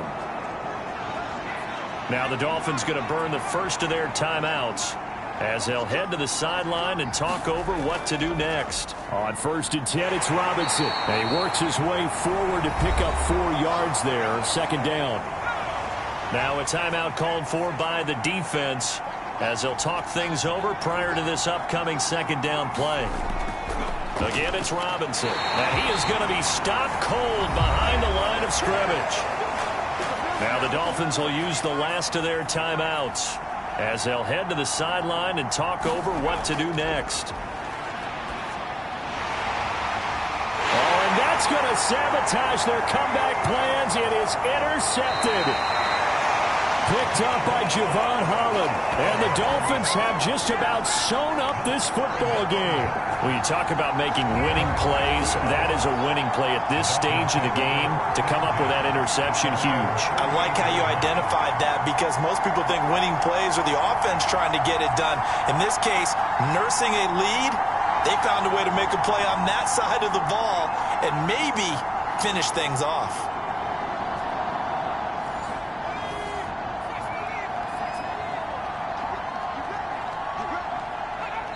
Victory very likely now for the Dolphins as they take a knee here. The Jets going to go ahead and use their final timeout as it comes with 1:04 left to go in the game. And they take a knee.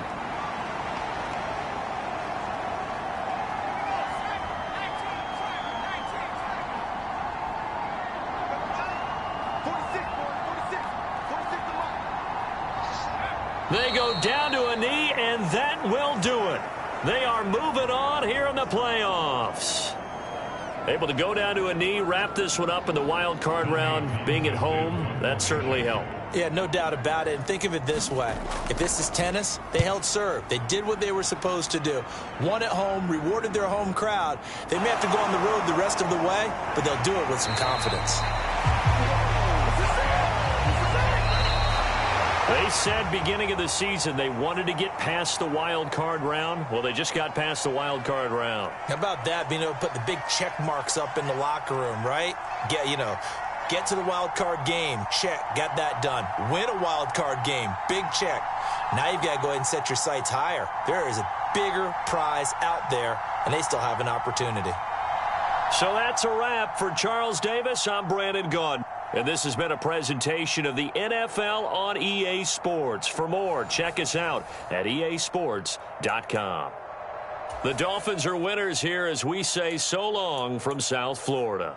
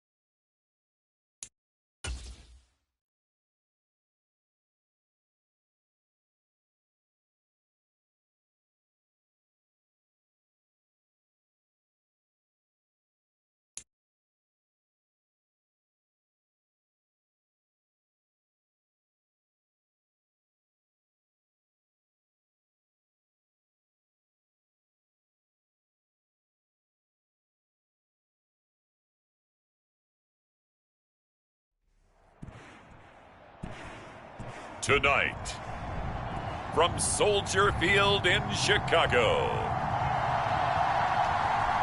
it's the NFC Wild Card Round on EA Sports.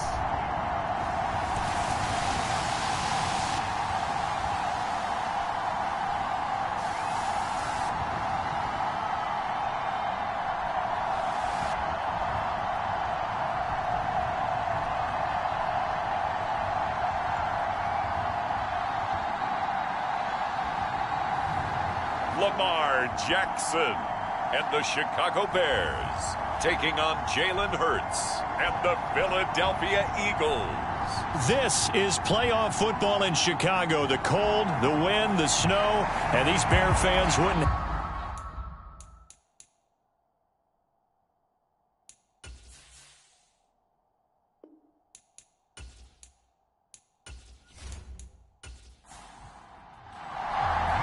It's the second of our 2 games here on this Saturday as Super Wild Card Weekend continues here on EA Sports. And the tackle going to be made right there at the 25-yard line. So here are the Bears now for their opening drive. They'll be led out by the final pick of the first round in 2018 out of Louisville. It's Lamar Jackson. And when you think about his performance this year, you have to have nothing but admiration the way that he passed his team into the playoffs. They threw it around so well in the regular season, but in this game, the elements may affect them. I think they'll continue to fling it around until the weather slows them down, and if it doesn't, they'll continue to show the style that they've shown throughout the season. Now a throw right side taken in here to start this drive. A good pickup there, 26 yards. In this weather, any big play in the passing game, that's just a bonus, right? It certainly is, but oftentimes offenses think inclement weather plays to their advantage because you know where you're going on offense. Defenders have to react, and they often slip. So from Philadelphia territory now, here's a 1st and 10 at the 49-yard line. Now it's Jackson. And that one going to come up short. Low throw. Maybe a little over-anxious in the pocket there. He just didn't look comfortable on that throw. No, he didn't because it wasn't his normal fluid delivery. And I think you might have had it right. Wasn't really confident with what he saw downfield and almost felt like he wanted to pull that one back. 2nd and 10. Now it's Jackson. Oh, he rifles one, and that's going to be intercepted. He's to the 15, and he takes this one back into the end zone, and the Eagles defense gets a pick-6 TD.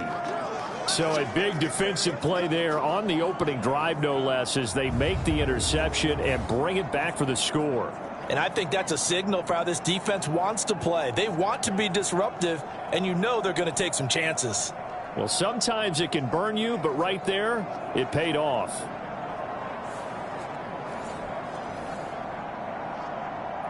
On for the extra point, Jake Elliott.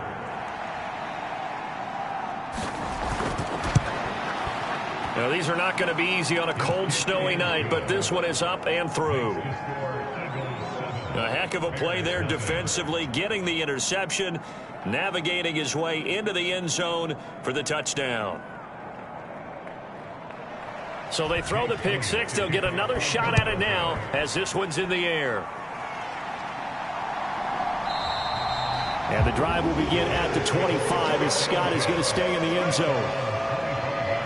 Onto the field now come the Bears.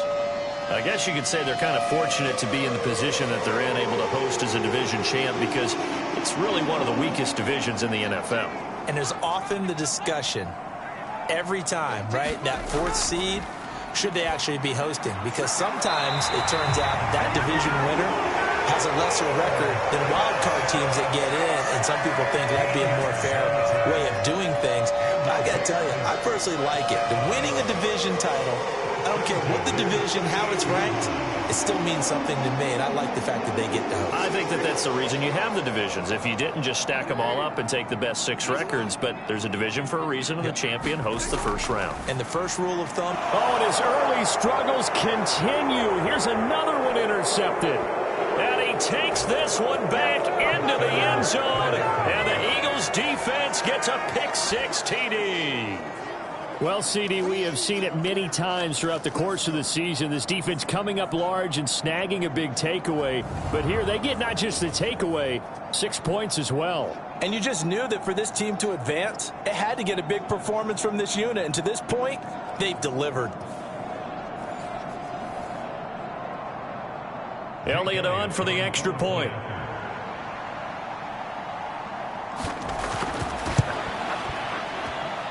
And it's good, and they have jumped out here to a quick 14-0 first quarter lead. So the defense creating some points, not only getting the interception, but then returning it to the end zone for the pick six.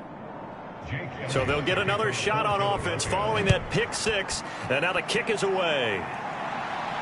This fielded right at the goal line. And he'll be tackled just shy of the 25.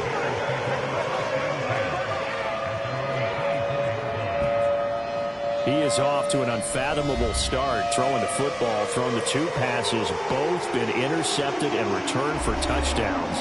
We'll see how he bounces back. It's 1st and 10.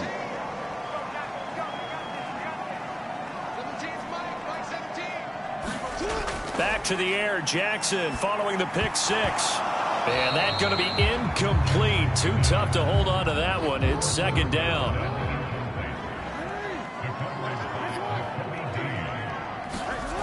Jackson. And he's going to be intercepted for the 3rd time thus far. And this one will be returned to right around the 38-yard line. Really nice pick there for the reigning NFC Defensive Player of the Week. And a good story on that. He said he didn't even know he won the award. His buddy had to call him. He saw it on television and said, hey, congratulations. How about that? And I'll bet you his buddy said, well, since you didn't know, I'll just go ahead and claim the award, right? And everything that goes along with it. But the reason he won the award the previous week and what we just saw there, instincts, understanding where the play is going and being able to make a play on the football.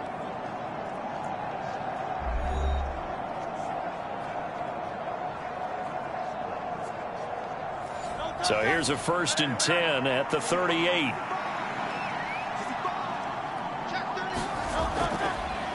On 1st and 10, it's Etienne. And tough sledding. He'll get maybe a yard. Stop short of the 35. Now 2nd and 9.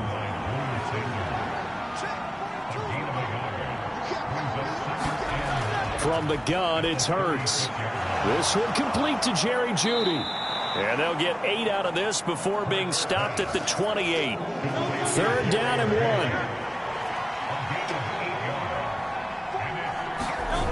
Throwing from the gun, it's Hurts. And that is incomplete. Oh, he had a defender right there with him to force that to the ground. And 4th down now coming up. How about that? Red man coverage and decided to test them early. But they proved up to the task and forced the incompletion.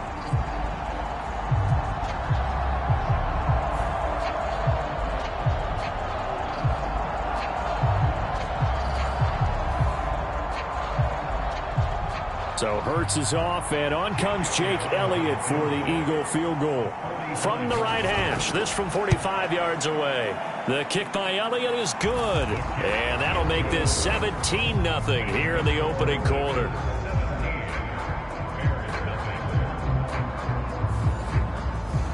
Well, it's not the touchdown that they wanted, CD, but still, they got to be pretty happy here. You steal the ball away from them on their opening possession, and you turn that into the early 3-0 lead. Yeah, you painted the picture perfectly there, all the things that have gone on. And the important thing, other than the lead, of course, is as you described, both sides of the ball now have some momentum. And now Chicago getting ready to go as they take the field. They've got to be a little shell-shocked. Down double digits at home in the playoffs. Still in the first half. They've got to turn things around quickly.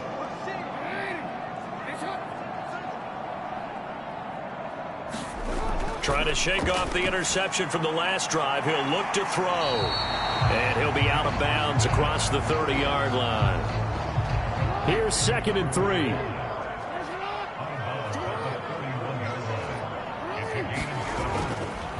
Jackson options out left. And the reinforcements come in as they're going to stop him behind the line. It'll be a loss of a yard, and that's going to lead to a 3rd and 4 coming up. And on this play, the read for the quarterback was the defensive end, and he was totally focused on the quarterback. He should have given it off inside to the running back. Instead, he kept it and ended up taking a loss on the play.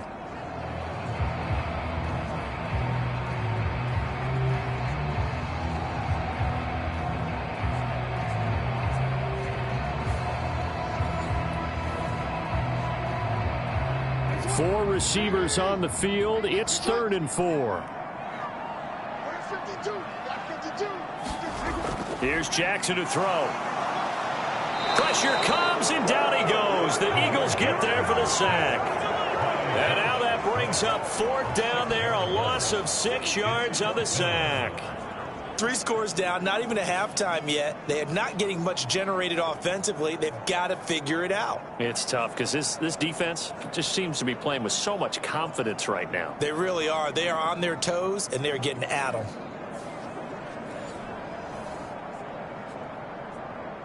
On 4th down, ready to punt, Michael Dixon. And he'll get this away into the icy winter air. That's pulled in at the 32. And he gets this to the other side of midfield across the 45 before going out. Great blocking on the return. It springs him for 25. And the Eagles will have great starting field position here as they take over. So back onto the field, here come the Eagles for their second drive. They've been off to the races already, a 17-0 lead. Now a chance for more here as they've got it 1st and 10.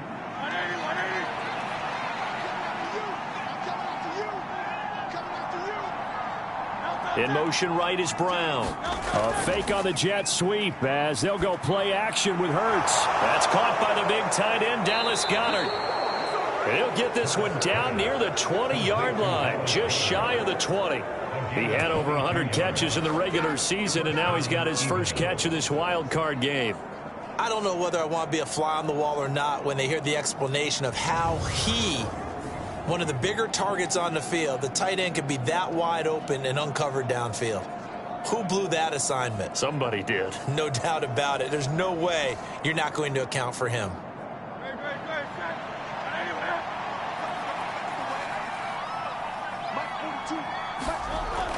Straight ahead, Etienne. And he'll go down here at the 12-yard line. They still need about the length of the football here, maybe a little less as they come up on 2nd and inches. And they'll go again with Etienne. And he'll take it into the end zone for an Eagles touchdown. Travis Etienne, a 12-yard touchdown run. And the Eagles continue to pull the playoff surprise as they lead big here on the road. Now, first quarter, and this lead is already getting into dangerous territory. They better be careful on the other sideline. Yeah, it feels a little bit more like a basketball game where one team is pressing and that team can't get the ball over half court. I mean, it's stealing it and scoring it, layups, the whole deal. That's what it feels like right now. They are all over them. The point after, no gimme in the snow, but it's up and good. And the route is on here in this first half.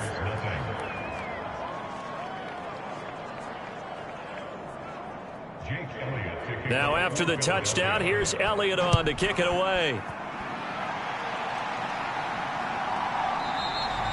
And the drive will begin at the 25 as Scott is going to stay in the end zone.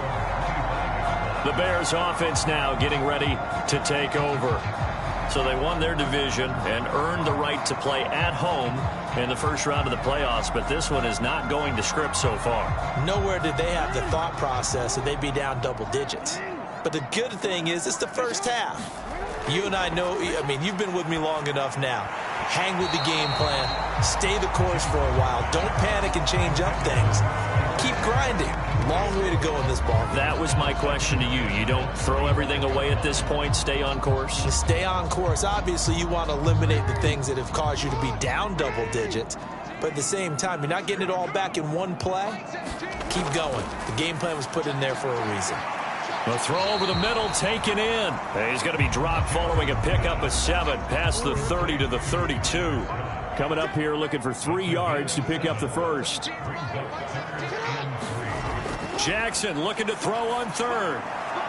He's got his running back out of the backfield. And he will have the Bears first down, and he was able to get it by plenty. A gain of 8 on 3rd and 3. Short yardage situation, you have to wonder if they thought that they were just going to run it inside. But you have to be cognizant of the back slipping out of the backfield trying to find some open space. And that's exactly what he does to the tune of a first down.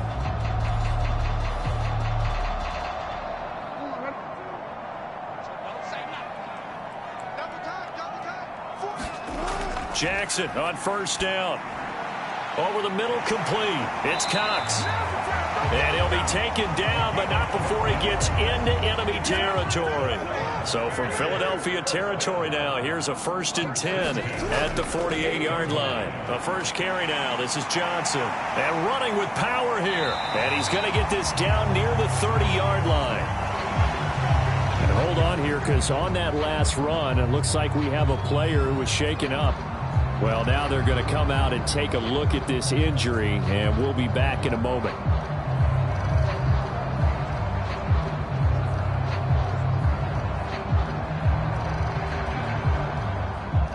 So 1st and 10 now from the 30. To throw is Jackson. And he's going to have the hook up to Scott. And this will leave him a yard short. Nice pickup of 9 yards on first down. 2nd and 1 now from the 21. A give up the middle to Johnson. And he'll go down here at the 12-yard line. That one a first down pickup of 8.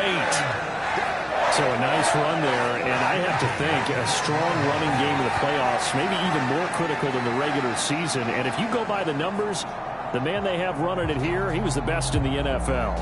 And since he led the league in rushing yards, I think it means he's going to see the ball a lot in this game, too, because that's what they're built like. That's what they're built around. So I think the offensive line, the tight end, the wide receivers, everyone is coming together, wanting him to get the ball and get it often, and they want to carve some holes out there for him. Throw out wide is incomplete. Now a 2nd and 10. Now Jackson taps this forward jet sweep. And the second wave of tacklers is going to get him as they stop him behind the line.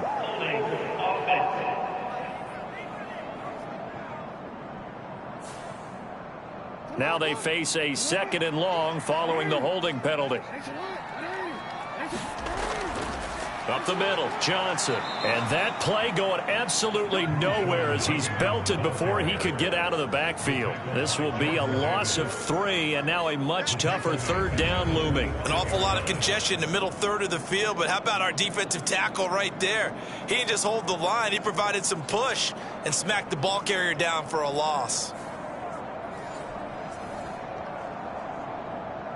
Need something from deep in the bag of tricks here after 1st and 2nd down went backwards. It's 3rd and very long. Jackson from the shotgun. He's able to get it to Coleman. An incredible play there. They do get big yardage, but they're still stopped a yard or 2 short, and it's 4th down.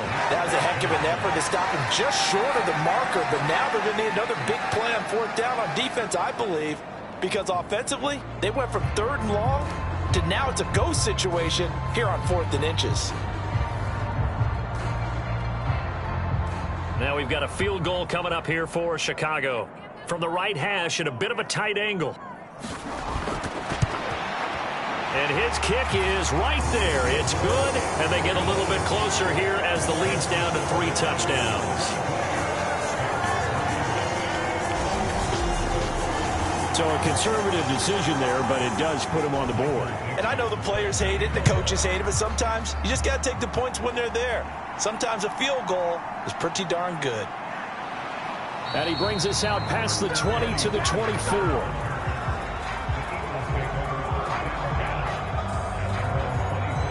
Philadelphia's offense ready to go again.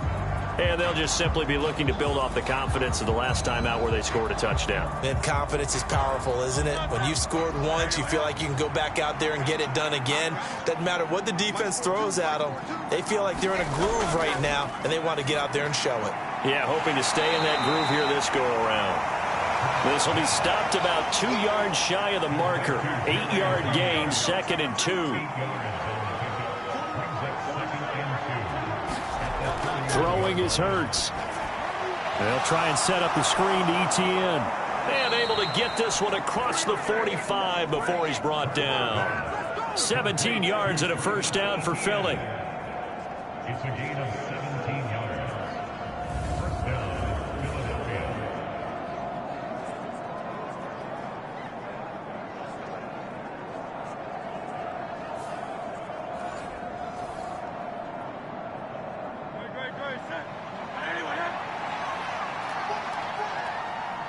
They'll set up to run the quarterback draw.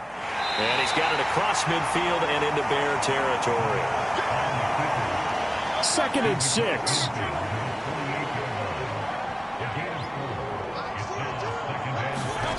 Hurts. This will be caught. Judy. And he'll go down, but not before getting this inside the 30. 22 yards there, a first down.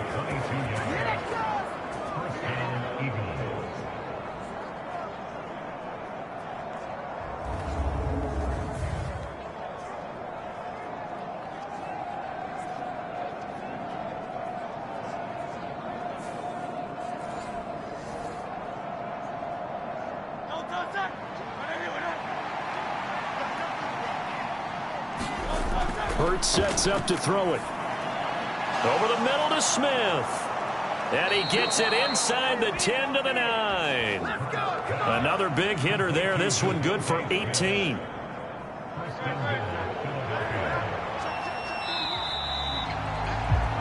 An entertaining start to this one. More to come on EA Sports. Start of the second quarter, and it's the Eagles in possession. 2 big plays in succession. Not sure this D knows what hit them, but now they got to get ready. It's 1st and goal. Here's Hurts to throw. And they're going to get him. They bring him down to the sack back at the 16-yard line. Dietrich Wise just would not be denied. That's a loss of 7. Well, that's not how you hope to draw it up there on 1st and goal, CD, by taking a sack like that. Well, they tried to be aggressive, didn't they? They didn't want to try and work their way past the goal line. They wanted it right there on that play. Unfortunately, it backfired against them. Now they have to try and pick it up here moving forward. First down, a bit of a disaster, and now on 2nd and goal, back even further. He'll look to throw. He'll get that underneath Etienne. And he'll get it here to the 10-yard line. 5 yards that time on the completion, and now it's 3rd and goal.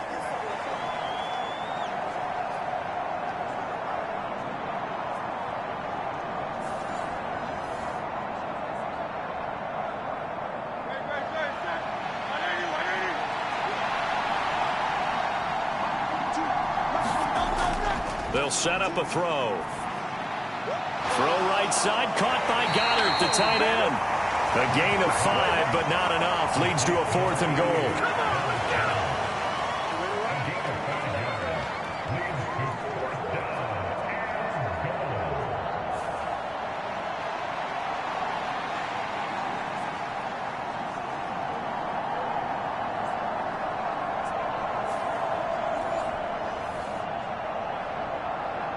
So Hurts is off, and on comes Jake Elliott for the Eagle field goal. From the right hash, and this one just a chippy. The kick by Elliott is good, and that will extend their lead even further.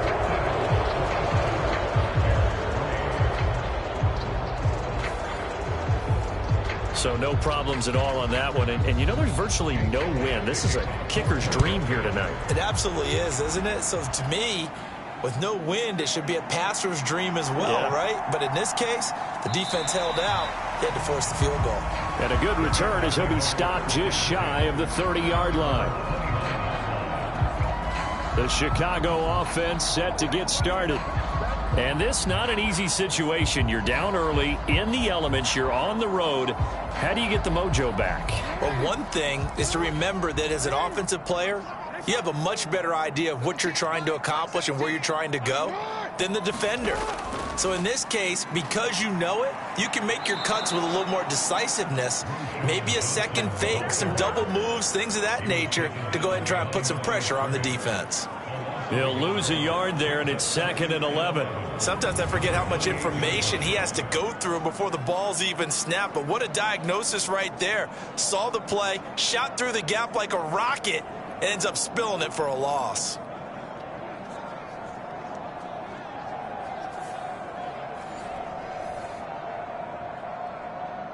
After the loss to start out, here's 2nd and 11. Let's go, defense. Let's get out the field. Throwing is Jackson. And that falls to the ground, incomplete. A nice job of bodying him up defensively, and now it brings up 3rd down. Jackson now. And they get him down, but not before he takes it across the 40-yard line. His 2nd catch of this wild card game, and it goes for a 1st down. It's been a very one-sided game so far. They got to change what they're doing right now, don't they? You can't wait till the halftime speech to make an adjustment. No, you can't, because if you're doing it right, you're adjusting from series to series, and they need a big adjustment here to try and put some points on the board.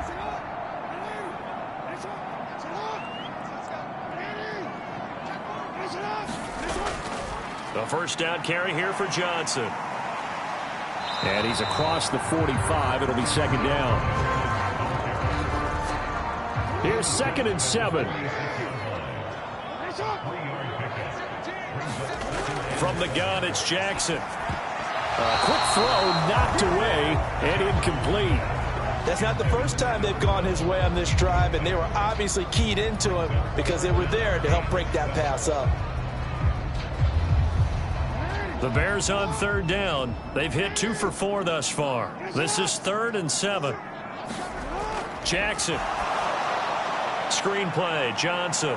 Well, this is going to depend on the spot, but it's not a very generous one. He looks to be about a yard or so short. The screen good for 6, but it's not enough as it leads to a 4th down. Instead of throwing it downfield, Charles, they just tried to dump it underneath there. Do you like the call? I do. I think it's a high percentage play because you get the completion, and what you're counting on is your back to use his legs and his elusiveness to make people miss and pick up the 1st down. In this case, it didn't happen. Here's Michael Dixon now to punt.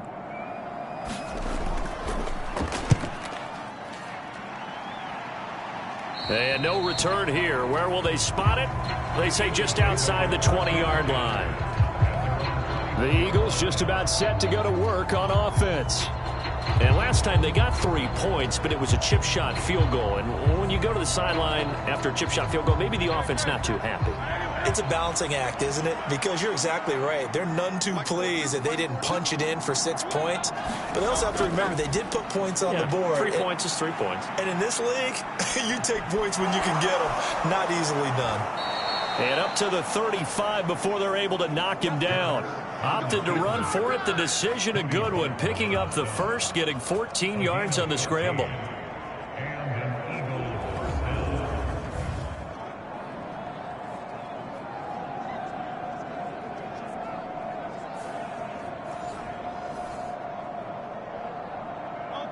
Ball up to the 35 now as they come up on 1st and 10. Etienne up the middle, and he'll work this forward for about 3 at 2nd down.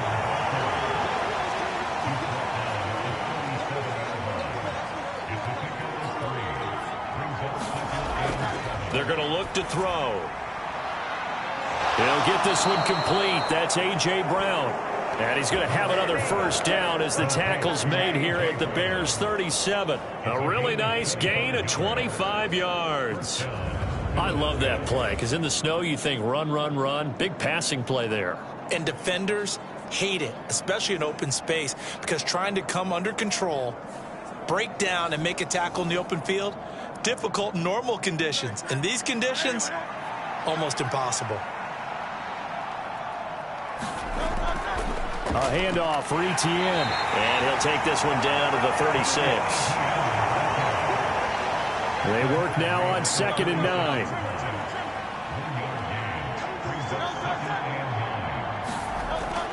He'll look to throw. Screenplay, here's Etienne. And this play will be blown up. He'll lose yardage back at the 38.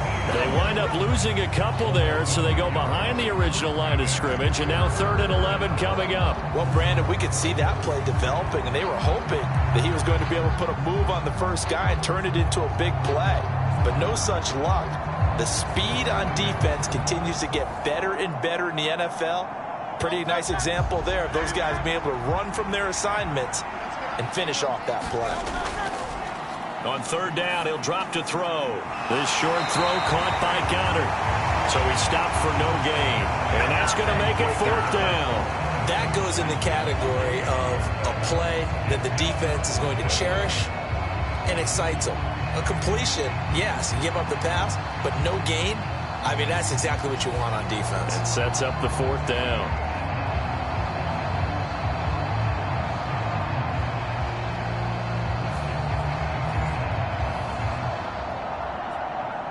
Here's Jake Elliott. Career long, by the way, for him, 61 yards.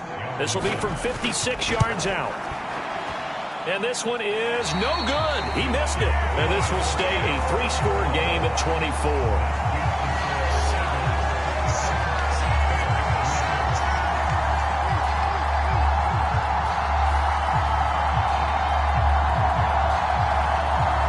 Now the Bears offense ready to take over again. Defense got the better of them last series, forcing a punt. See if they make a few changes in the game plan here and try to get points out of this drive. 1st and 10. The Bears offense ready to go for their next drive. The last series for them a little disappointing, forced a punt. And now they'll try to do better here and come away with some points as they begin this drive. 1st and 10.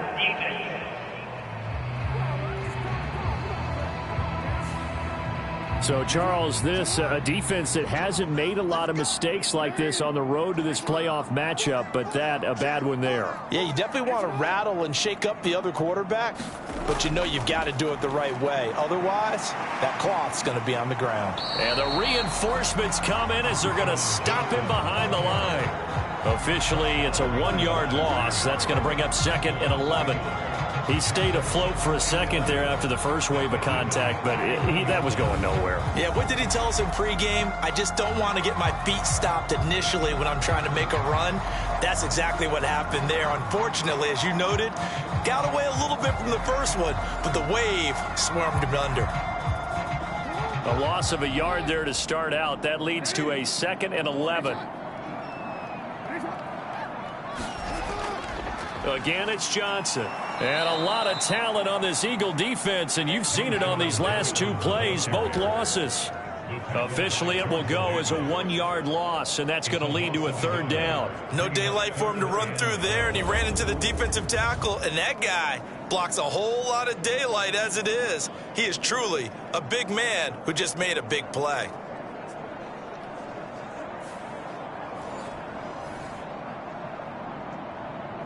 So time to start going in the other direction as they come up now 3rd and long. Here's Jackson. Completing it to the right side, Johnson. And this defense rallies, and they stop him short of the 1st down right near the 24. That'll bring up 4th down. They wind up getting 8 yards, but they needed more than that. We can make this one pretty simple. Locked up all of his progressions downfield, forced to get it to his running back. But how about the way they ran to the football and knocked him down to force a 4th down? Now we've got a field goal coming up here for Chicago. He connected on his first, this from 41. And his kick is good. And they get a little bit closer here as the lead's down to 3 touchdowns.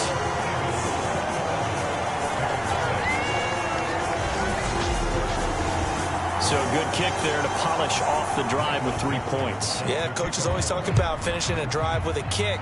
2 of them give you points, either an extra point or, in this case, a field goal.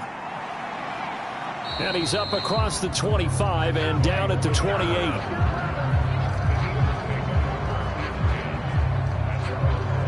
Eagles offense back out, getting set for this next drive. Yeah, they've got to be a little bit frustrated about that last drive. Missed field goal. Always hurts a team because, you know, you've put something out there, you've given yourself a chance, you're in range, and the ball doesn't go through the posts. But it's not something to panic about, I don't believe. Just keep playing and keep going. He's got him in, complete. And he's going to get this all the way down inside the 35. 39 yards there, a big one. This offense is looking very comfortable here in this first half. Very relaxed, very smooth, very efficient. No wasted motions. Things are definitely going their way, and they continue to move the ball downfield.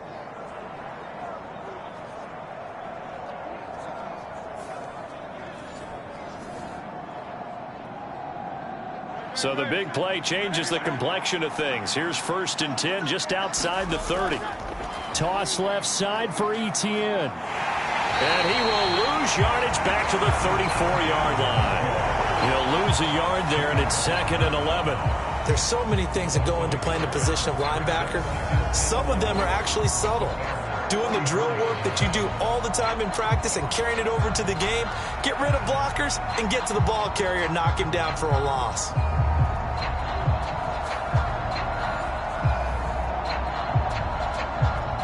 Looking at a 2nd and 11 now after the loss. Back to throw. Now they set up the screen. That's complete. 2 minutes to play here in this first half of the NFL playoffs. A reminder that coming up in 2 minutes' time, we'll check in with Jonathan Coachman from Orlando. He'll have highlights and analysis of this first half of play. He's got his target. That's complete. And he's going to have another first down as the tackle's made here at the Bears' 18. The drive stays intact with a pickup of 13. So things are definitely going right for them here in the first half. Pick it down, any down, even 3rd down, no problem. They get a connection there and pick up a fresh set of downs, continuing to move the ball. So from inside the 20, here's 1st and 10 at the 18. They'll look to throw. And it's complete right back in the hands of Smith. And the Eagles are going to have a 1st and goal as the tackle is made at about the 5. Just picking up yardage in bunches here these last few plays. They have moved right down the field, and just like that, they're going to be set up with a 1st and goal. A chance to really cap off a big first half here as they come up on 1st and goal. He will find Smith in the end zone. Touchdown, Philadelphia. A 5-yard touchdown catch. And the Eagles are able to widen their lead here in this first half. And down near the goal line here, they're able to throw it in. And the key word, quick. Quick hitter. Out of his hands fast, into the receiver's hands even faster.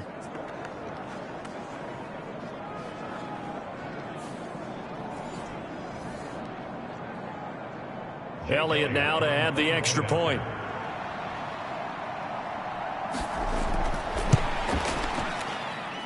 And that'll increase their lead to 28. So the drive there took 6 plays. And it was finished off by a touchdown from Devontae Smith.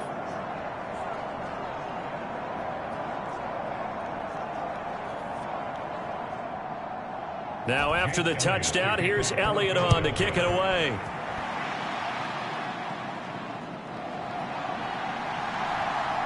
And he'll get it up past the 20 to about the 22.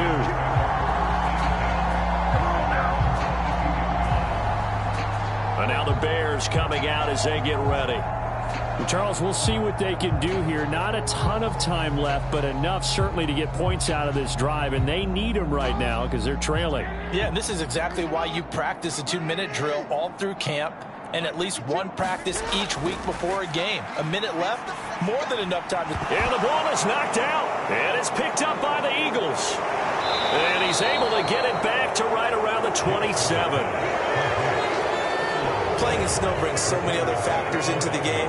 It's not just trying to take care of the ball, and we just saw there that that's difficult to do, but just trying to keep your feet and carry out your assignments and make sure you're comfortable while you're out there playing. Are you warm enough in your clothing? A million things going on, but the biggest one, hold on to the ball.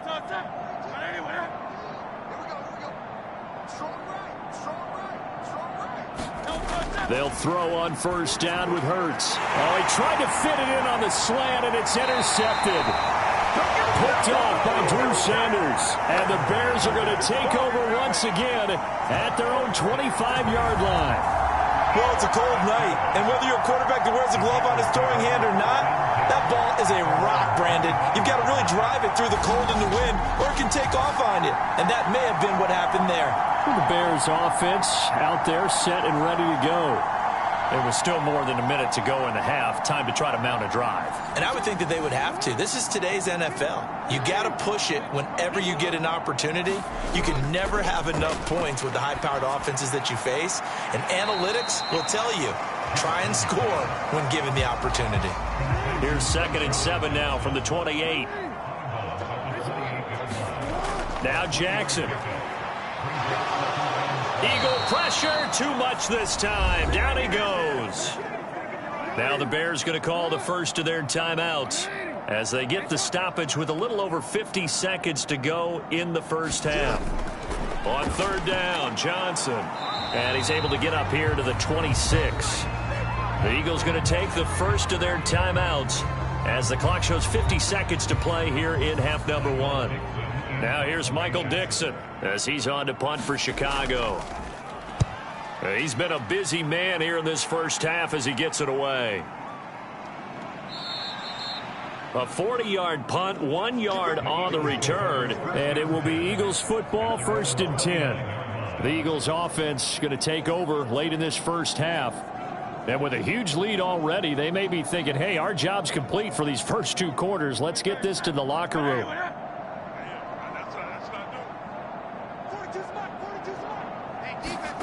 Trying to shake off the interception. He'll look to throw.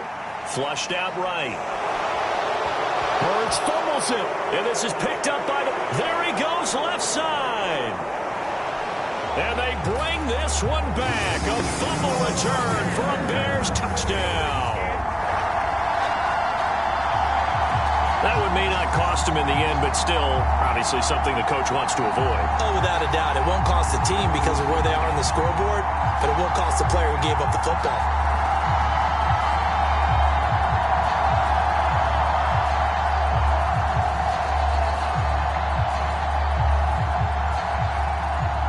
Out comes the kicking team here for the extra point.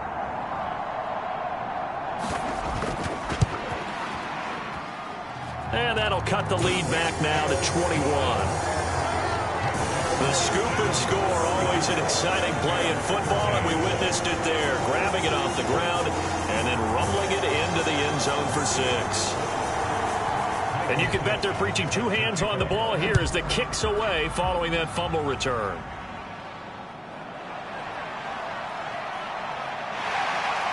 And a nice return sets him up pretty good here right at the 30-yard line.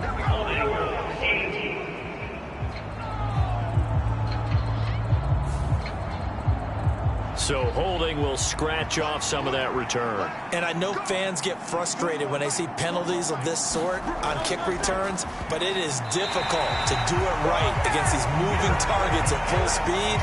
Hard to do. Receiver coaches preach to their guys all the time. Separation, that's what's going to make the play successful. That time there was very little, and I think they were actually fortunate that it was only knocked away and not intercepted. 2nd down. Here's Hurts. This short throw caught by Goddard. Now the Bears going to use the 2nd of their timeouts as the clock will stop with 20 seconds to go in the first half. The Bears bring out an extra defender in the secondary now for 3rd down. This time they stay on the ground. And he's able to pick up the first before he's taken down at the 27. They get 9 yards there, and they get a first down. So we come upon halftime here in this NFC wildcard matchup as we send you down to Orlando where Jonathan Coachman has our EA Sports halftime report. Coach. Okay, Brandon, thanks very much. The second of our 2 games here on this Super Wild Card Saturday is at halftime. We'll get it back out to you guys in just a minute. But first, let's take a look ahead to Sunday's action in the NFC. A 3-6 battle that ought to be a good one, as it'll be the New York Giants matching up against the San Francisco 49ers. One of the top performers in that first half was the running back Travis Etienne. He had a touchdown run that helped get his guys this halftime lead.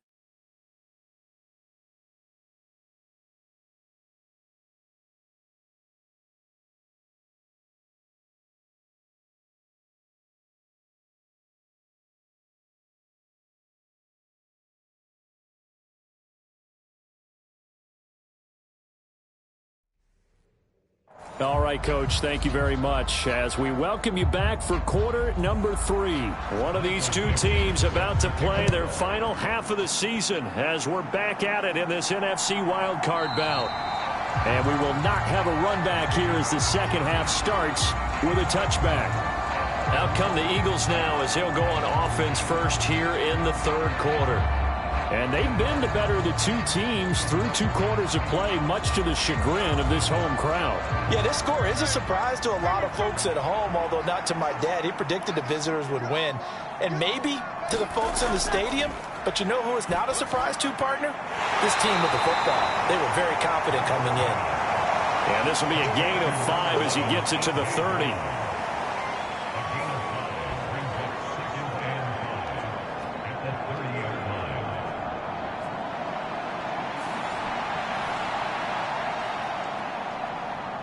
Ball on the 30. They'll come up with a 2nd and 5. A give running right, Etienne. 6 yards the pickup, and that's a first down. It's not a huge breakaway run, but if your starting running back finishes the game with averages of 5 or 6 yards per touch, you'll take that every single time. On first down, right back to Etienne. Just a yard on the first down carry, so it's 2nd and 9.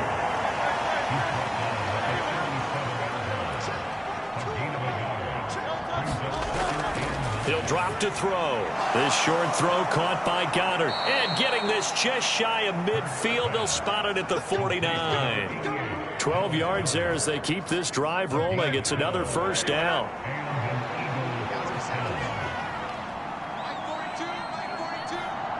In motion left comes Brown. Now a fake on the jet sweep, and off the play action, he'll look to throw it. He delivers another to Goddard, complete. And he's brought down. So 1st and 10, and if they score on this drive, might have to start digging in our second half blowout material. Back to throw here. Open man, he completes it to Judy. And he's taken down inside the 30.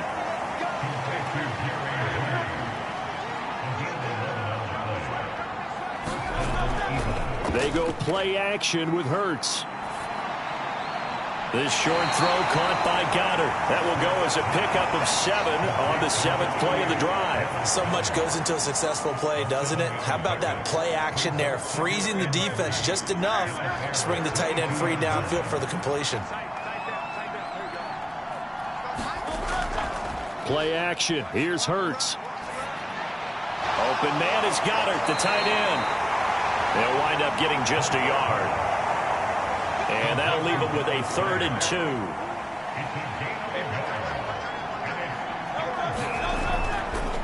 And they'll try and run the option to pick it up. And he gets the first down yardage before he's brought down just outside the 10 at the 11. 9 yards on the pickup there, and it keeps the drive alive.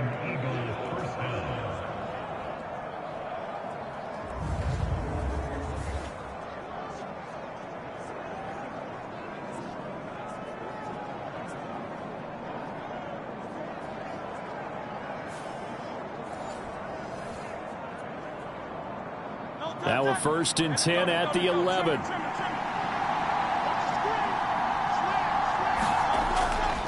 A handoff running left is Etienne.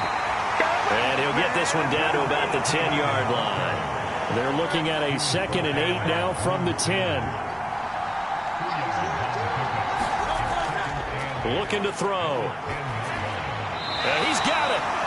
They'll wind up getting 7 on the play. And 3rd and 1 now. So they just need 1 yard here to pick up the first down. And Goddard's got it. Touchdown, Eagles. A 3-yard touchdown pass. And the Eagles take the opening kickoff of the third quarter and drive right down the field to extend their lead. Look, we all know that sometimes we see upsets in the wild card round.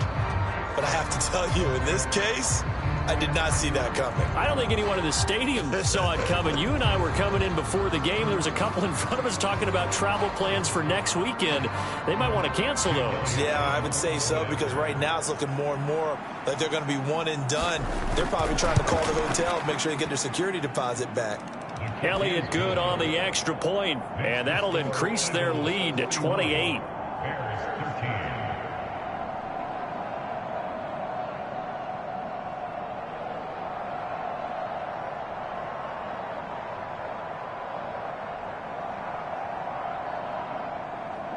Now after the touchdown, here's Elliott on to kick it away.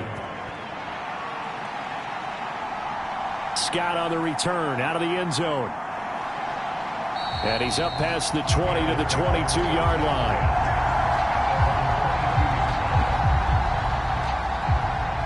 So here are the Bears now as they get set for their first possession of the second half.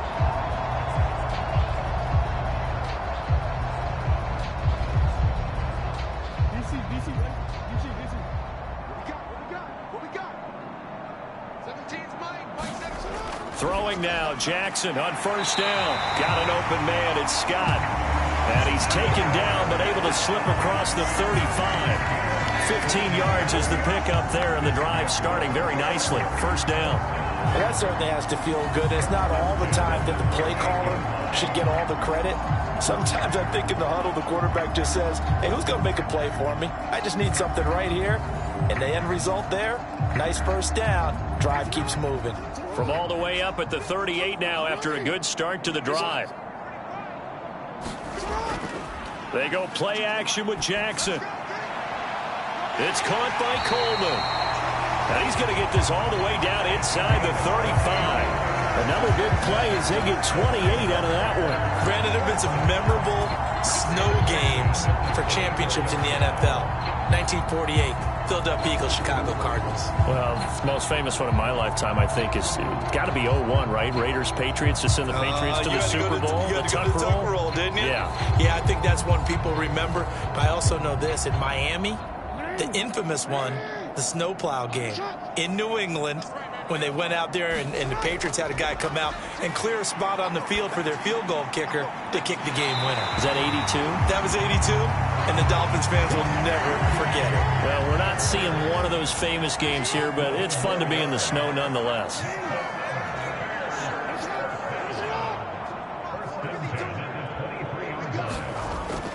Play action. Now Jackson. This one could nowhere to go here. He lost the football. And it's picked up the big fella. He's got room to roam. And he's into the end zone. It's a fumble return and an Eagle touchdown. So a great play there by the defense. If these guys are going to advance, and it looks like they will, this defense a big reason why. And they love carrying the mantle for this team, don't they? You see the way that they move around out there? They want to lead this team deeper into the playoffs and hopefully onto the Super Bowl. And that return for a touchdown certainly helps that cause.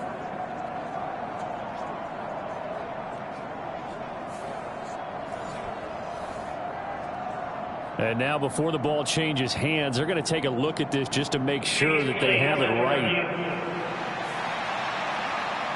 Now the question, was the knee in fact down before this ball comes loose? And is the video convincing enough to overturn it? A lot of factors here. Remember, you also need clear possession of football afterwards. This is a tough one to overturn.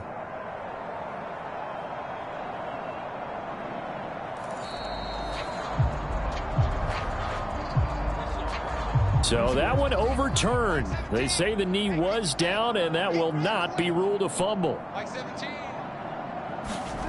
Jackson will throw again. Got his man complete over the middle. That's Johnson. And on this one, he'll get to the 15, right at the 15-yard line. Here now, 3rd and a yard. They'll try and pick it up by running the option to the right. And he picks up the first as he's able to take it down to the 7-yard line. A strong 8 yards will keep this drive rolling. Now that run, that's exactly why you stay with the running game. You don't abandon it totally. You stick with it, keep telling your guys to stay motivated, and they found a crease on that play.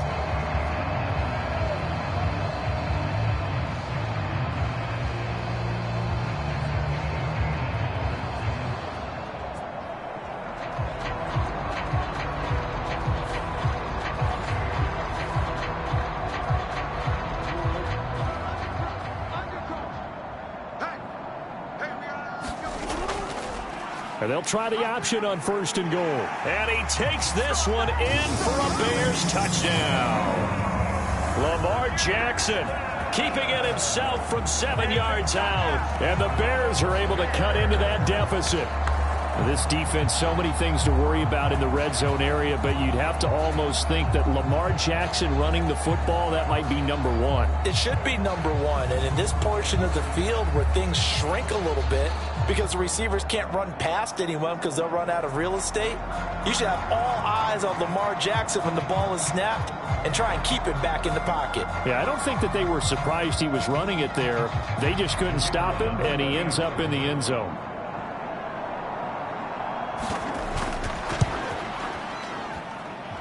Point after, right down the middle. And that'll cut the lead back down to 21. The Bears send the kicking team out there, and they will send this one away.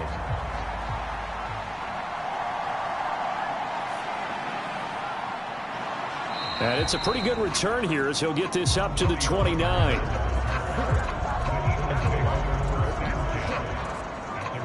Now Philadelphia ready to get going on offense again. Still operating with a comfortable lead despite the score a moment ago as they begin 1st and 10.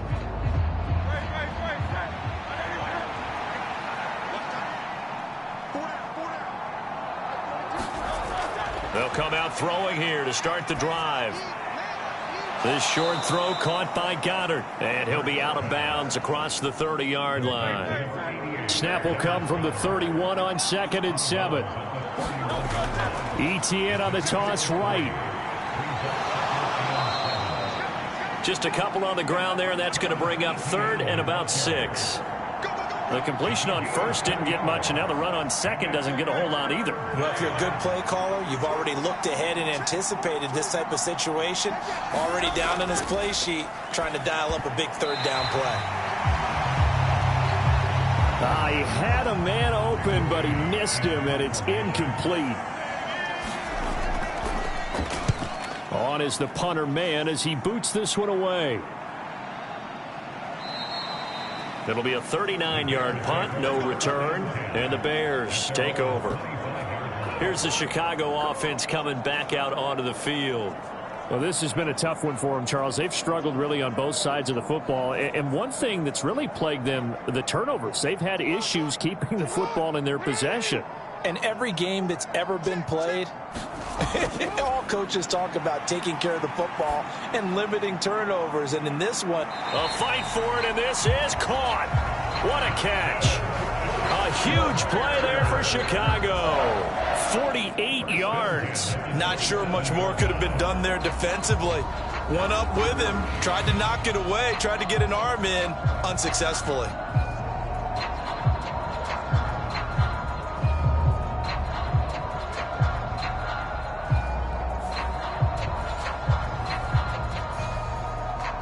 So now then, the big play has them all the way inside the 30 now, 1st and 10. Now a handoff, Johnson. And the result here, a pickup of 8. Leaves him with 2 to go on 2nd down.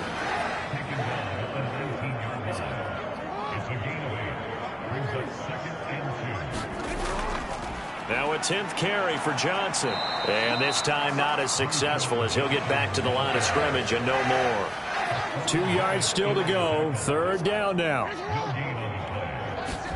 They'll go with a touch pass here, trying to pick it up. And he won't be close to a 1st down as he runs into a wall right around the line of scrimmage. That's a nice job there defensively, being able to diagnose that little touch pass. They saw it coming, converged on it before he could get much out of it. Still just the third quarter, but they've got to make something happen. I think they know that. They're going for it on fourth. They run. It's Johnson. And nowhere to go. He's going to be stopped behind the line. The Bears tried it on fourth down, unable to convert. And the Eagles defense able to hold. So he needed the short yardage, Charles. He elected to try to bounce it outside of the outer third, unsuccessful. Sometimes those plays are stacked up by the defense and there's nowhere to go, so you have to bounce it outside. And some backs just get impatient. They want to go to where they think there's more open territory instead of going where the play was actually blocked. In any case, it didn't work here. And this should be the final play before the quarter ends. But first down, Hurts out quickly to Judy. And he's got it past the 30 before he's hit and dropped. 1 quarter remains in this NFC wild card matchup. We'll return with more after this. You're watching the NFL on EA Sports. I'll tell you, far from ideal conditions to play in, but neither offense has had much trouble. Plenty of points to go around. 1st and 10. Straight ahead, Etienne. And running room scarce here. He's going to be stopped in his tracks at the line of scrimmage. The tackle made there by Drew Sanders. He can rack up those tackles in bunches in the run game from that middle linebacker spot. And what he has to do is make sure he congratulates the guys in front and tells them thanks a lot, because as the guy in the middle, the Mike linebacker, you're counting on your front 3, your front 4, your front 5, whatever you've got in front of you to take up all the blocking, allow you to roam and hit, and that's what he did on that play. It'll go as a loss of a yard, so now they deal with 3rd and 11. Now that's a nice play. Got me fired up, partner. But can they do it back-to-back plays? All the training that you go through as a defense for these situations, when you have to get the ball back, everything you go through, holding up the runner, raking at the football, getting to the passer, knocking it out of his hands, whatever way, they have to get the ball back. Now can they stand tall again for a huge 4th quarter stop? And he'll be brought down at the 34, well short of the first down marker. As much as I praise teams for being true to who they are, in this situation, I wonder if maybe they outguessed themselves a little bit. 3rd down seemed like an obvious passing situation. They chose to run it and didn't get anywhere close to the first down. The Eagles send out their punter now as he'll kick it away for the 2nd time.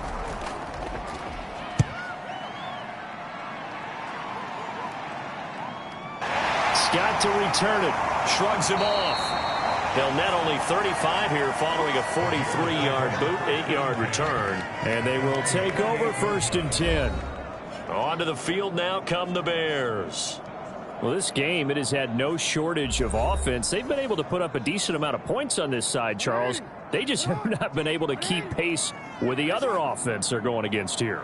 Yeah, that's a good way of pointing things out, because now it's not a total loss, because as you said, they've scored some points, so there's some plays they can build on, moments where the game plan actually worked.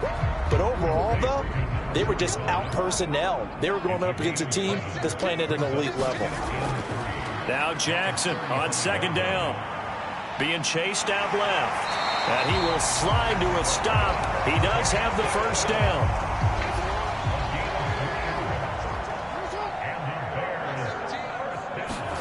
Now it's Jackson.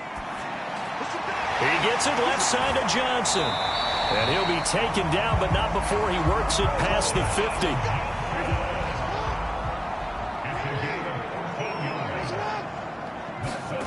Now Jackson on 1st down. Throwing left sideline there, but it's incomplete. So now 2nd and 10 after the incompletion on 1st down. To throw is Jackson. He finds his man, complete. That's Cox. And he has another first down as they'll get the ball down to the Eagles' 38-yard line. A nice pickup there of 11 yards, and it'll move the sticks. So here's a 1st and 10 at the 38. Here's Jackson to throw. And the throw left sideline here is caught, but they'll rule it incomplete. Couldn't keep his feet in. 2nd down.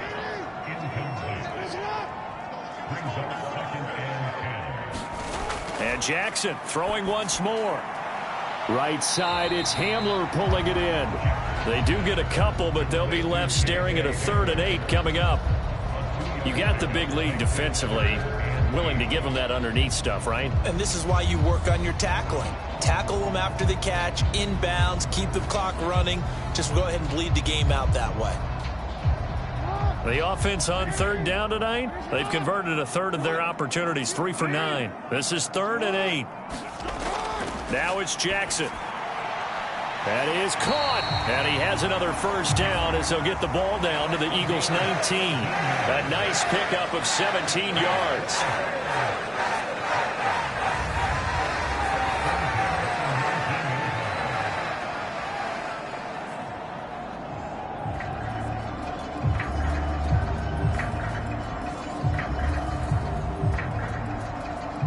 So here's a 1st and 10 now down inside the 20. Johnson running right. And he'll get him inside the 15 down to the 14-yard line. Ball at the 14 for 2nd and 5. Jackson. Over the middle, it's complete. Call it a gain of 3 on the play. And it makes it 3rd down and 2 yards to go. From the gun, Jackson. And that is caught. Touchdown, Bears. An 11-yard touchdown. And the Bears have got it back to a 2-score game here in the 4th.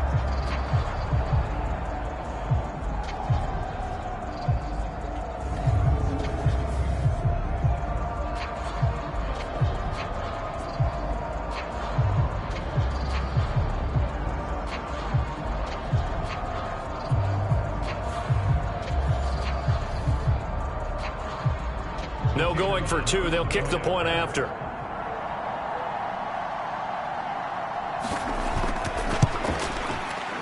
And the lead will be cut down to 14.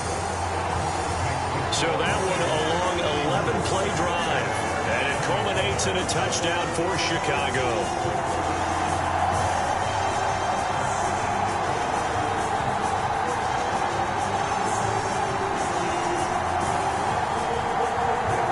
The Bears send the kicking team out there, and they will send this one away. This is Tony Pollard. This taken in right around the goal line. And he'll take it up past the 25 to the 26-yard line.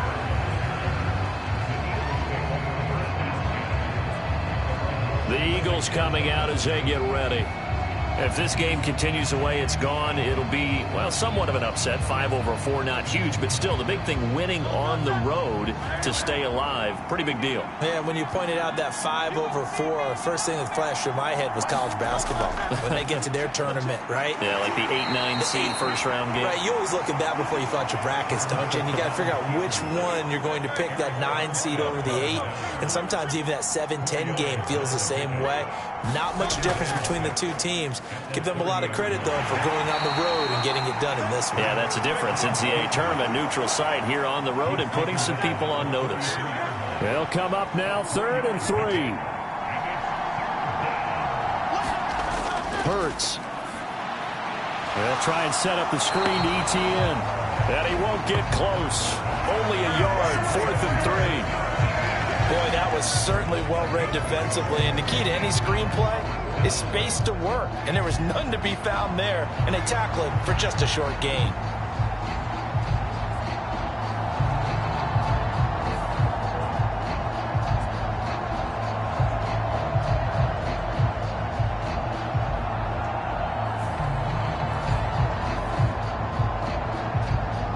The Eagles send out their punter now as he's on here to punt it away.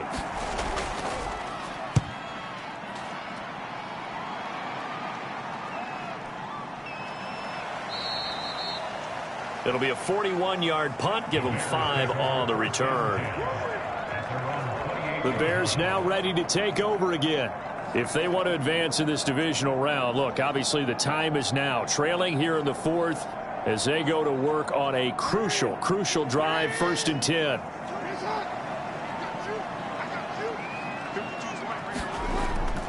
They begin the drive with Johnson. And he's going to take this ahead for right around 3 yards, but no more than that. Second down. He's brought down at the 31.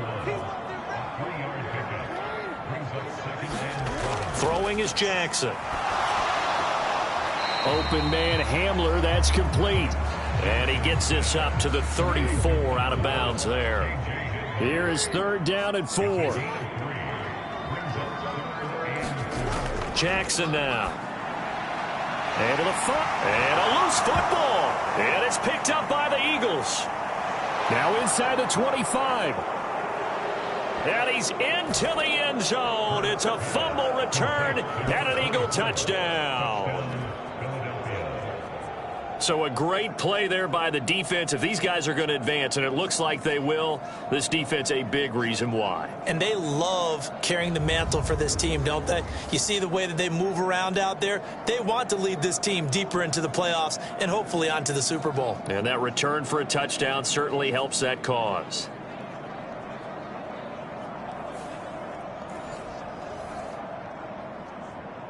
Elliott on for the extra point.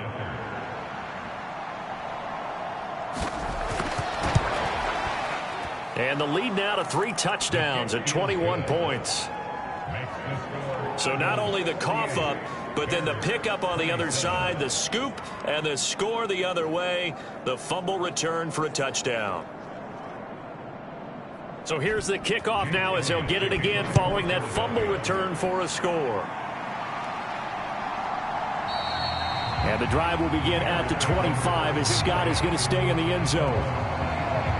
The Bears offense now heading back out onto the field. Saying their fans here are stunned would be an understatement. Things in this wild card round have not gone according to plan.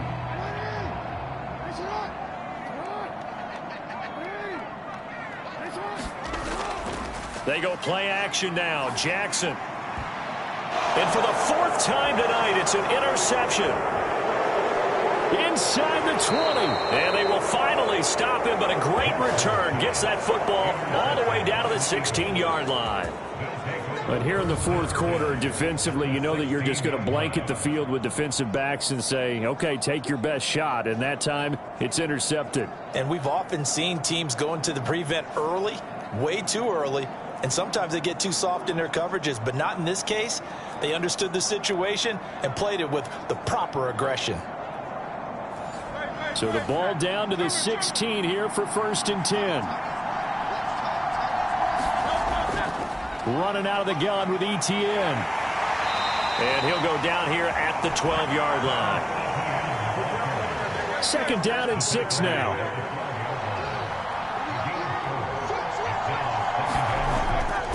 A give, it's ETN off the option. And he was able to shed 1 tackle but could not get away from there. It's a 5-yard gain, but they'll still be a yard short here with 3rd down now looming.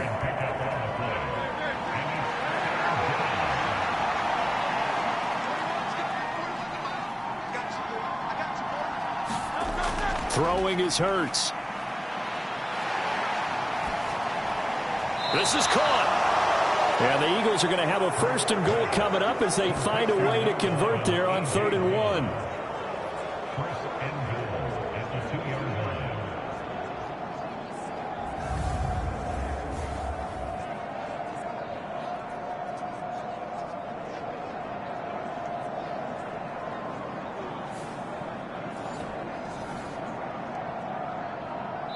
Just 2 minutes remaining here in the 4th quarter of what has been a one-sided affair. So it's Eagle football here as we get you reset. It looks like a jumbo set with 3 tight ends here for 1st and goal. ETN is into the end zone. Touchdown, Philadelphia. And he certainly played a pivotal role with those 2 TDs and why they're up on the scoreboard right now. Well, someone's all about winning, aren't they? Because he's not worried about the number. Sure, it's great to have 2 touchdowns. But the bottom line is what he's doing is contributing to their lead. He wants to continue to do so.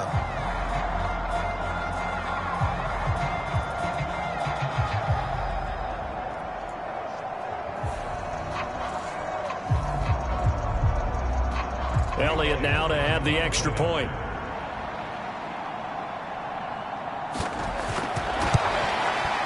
And that'll increase their lead to 28. A drive there of just 4 plays. And it was capped off by a Travis Etienne touchdown run.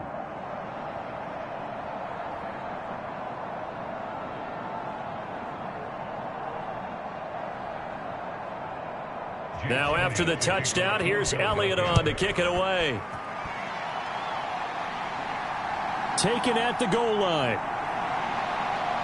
And able to get this across the 20, but not much further as he's dropped it to 23-yard line. And now Chicago getting ready to go as they take the field.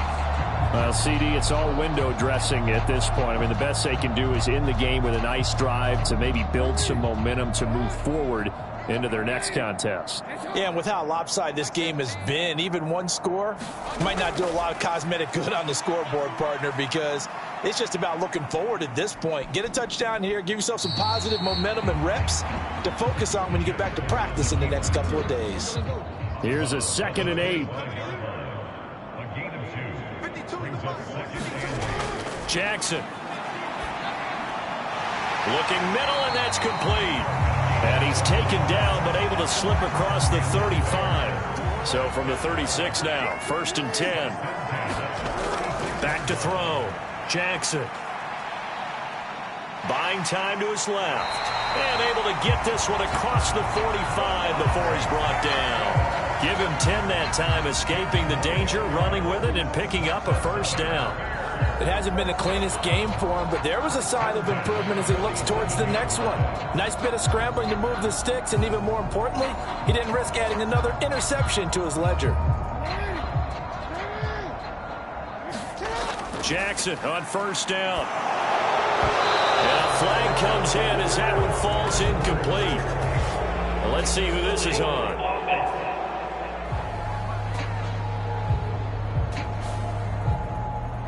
So following the hold, they're in a bit of a hole here with a 1st and 20. Here's Jackson. Pressure comes, and down he goes. The Eagles get there for the sack. It'll be a loss of 7 on the sack, and it brings up 2nd. Talk about two sides of the ball at cross purposes, because mercifully this game's almost over for the offense, but the defense, they still want to get a few shots in. That front 7, they've loved this ball game. They've been able to pad their stats, and maybe some backups can get in and get a sack as well. Now this one from about 2 counties over after the sack. They come up on a 2nd and very long. It's a short one here, complete to his tight end. And he gets this to the 35. Good for a gain of 5. Now the Bears going to call the first of their timeouts, as the clock will stop with 33 seconds remaining. Now on 3rd and long, they'll look to throw. And that's going to be incomplete. The decision made for them. They've got to go. It's 4th down. Here we go. It's Jackson on 4th down. And he's brought down. Can't do anything with a football. It's a sack and a turnover on downs. They had to go for it with such little time remaining. And the Eagles are going to take over in great field position. So they've gone for it twice now on 4th down in this game, and both times unsuccessful. I wish we could hear the headsets now between the head coach and the offensive coordinator. Now that they're 0 for 2, if they get into a 3rd situation, head coach might say, hey, you got anything for this one? Might get radio silence back.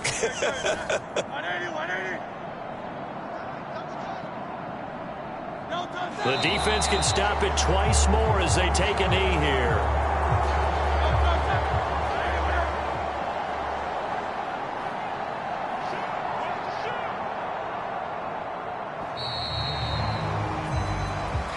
They said beginning of the season they wanted to get past the wild card round. Well, they just got past the wild card round. How about that, being able to put the big check marks up in the locker room, right? Get to the wild card game, check, got that done. Win a wild card game, big check. Now you've got to go ahead and set your sights higher. There is a bigger prize out there, and they still have an opportunity. So that'll do it for us. For my partner, Charles Davis, and all the hard-working men and women on our crew, I'm Brandon Gaudin. You've been watching the NFL right here on EA Sports. With that, we say good night from Chicago.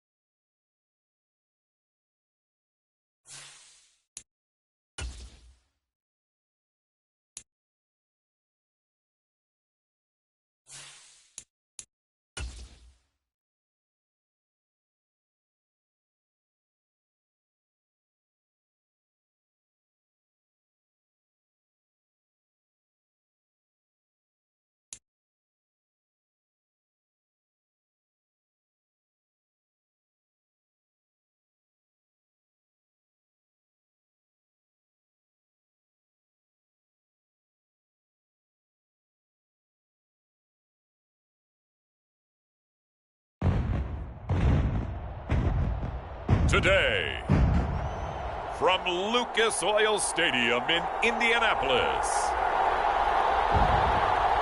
it's the AFC Wild Card Round on EA Sports.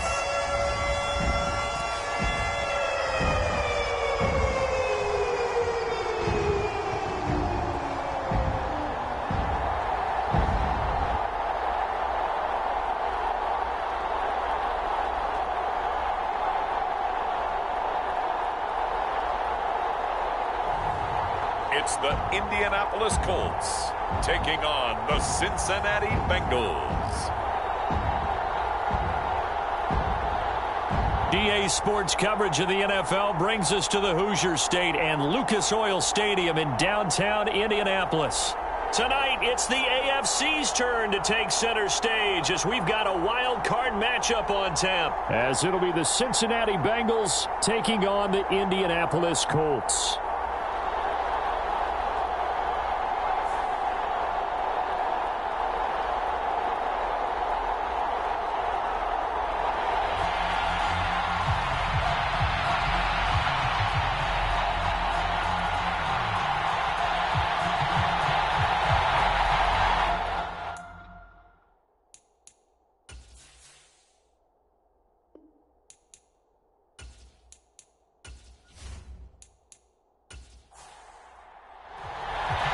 It's the first of 6 games here on Super Wildcard Weekend, and we are underway on EA Sports.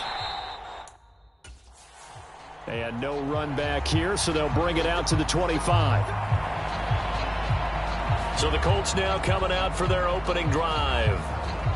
They will be led out by the 6-foot lefty from Alabama. It's Tua Tagovailoa. And when you watch him play, everything just looks like it comes so naturally to him. When he's dialed in and finds that zone, passes are crisp, he sees the field really well, and he takes charge as the leader of this offense.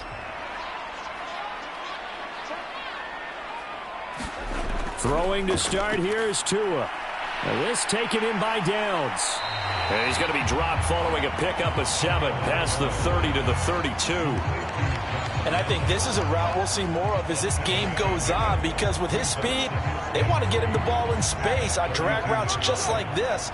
They want him to get the ball and run after the catch. Good job there, though, holding him for a short gain.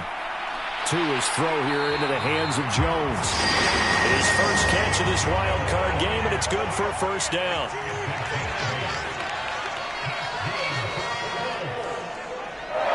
Moore, the motion man. And he'll get it here on the touch pass. And they're going to stop him right at the line of scrimmage. Just no cutback lane to be found whatsoever. 2nd and 10.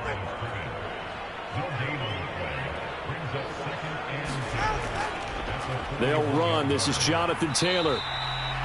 Give him 3 yards, and now they're left needing a conversion here on 3rd and 6.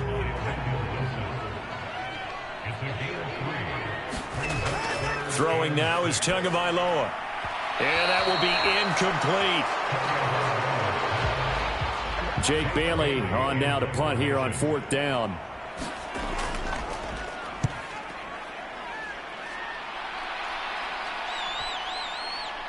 And great special teams work here. This is knocking on the door of the 5. They'll spot it at the 6-yard line. Absolutely love the flexibility of these punters. Their leg drive, able to get it way up in the air, and that allows their punt team to get down there and down it inside the 10 because they've had some time. So here are the Bengals now with a long field ahead of them. And leading them out, their signal caller now in his 4th season in the NFL. So this is what we find out about the game plan and the trust factor, don't we? In this situation, the natural thing is take care of the ball. Run it inside. Everyone cover it. Just, get yourself some room and let your punter punt it out of there. But when you really got a QB you can trust, you might want to take a little shot early and try and create some space. He couldn't get rid of it. He winds up losing a yard. It's 2nd down. Well, if they have any thoughts of coming in here and getting this road victory, that's not the way to start it out on the first play of the game. Yeah, one thing you always say when you go on the road, take the crowd out of the game. They actually brought the crowd into it by permitting that sack right out of the gate. The sack cost him only a yard. It's 2nd and 11.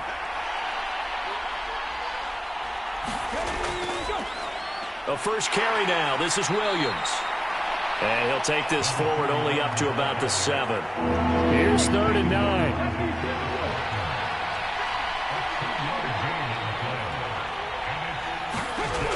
Now a shotgun snap as they'll look to throw. He's got his target. That's complete.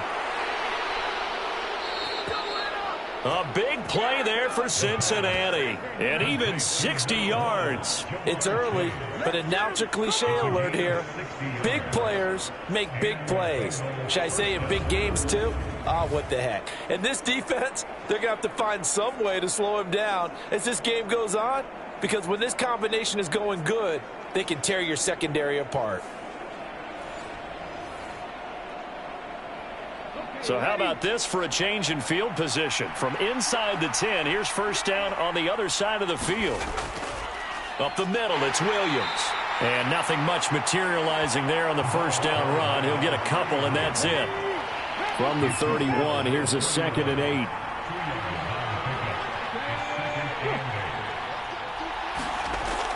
He'll look to throw.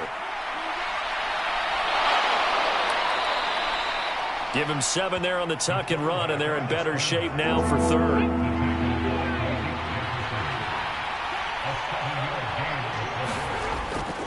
Now they'll throw here out of the gun. Into heavy traffic, and it's intercepted. Picked off by Malik Jefferson. And the Colts will have the football as this is taken up past the 30.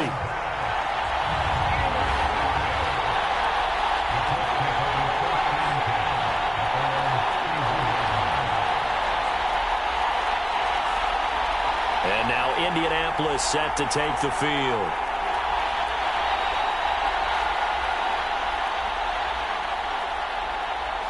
Three tight ends in the ball game here on 1st and 10. A carry by Taylor to start the drive. And he'll lose yardage here, going down back at the 28. That's going to wind up a loss of a full 3 yards on first down. Well, you had to punt on your first drive, and on the first play of the second drive, you end up going backwards. I would dare say they need something good to happen right here, right now.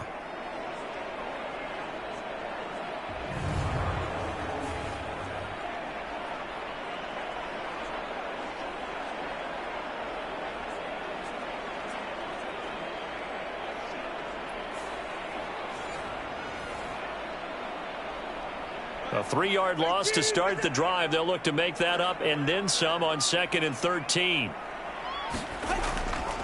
They go to the ground again with Taylor. And give him 6 yards here as he stopped near the 35 at the 34. Now 3rd down and 7. Here's Tua. He finds his man, complete. That's Peterson. And he gets this up across the 35 before he's out of bounds. So the completion good for just 3. And that's going to bring up a 4th down.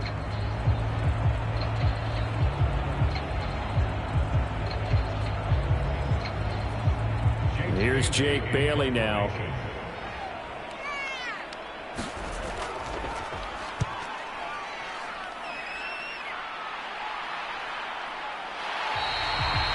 So a change of possession here on the punt. And the Bengals take over 1st and 10. Cincinnati coming back onto the field here for their second drive.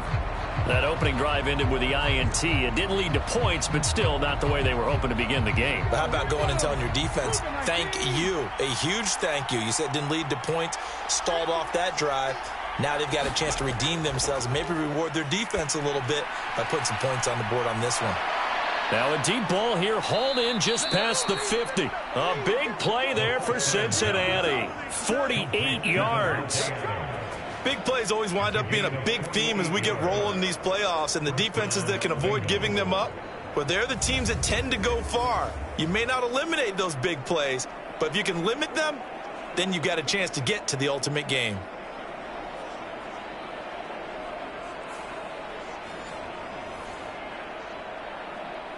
So the big play changes the complexion of things. Here's 1st and 10 just outside the 30. Back to throw here. Quick slant caught by Chase. And he's going to get a solid gain of 9 before being brought down. Second and right at a yard. Brings up second and a yard at the Colts 23-yard line.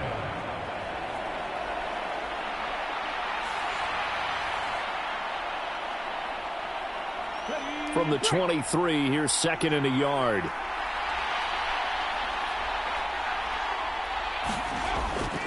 They'll run out of the gun here. Williams. And he'll be brought down at the 21, just shy of the 20 in the red zone. 2 yards on the pickup, and that's all they needed to move the sticks. Now we give up the middle to Williams. And he can only manage to get a couple. Second and 8 coming up. And now a stoppage, and looks like we have a Colt who was shaken up on that last play. Now the medical staff is going to come out here and take a look, and we will take a short break.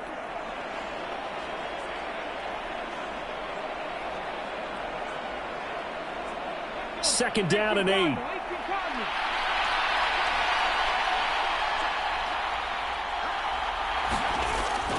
He'll look to throw.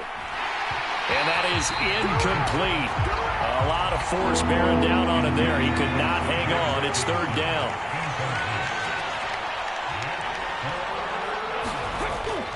Now back to throw. That one taken in by Adams. And the Bengals are going to have first and goal as they try to finish off this drive with 6 points. I think a lot of people ask the same question all the time. Why do we see so many slants in the red zone? Well, the windows are tighter. Everything's more condensed. It has to be quicker, and you've got to deliver the ball on time. Your biggest worry?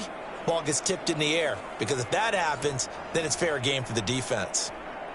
So first and goal and an opportunity for our first points in this wild card game. They'll try and run. This is Williams. And that'll move him a little closer as he takes it from the 7 down to the 4-yard line. Second and goal from inside the 5. Williams again. And he takes it into the end zone. Touchdown, Bengals. Taking it in from 4 yards out. And the Bengals will strike first here in this wild card matchup. So, partner, it was a passing game that drove them down the field, but when they get close, they trust that man in the backfield, and he took them home. And they trust their offensive line as well, because so many of these units, they specialize in either pass protection or run blocking. This group shows its versatility and gets both done on this drive. Evan McPherson for the extra point.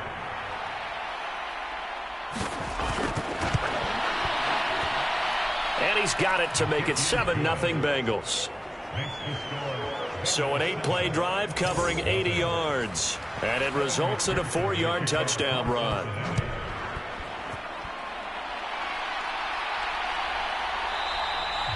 And it'll come out to the 25 as he will not attempt to return. Now the Colts offense gets ready to head back on the field. Still in the first half, but this offense has struggled. Haven't really been able to get anything going, not only in the points category, but in the yards category. We'll see if they can do better here on this drive. They'll run with Taylor to begin the drive. And he's going to get a good gain of 9 here up to the 34. Maybe a good spot to take a shot. Here's second and a yard from the 34. Downs going in motion left. He's going to get it on the jet sweep. Oh, and this one may need to go back to the drawing board. He's going to be swallowed up right away. He winds up giving a yard back there, and now it's 3rd and 2. Well, as a wideout, when you take that handoff and you're coming around the edge, you're expecting to see nothing but empty space in front of you. But if not... well, things can go south in a hurry, and that's exactly what we saw on that play with a loss.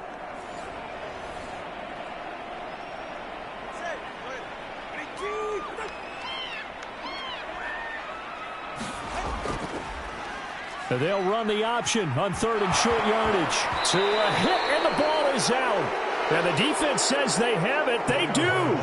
One play into the ball game, an early turnover. And this is one of the dangers of letting your quarterback run the football. Now, look, he goes through ball security drills just like a running back does. But most of the time, the quarterback swings the ball away from his body. And in traffic, sometimes they forget to protect it. Now the Cincinnati offense ready to see what they can do here. They've got a 7-0 lead in the football as well as they start out 1st and 10. From the gun, it's a run for Williams. Give him 5 on the carry there, and it'll be 2nd down. That's a really nice job by them picking up the run blitz and detecting it and blocking it and turning it into a nice run. And a lot of times you think if you blitz a running play, you're going to smother it. But a lot of the blitzers, they come in a little bit high. They don't have great leverage, and they're easily blocked and turned to the side. 2nd and 5. And he's taken down, but not before reaching the 10-yard line. That one a broken play, but it ends up being a good play. The scramble goes for 20.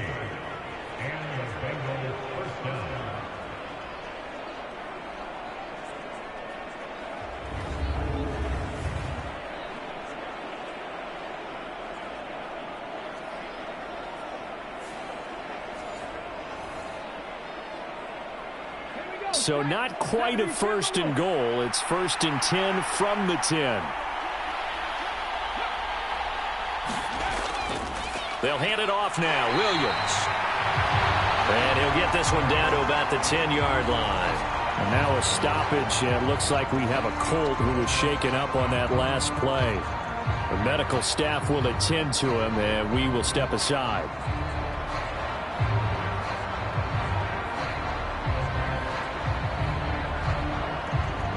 Now 2nd and 9 from the 10.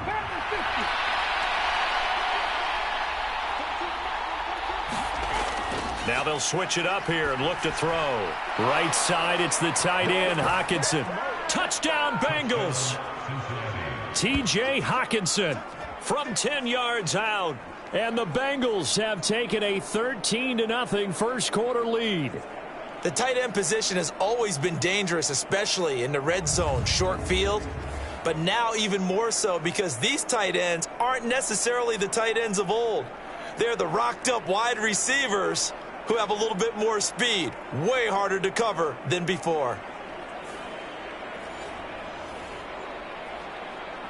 And McPherson on for the extra point.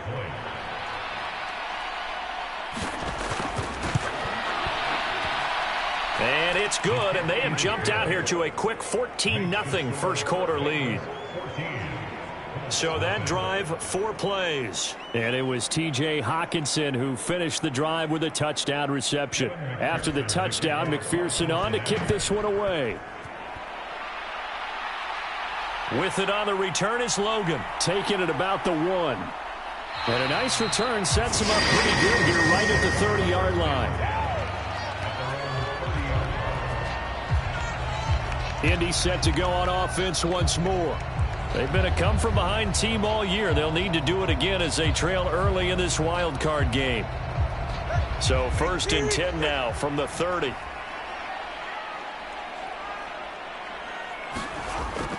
And they'll go on the ground. And it's out. He put it on the carpet, and the Bengals grab it. And his guys are going to take over at the 39-yard line.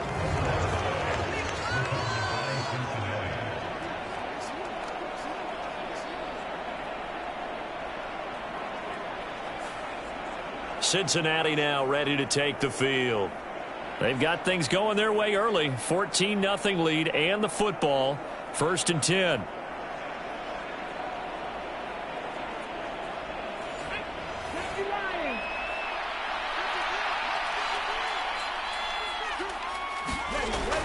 They'll try and start this drive in the air. Going underneath, he's got Hockenson. And he'll go out of bounds after taking it a little further down inside the 40.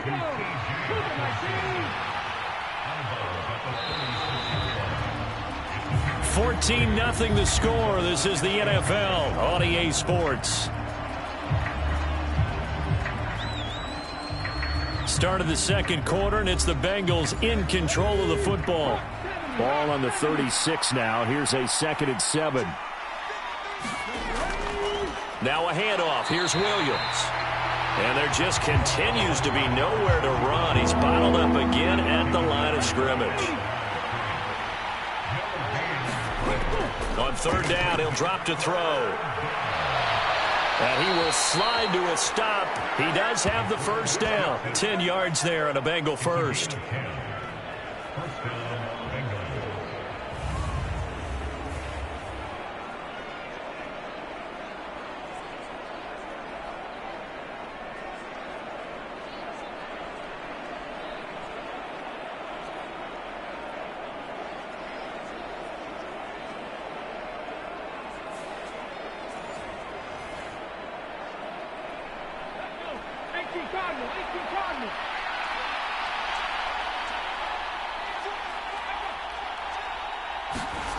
Back to throw now on first down. And his throw's going to be incomplete. He didn't just deny a big throw there. He broke that one up in the red zone. An excellent play, one that may help save points on the board when this drive is over. Here's 2nd and 10. Now a 10th carry. Here's Williams. And the second wave of tacklers is going to get him as they stop him behind the line. It'll go as a loss of a yard, so now they deal with 3rd and 11. Well, coaches stress their defense being physical. They don't just mean the big guys. How about the guys on the outside, the cornerbacks? It's not just their job to patrol the airspace. They can get involved in the run game as well.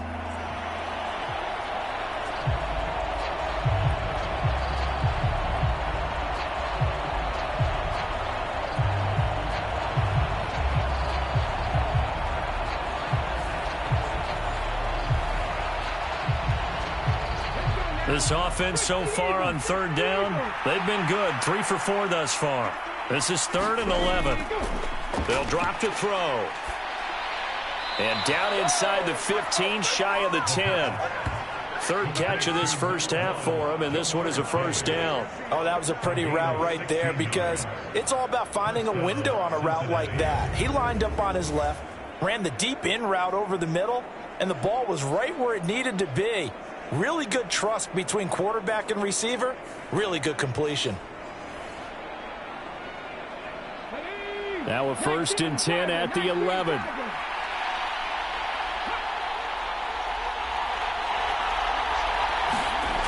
They're going to look to throw. And he's going to be brought down just shy of the 5 at the 6. So many times we talk about having good eye discipline when you're playing defense, making sure your eyes are in the proper place on a given play. Looks like that discipline came to the front there, didn't it? They were able to hold him for a short gain when he took off running. Now 2nd and 5. Snap will come from the 6. They'll set up to throw. And he will take it on in for a Bengals touchdown. A 6-yard touchdown run. And the Bengals continue to pull the playoff surprise as they lead big here on the road. Well, you talk about just coming in and completely seizing momentum. They can go up 21-0 here. We haven't even hit halftime. And the other part of this, you can start to feel the unrest here in the stadium. I think these fans are saying, what hit us? And this isn't about fantasy points. This is about rooting their team on. McPherson on for the point after.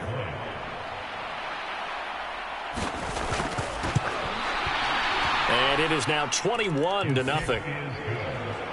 So that drive in total 8 plays. And it's capped off by a touchdown run of 6 yards. After the touchdown, McPherson on to kick this one away. This taken in at the goal line.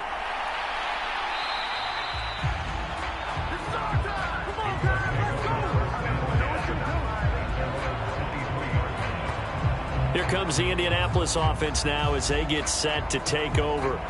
And they've sort of lost their way, partner. How do they recalibrate and get this proverbial train back on track? Well, this is where leadership really comes into play. How's the head coach handling it? The offensive coordinator? Sometimes they just make a joke. All right, guys, you had your fun? All right. Throw it out the window. Yeah, let's get back on track here. And sometimes that'll work just fine. I guess it's time now to lean on that leadership. Max Crosby, the one who got in there for the stop. 2nd and 10. Tua going to throw. And then he drops it incomplete. And their struggles continue here. They come up to the line now facing a 3rd and 10 after the incompletion. Tua sets up to pass it. He finds his man, complete. It's Peterson. And a good tackle there right around the 30. Stops him short of the first down. So the completion good for 7 there. And that'll bring up 4th down.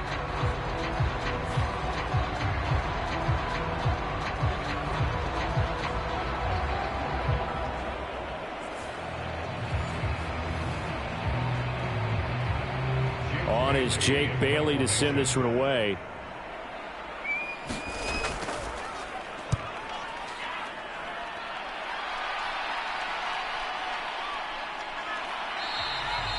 Call that a 44-yard punt, 5 on the return. And the Bengals will take over here 1st and 10. Cincinnati's offense coming back here onto the field. Well, everything right now that they touch on this side of the football, it seems to turn to gold. They've scored on 3 straight possessions. That lead continues to grow. And, I mean, if they can get points here, Charles, might almost be an insurmountable comeback for the other side. I think you make a great case for that, so I'm going to flip it over to the other side. Could they make the big comeback? Certainly. Am I expecting it? Not at all. I think if we don't see a drastic change in how they're playing, this blowout's going to get bigger and bigger before the final gun. Williams going to get it again on 2nd down. And he'll be brought down right around the 37. Line of scrimmage, the 37 on 1st and 10. They'll look to throw. That's to the sideline and incomplete. Now a 2nd and 10.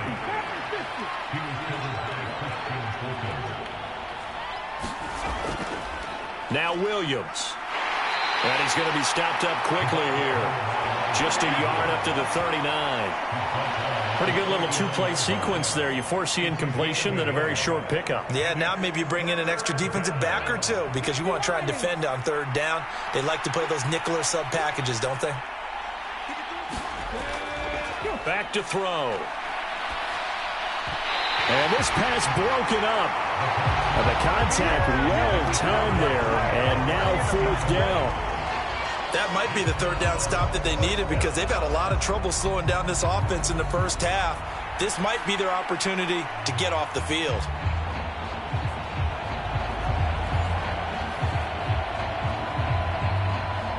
Blake Gillikin on to punt now on 4th down.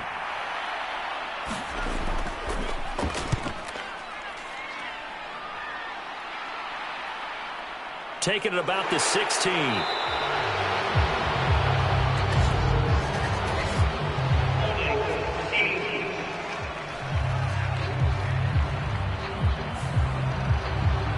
So holding on the return, and that's going to back him up to start the drive. He was trying to get the job done correctly, just trying to clear a little space for his returner. Ended up getting a little too much jersey and hooked the guy. And he's going to go down right near the goal line. The officials look at each other. They're going to mark him at the 1-yard line. Miles Murphy. Credit him with a sack as he buries him for a loss of 10. Now this is where field awareness comes into play. He's getting perilously close to his own goal line. And after that sack, backed up to his own 2.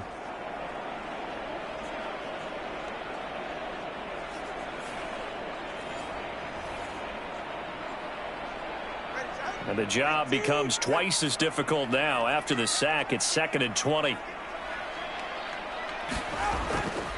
A give for Taylor running right side. And he'll be brought down, it looks like, right at the 15. A good pickup there, 13 yards as they get closer for 3rd down. Well executed there on 2nd down, so do you go back to the air on 3rd? Well, that's a possibility, but now you've opened up things to where you showed that you would run the ball in long-distance situation. You might come back again because... And he coughs up the football near his own goal line. And he's brought down all the way back in the end zone. My goodness, that's going to be a safety. And the safety there, another mistake, and these mistakes just keep piling up. How many more can they make? They put themselves in such a massive hole now. Going to be difficult to dig out from under. Yeah, for sure they can't afford anymore at this point.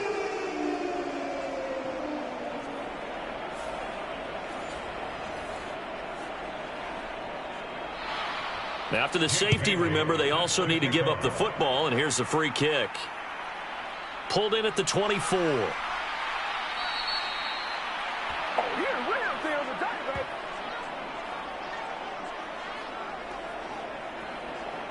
The Bengals offense now, they head back onto the field. Obviously not the intended goal last drive. They had to punt the football, but still they've got the lead here and now a chance to add on to that lead if they can get points on this drive. 1st and 10 upcoming. They'll come out throwing here on 1st down. And he'll be taken down, but not before he gets into enemy territory. Able to make something out of nothing there. 17 yards and a 1st down. It's a gain of 17 yards. 1st down,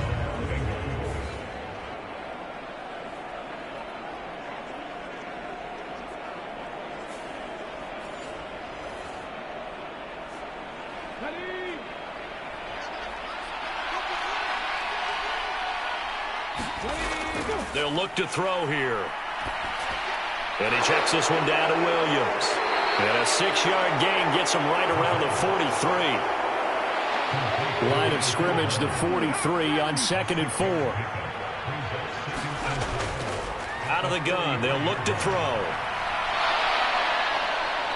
And brought down, but able to get it to their 30-yard line. Good coverage downfield led to him taking off, picking up the 1st down on a 13-yard run.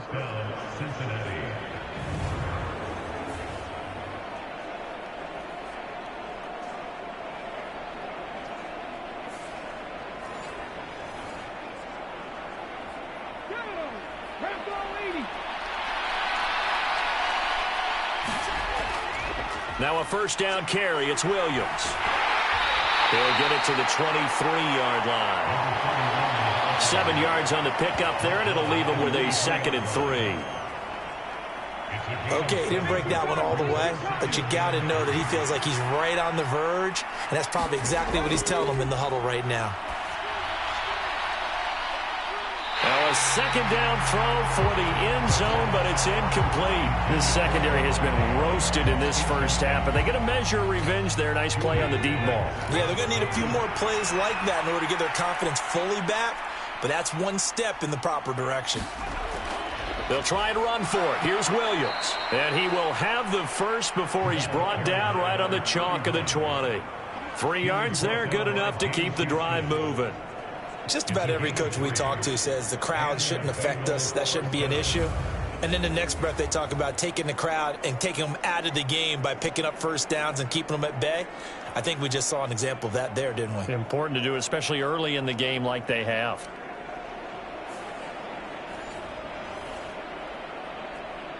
Let's go now. 60 Eagles. They'll look to throw now on 1st down. Slant to Adams. And the Bengals are going to have a 1st and goal coming up as the tackle made at the 3-yard line. 1st and goal at the 3-yard line.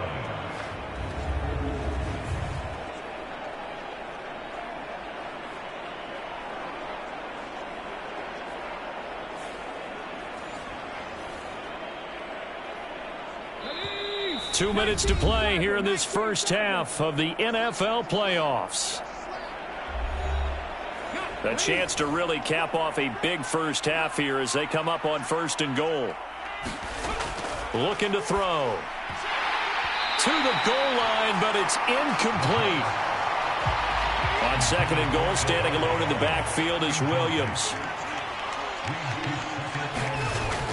He'll drop to throw.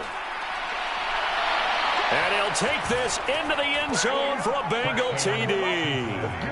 A 3-yard touchdown run. And the Bengals continue to pull away here in this 1st half. Not the first time on this drive we saw him take matters into his own hands, and this time he finishes things off with a touchdown run. You're not going to be happy with me, but I think he took matters into his own feet, didn't he? No. Davis from the top rope. I like it.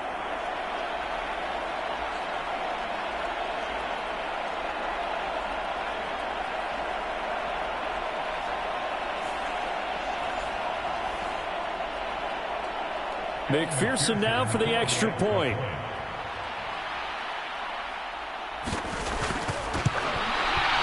And the lead is now an even 30.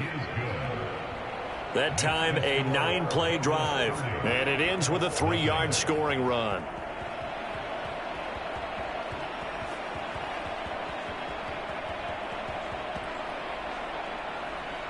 After the touchdown, McPherson on to kick this one away. With it on the return is Logan. And up to about the 26-yard line, just across the 25. And the Colts coming out now. And now their hill to climb has gotten taller. They had the safety last time they had the football. That led to the touchdown a moment ago.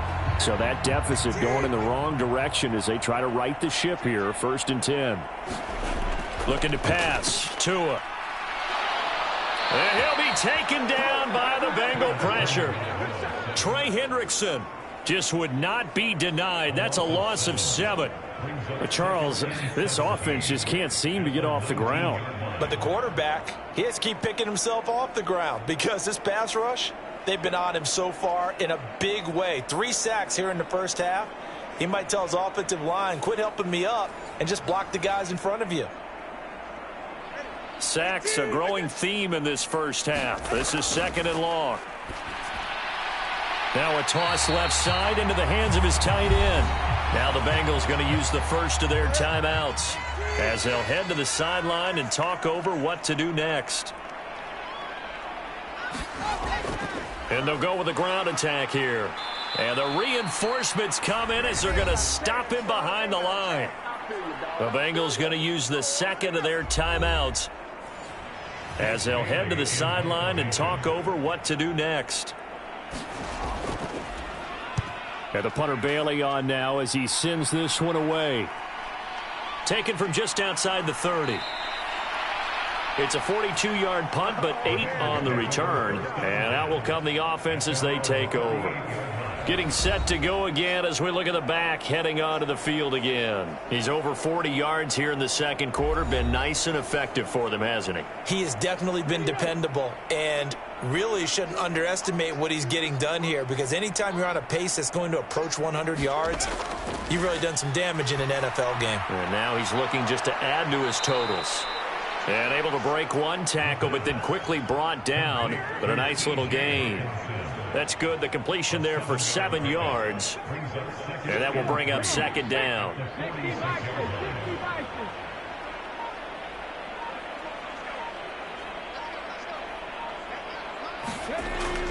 They'll set up a throw. Leaping, and he makes the grab. And he's going to be taken down just shy of the 35. And they line up now for what will likely be the last play of the first half. They'll throw now on the final play. And he'll spot Higgins open left side. And he's going to get this inside the 30. So we're at halftime of this AFC wildcard matchup. As we'll head down to Orlando, that's where we find our man Jonathan Coachman at our EA Sports Halftime Report. Coach. Okay, BG, thanks very much. The playoffs are underway. What a weekend this is going to be. Super wild card weekend. This, the first of 6 games set to be played. We'll get back out to you guys in just a moment. But first, let's remind everybody what's coming up tomorrow in the AFC. We've got the 3-6 game, as it'll be the Buffalo Bills doing battle with the Baltimore Ravens.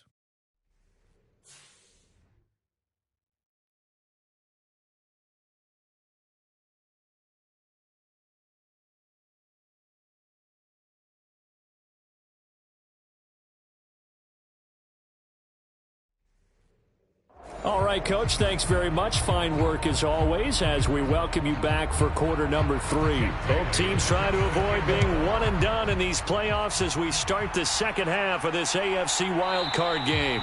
And the half will begin with a touchback. There's a look at receiver Jamar Chase as the Bengals get set to go on offense. And I know that they've double-teamed him a couple times, but not a ton. Whatever they're doing isn't working. He's up over 100 yards. We'll see how they adjust. And when they do that, they weaken their defense in other places as well. And how many times have we done games where we've seen a guy have a big game like this, but it's usually not by himself, is it? Right. Usually it opens it up for other people to have big games as well. It's a gain of 7. Brings up 2nd and 3 at the 32-yard line.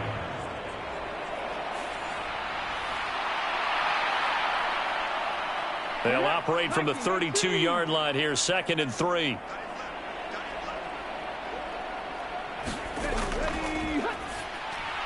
Now this one over the middle into the hands of his tight end, complete. Line of scrimmage, the 37 on 1st and 10. Now a man who's been busy this afternoon, it's Williams. And nothing much materializing there on the first down run. He'll get a couple, and that's it. Ball on the 40 now. Here's 2nd down and 8. Again, it's Williams. And able to get this one all the way up to about the 46-yard line. Heavy set out there on 3rd and 1. Williams. And he's got the first down, yardage before being taken down at midfield. A gain of 4 that time as the drive continues. And this is beginning to border on dominance. Another strong run that picks up a first down. You've got to wonder if the defense coordinator is wondering, do I even go to goal line defense in any situation now to try and slow down this running game?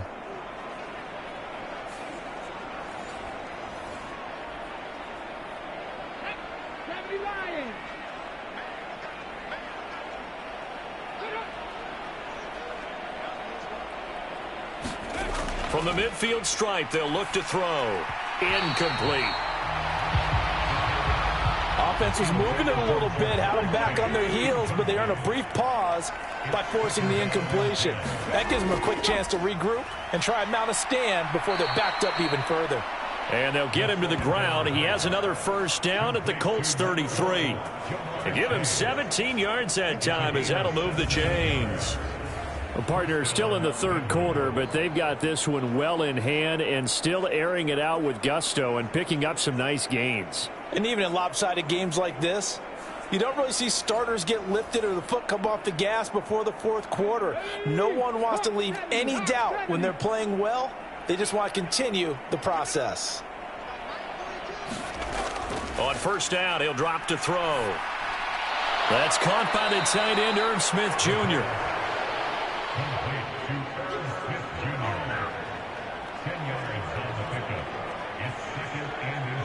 Options galore here, 2nd and a few inches. Now a toss left side, it's Williams. And he'll take it down here just shy of the 15 at the 16-yard line. So 1st and 10, and if they score on this drive, might have to start digging in our second half blowout material. Now carry number 20 of the game, here's Williams. And they'll get to him just inside the 15, even after that strong run we witnessed. 2nd and 7. From the shotgun, he'll look to throw. And he will take it on in for a Bengals touchdown. A 13-yard touchdown run. And the Bengals take the opening kickoff of the 3rd quarter and drive right down the field to extend their lead. The quarterback run has eaten him up all game long, and there he goes again, this time into the end zone. And what I like about what I'm seeing, absolutely running almost with impunity. He's not worried about his body. He's not worried about sliding. He's not worried about protecting himself. He's worried about getting yardage. If you're on the defensive side of the ball, you've got to start figuring out what these blocking schemes are and finding ways to defeat them. Extra point by McPherson, up and good. And the lead grows even larger here in the 3rd quarter.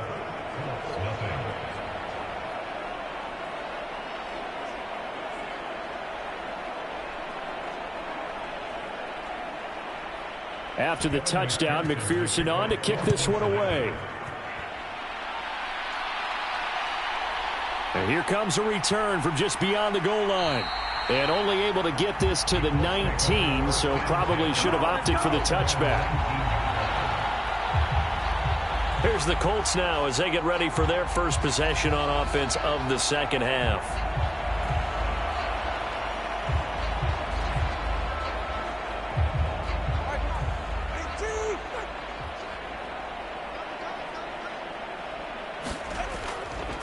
First and 10, Taylor now. Stopped at the 24-yard line after a gain of 5.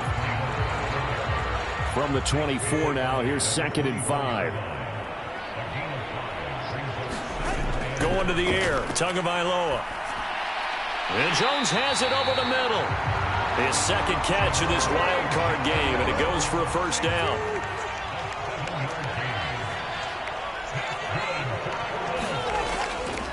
Up the middle, here's Taylor. And not a whole lot of room to operate there on the first down run. He gets maybe 3.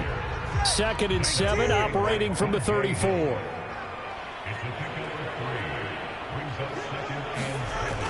They'll run the toss here with Taylor.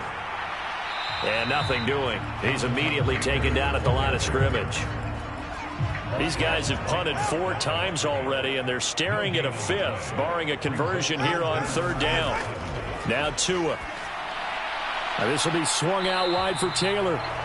And he'll be taken down well before the first at about the 36-yard line. That's going to bring up 4th down, only a gain of 2 there. So much about this game is just understanding situations and then having to execute, isn't it? Guard the first down sticks. Don't let them get there. And they rallied and made the tackle.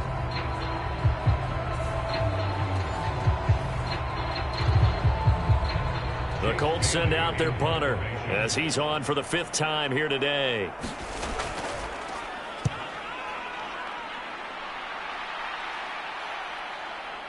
And he fields it cleanly. It'll be a 10-yard return following a punt of 45. And it will be 1st and 10 as they take over. The Bengals set to take over. And that last drive was very, very balanced, pretty methodical. You think they go that route again? I'm always of the school that until they stop me from doing something, I'm going to continue. And I think that that's exactly what they'll look to do. But the beauty is the balance that they've created sets up opportunities for big plays.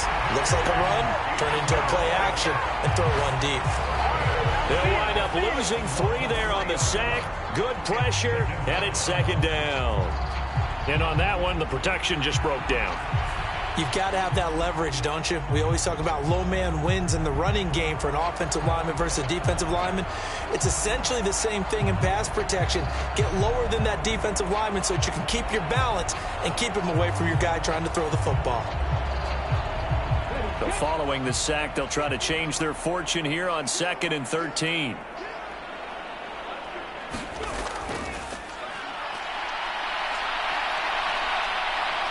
Oh, he's hit. He lost the football. Put it on the carpet. But I think a Bengal player was able to get in there. He was. And they'll keep possession of the football. Much like a running back going through the line, quarterbacks have to be aware of protecting the football as well. He left it exposed that time. Wound up having it knocked free, but fortunately, had an alert teammate who was able to get it.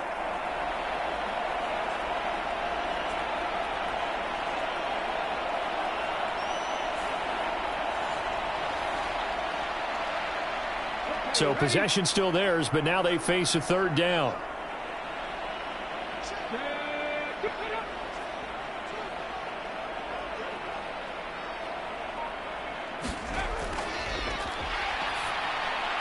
And able to catch it on the left sideline, but they're going to rule him out of bounds. So it'll be incomplete. Certainly one they'd like to have back as it brings up 4th down. On 4th down, the punt team is on as this is sent away. 45 yards, that's what the punt goes for. 5 on the return. And the Colts will go on offense here, 1st and 10. Indianapolis offense ready to go again.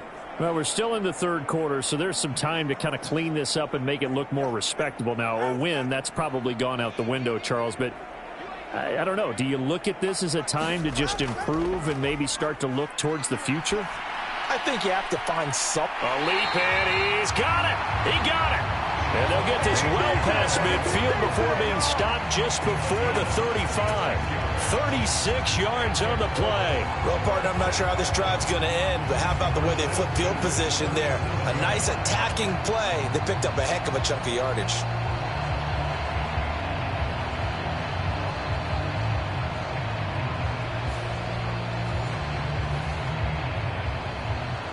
So how about that for a chain mover? They're all the way down inside the 40 now for 1st and 10. And they'll run it here. There he goes, right side. Touchdown, Indianapolis. Josh Downs, 37 yards. And the Colts are able to at least get one score back. And to me, the key to a wide receiver run like that is getting around the first edge guy. It's often like a punt returner. Make that first guy miss, because if you can do that successfully and get upfield, we know good things can happen. He's able to take that one into the end zone. Extra point forthcoming.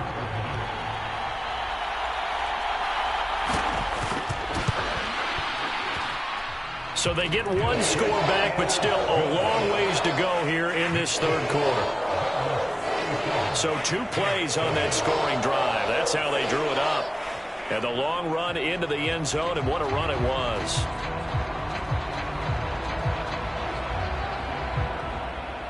Bailey now to kick it away after the touchdown.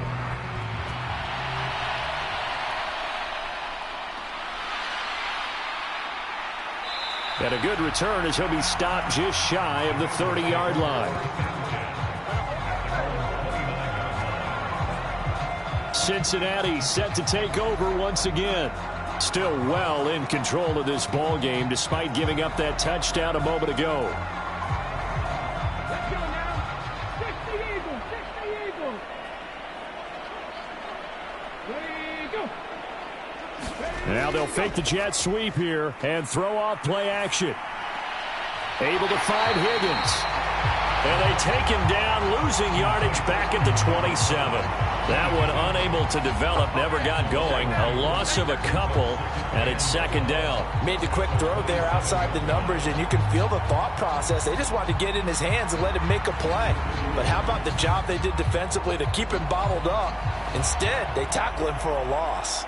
Behind the chain, 2nd and 12.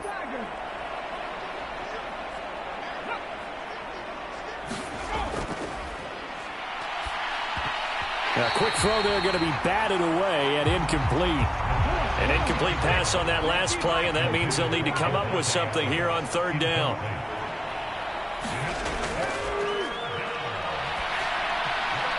That's complete to Williams out of the backfield. And he's able to get this one up to his 30 before he's out of bounds. The Bengals bring out their punter now as he'll punt it away for the 2nd time. His first punt, 48 yards. This one looks equally as good. This is fielded at the 27. Call that a 41-yard punt, 6 yards on the return. And they will take over 1st and 10. The Colts now, their offense works their way back onto the field. And here we are almost through 3 quarters of play, and this passing game still has not really found any kind of rhythm. Put it mildly, because they're not even over 100 yards yet. And in today's NFL, where it's a pass-first league, that is quite surprising. Not many teams patient enough to stick with the run. Everybody wants to advance the ball through the air. They've got to get their timing back. Final minute now of the 3rd quarter. And they'll go on the ground. Nice move at the 40. And able to break one tackle, but then quickly brought down. But a nice little gain. 7 yards on the play. And it'll be 3rd down.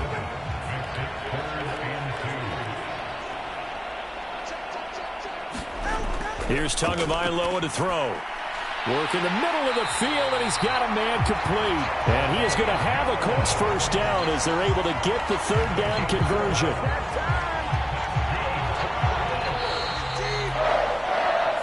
One quarter remains for the right to survive round 1 here in the AFC. This is the National Football League on EA Sports. Back now here on EA Sports. It's the Colts, so they've got the football, but they've got work to do, trailing here as we begin the 4th quarter. On first down, Tagovailoa able to get away. And they will not get the connection there. It's incomplete. Another pass attempt, another incompletion. You figure defensively, you're in the fourth quarter here. You've held a team under 100 yards passing. You've done your job. Especially in today's NFL, which is truly a pass-first league. An incomplete pass on first down. That leads to a 2nd and 10. Throwing now is Tagovailoa. And this taken in by Downs. And a 5-yard gain gets him to the 42.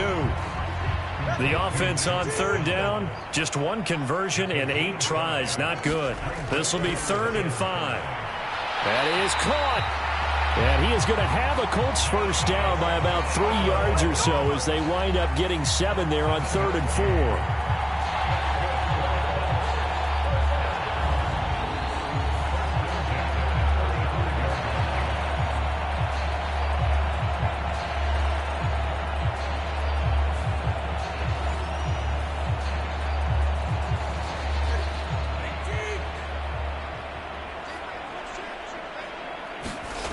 Again, they will throw it with Tagovailoa over the middle and complete to Moore. And that's good for a gain of 6. And it'll be 2nd down. Tagovailoa working out of the gun. Oh, now he's stripped. He lost the football.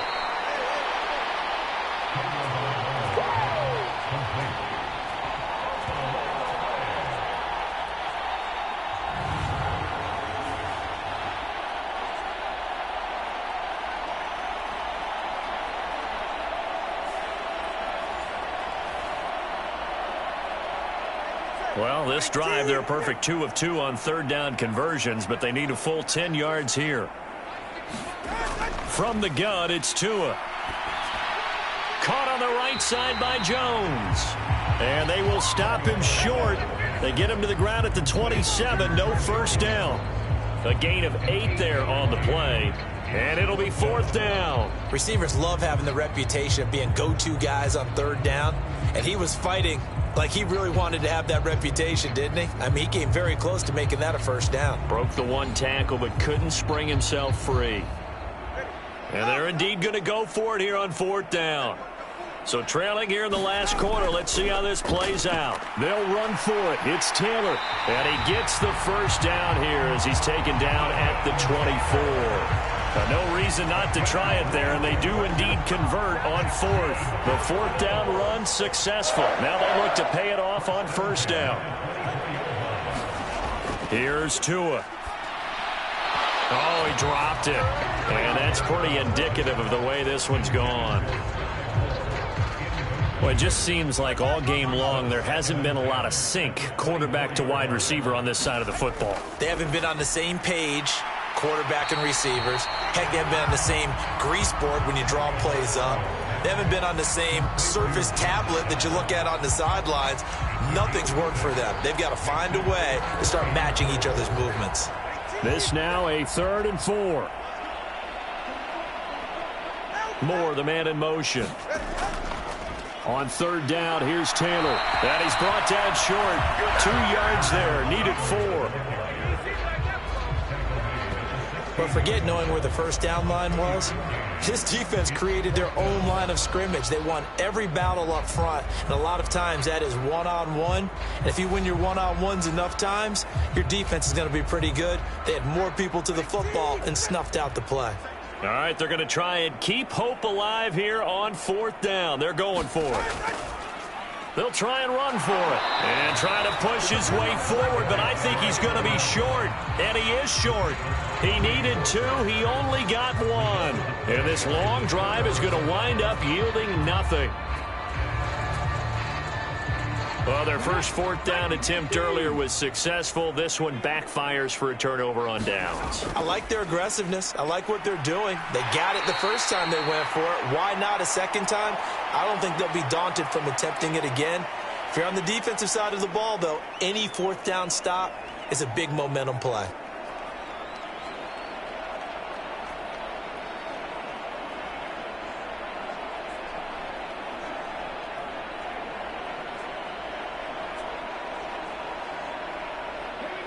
This a 2nd and 8. They'll stay on the ground with Williams. And he'll find some space up to about the 25. Here's 3rd and a few inches. Back to throw here. Able to find the open man. That's complete. And he is going to have a Bengals first down, as that'll be a pickup of about 5 as they convert on 3rd and inches.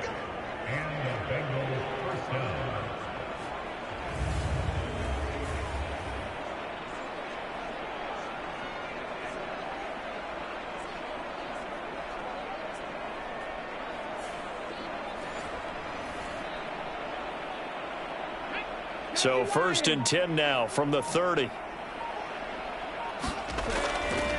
Now a give up the middle to Williams. And he's going to take this ahead for right around 3 yards, but no more than that. 2nd down.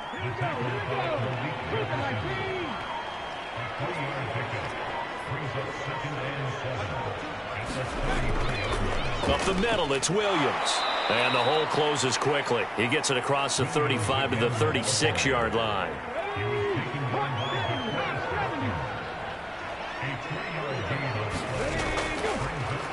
On 3rd down, here's Dillon. And he's got a Bengals first down as he's able to get this up past the 40.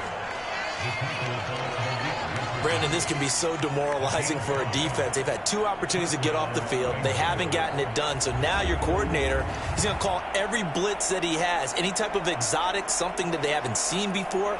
And he's also telling the defensive lineman, don't worry about holding people up. Just get in gaps and try and make a big play. And not only not getting off the field on 2 opportunities, clock continuing to run.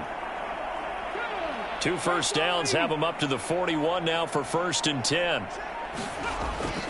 They run again with Dillon. And he'll take this to the other side of midfield before going out of bounds. 12 yards that time and a Cincinnati first down. The running game continues to be a big part of their success here early in the 4th quarter. And with those types of runs, that tells you that they feel very confident in their running game. They feel very strong at this stage of the contest, and they want to keep doing exactly what we saw there, running the ball down their throat. Now from Colts territory, here's a 1st and 10 at the 47.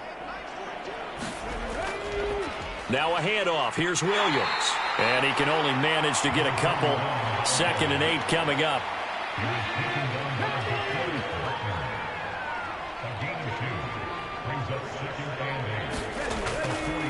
They'll hand it off now. Williams.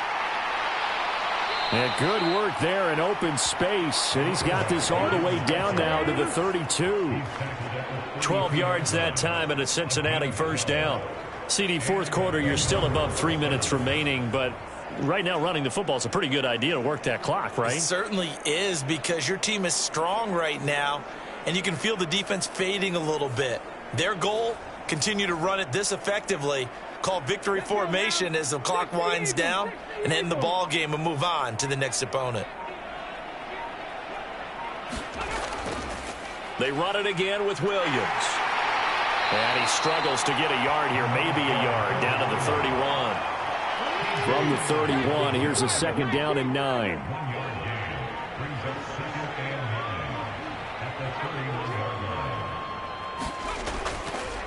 Williams. And he's going to get this pretty close to a first down at the Colts 24. They'll look to make it 3 for 3 on 3rd down conversions. They need a yard here. Just 2 minutes remaining here in the 4th quarter of what has been a one-sided affair. So the Bengals in possession of the football here as we get you reset. They've got a 3rd down now as they look for one more first down to help salt this one away. Call it no gain that time, and they're going to be left looking up at a 4th and 1.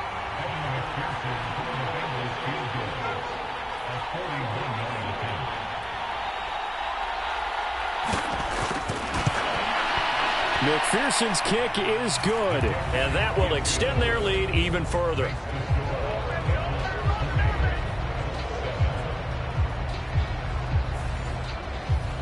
Well, no field goal attempts for him until the final quarter, but no hesitation on his end. He comes right out and nails his first field goal try. And give him a lot of credit, too, because he stood there the entire ball game but has managed to stay with it both mentally and physically. When they called on him, he was ready, and he knocked it through the posts. And now Indianapolis set to take the field.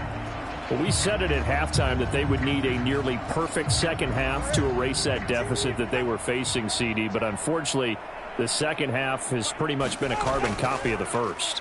Yeah, that early lead was almost insurmountable the way their opponent was playing. And, partner, they do have some good news, though. This one is getting close to being over, and they can try and hit the reset button starting tomorrow. Throwing again on second down. Tua, they'll set up the screen to Taylor. And he'll be out of bounds, but able to get it up past the 45. That one for Indianapolis, resulting in 15 yards and a fresh set of downs. Now, fourth quarter, certainly not enough time for a comeback, but nice to see them making use of the time remaining to try and make this one a little more respectable. Yeah, I think the ultimate goal, good execution, be crisp, be sharp, and find a way to put some points on the board to make this thing look just a little bit better. Tua now on first down. And that is incomplete. He couldn't hold on through the contact. Brings up second down. So after the incompletion on first, now 2nd and 10. Tua setting up shop to throw again. Throw out right, pulled in by Downs. And he is across midfield from 149 to the other 49, a gain of just 2.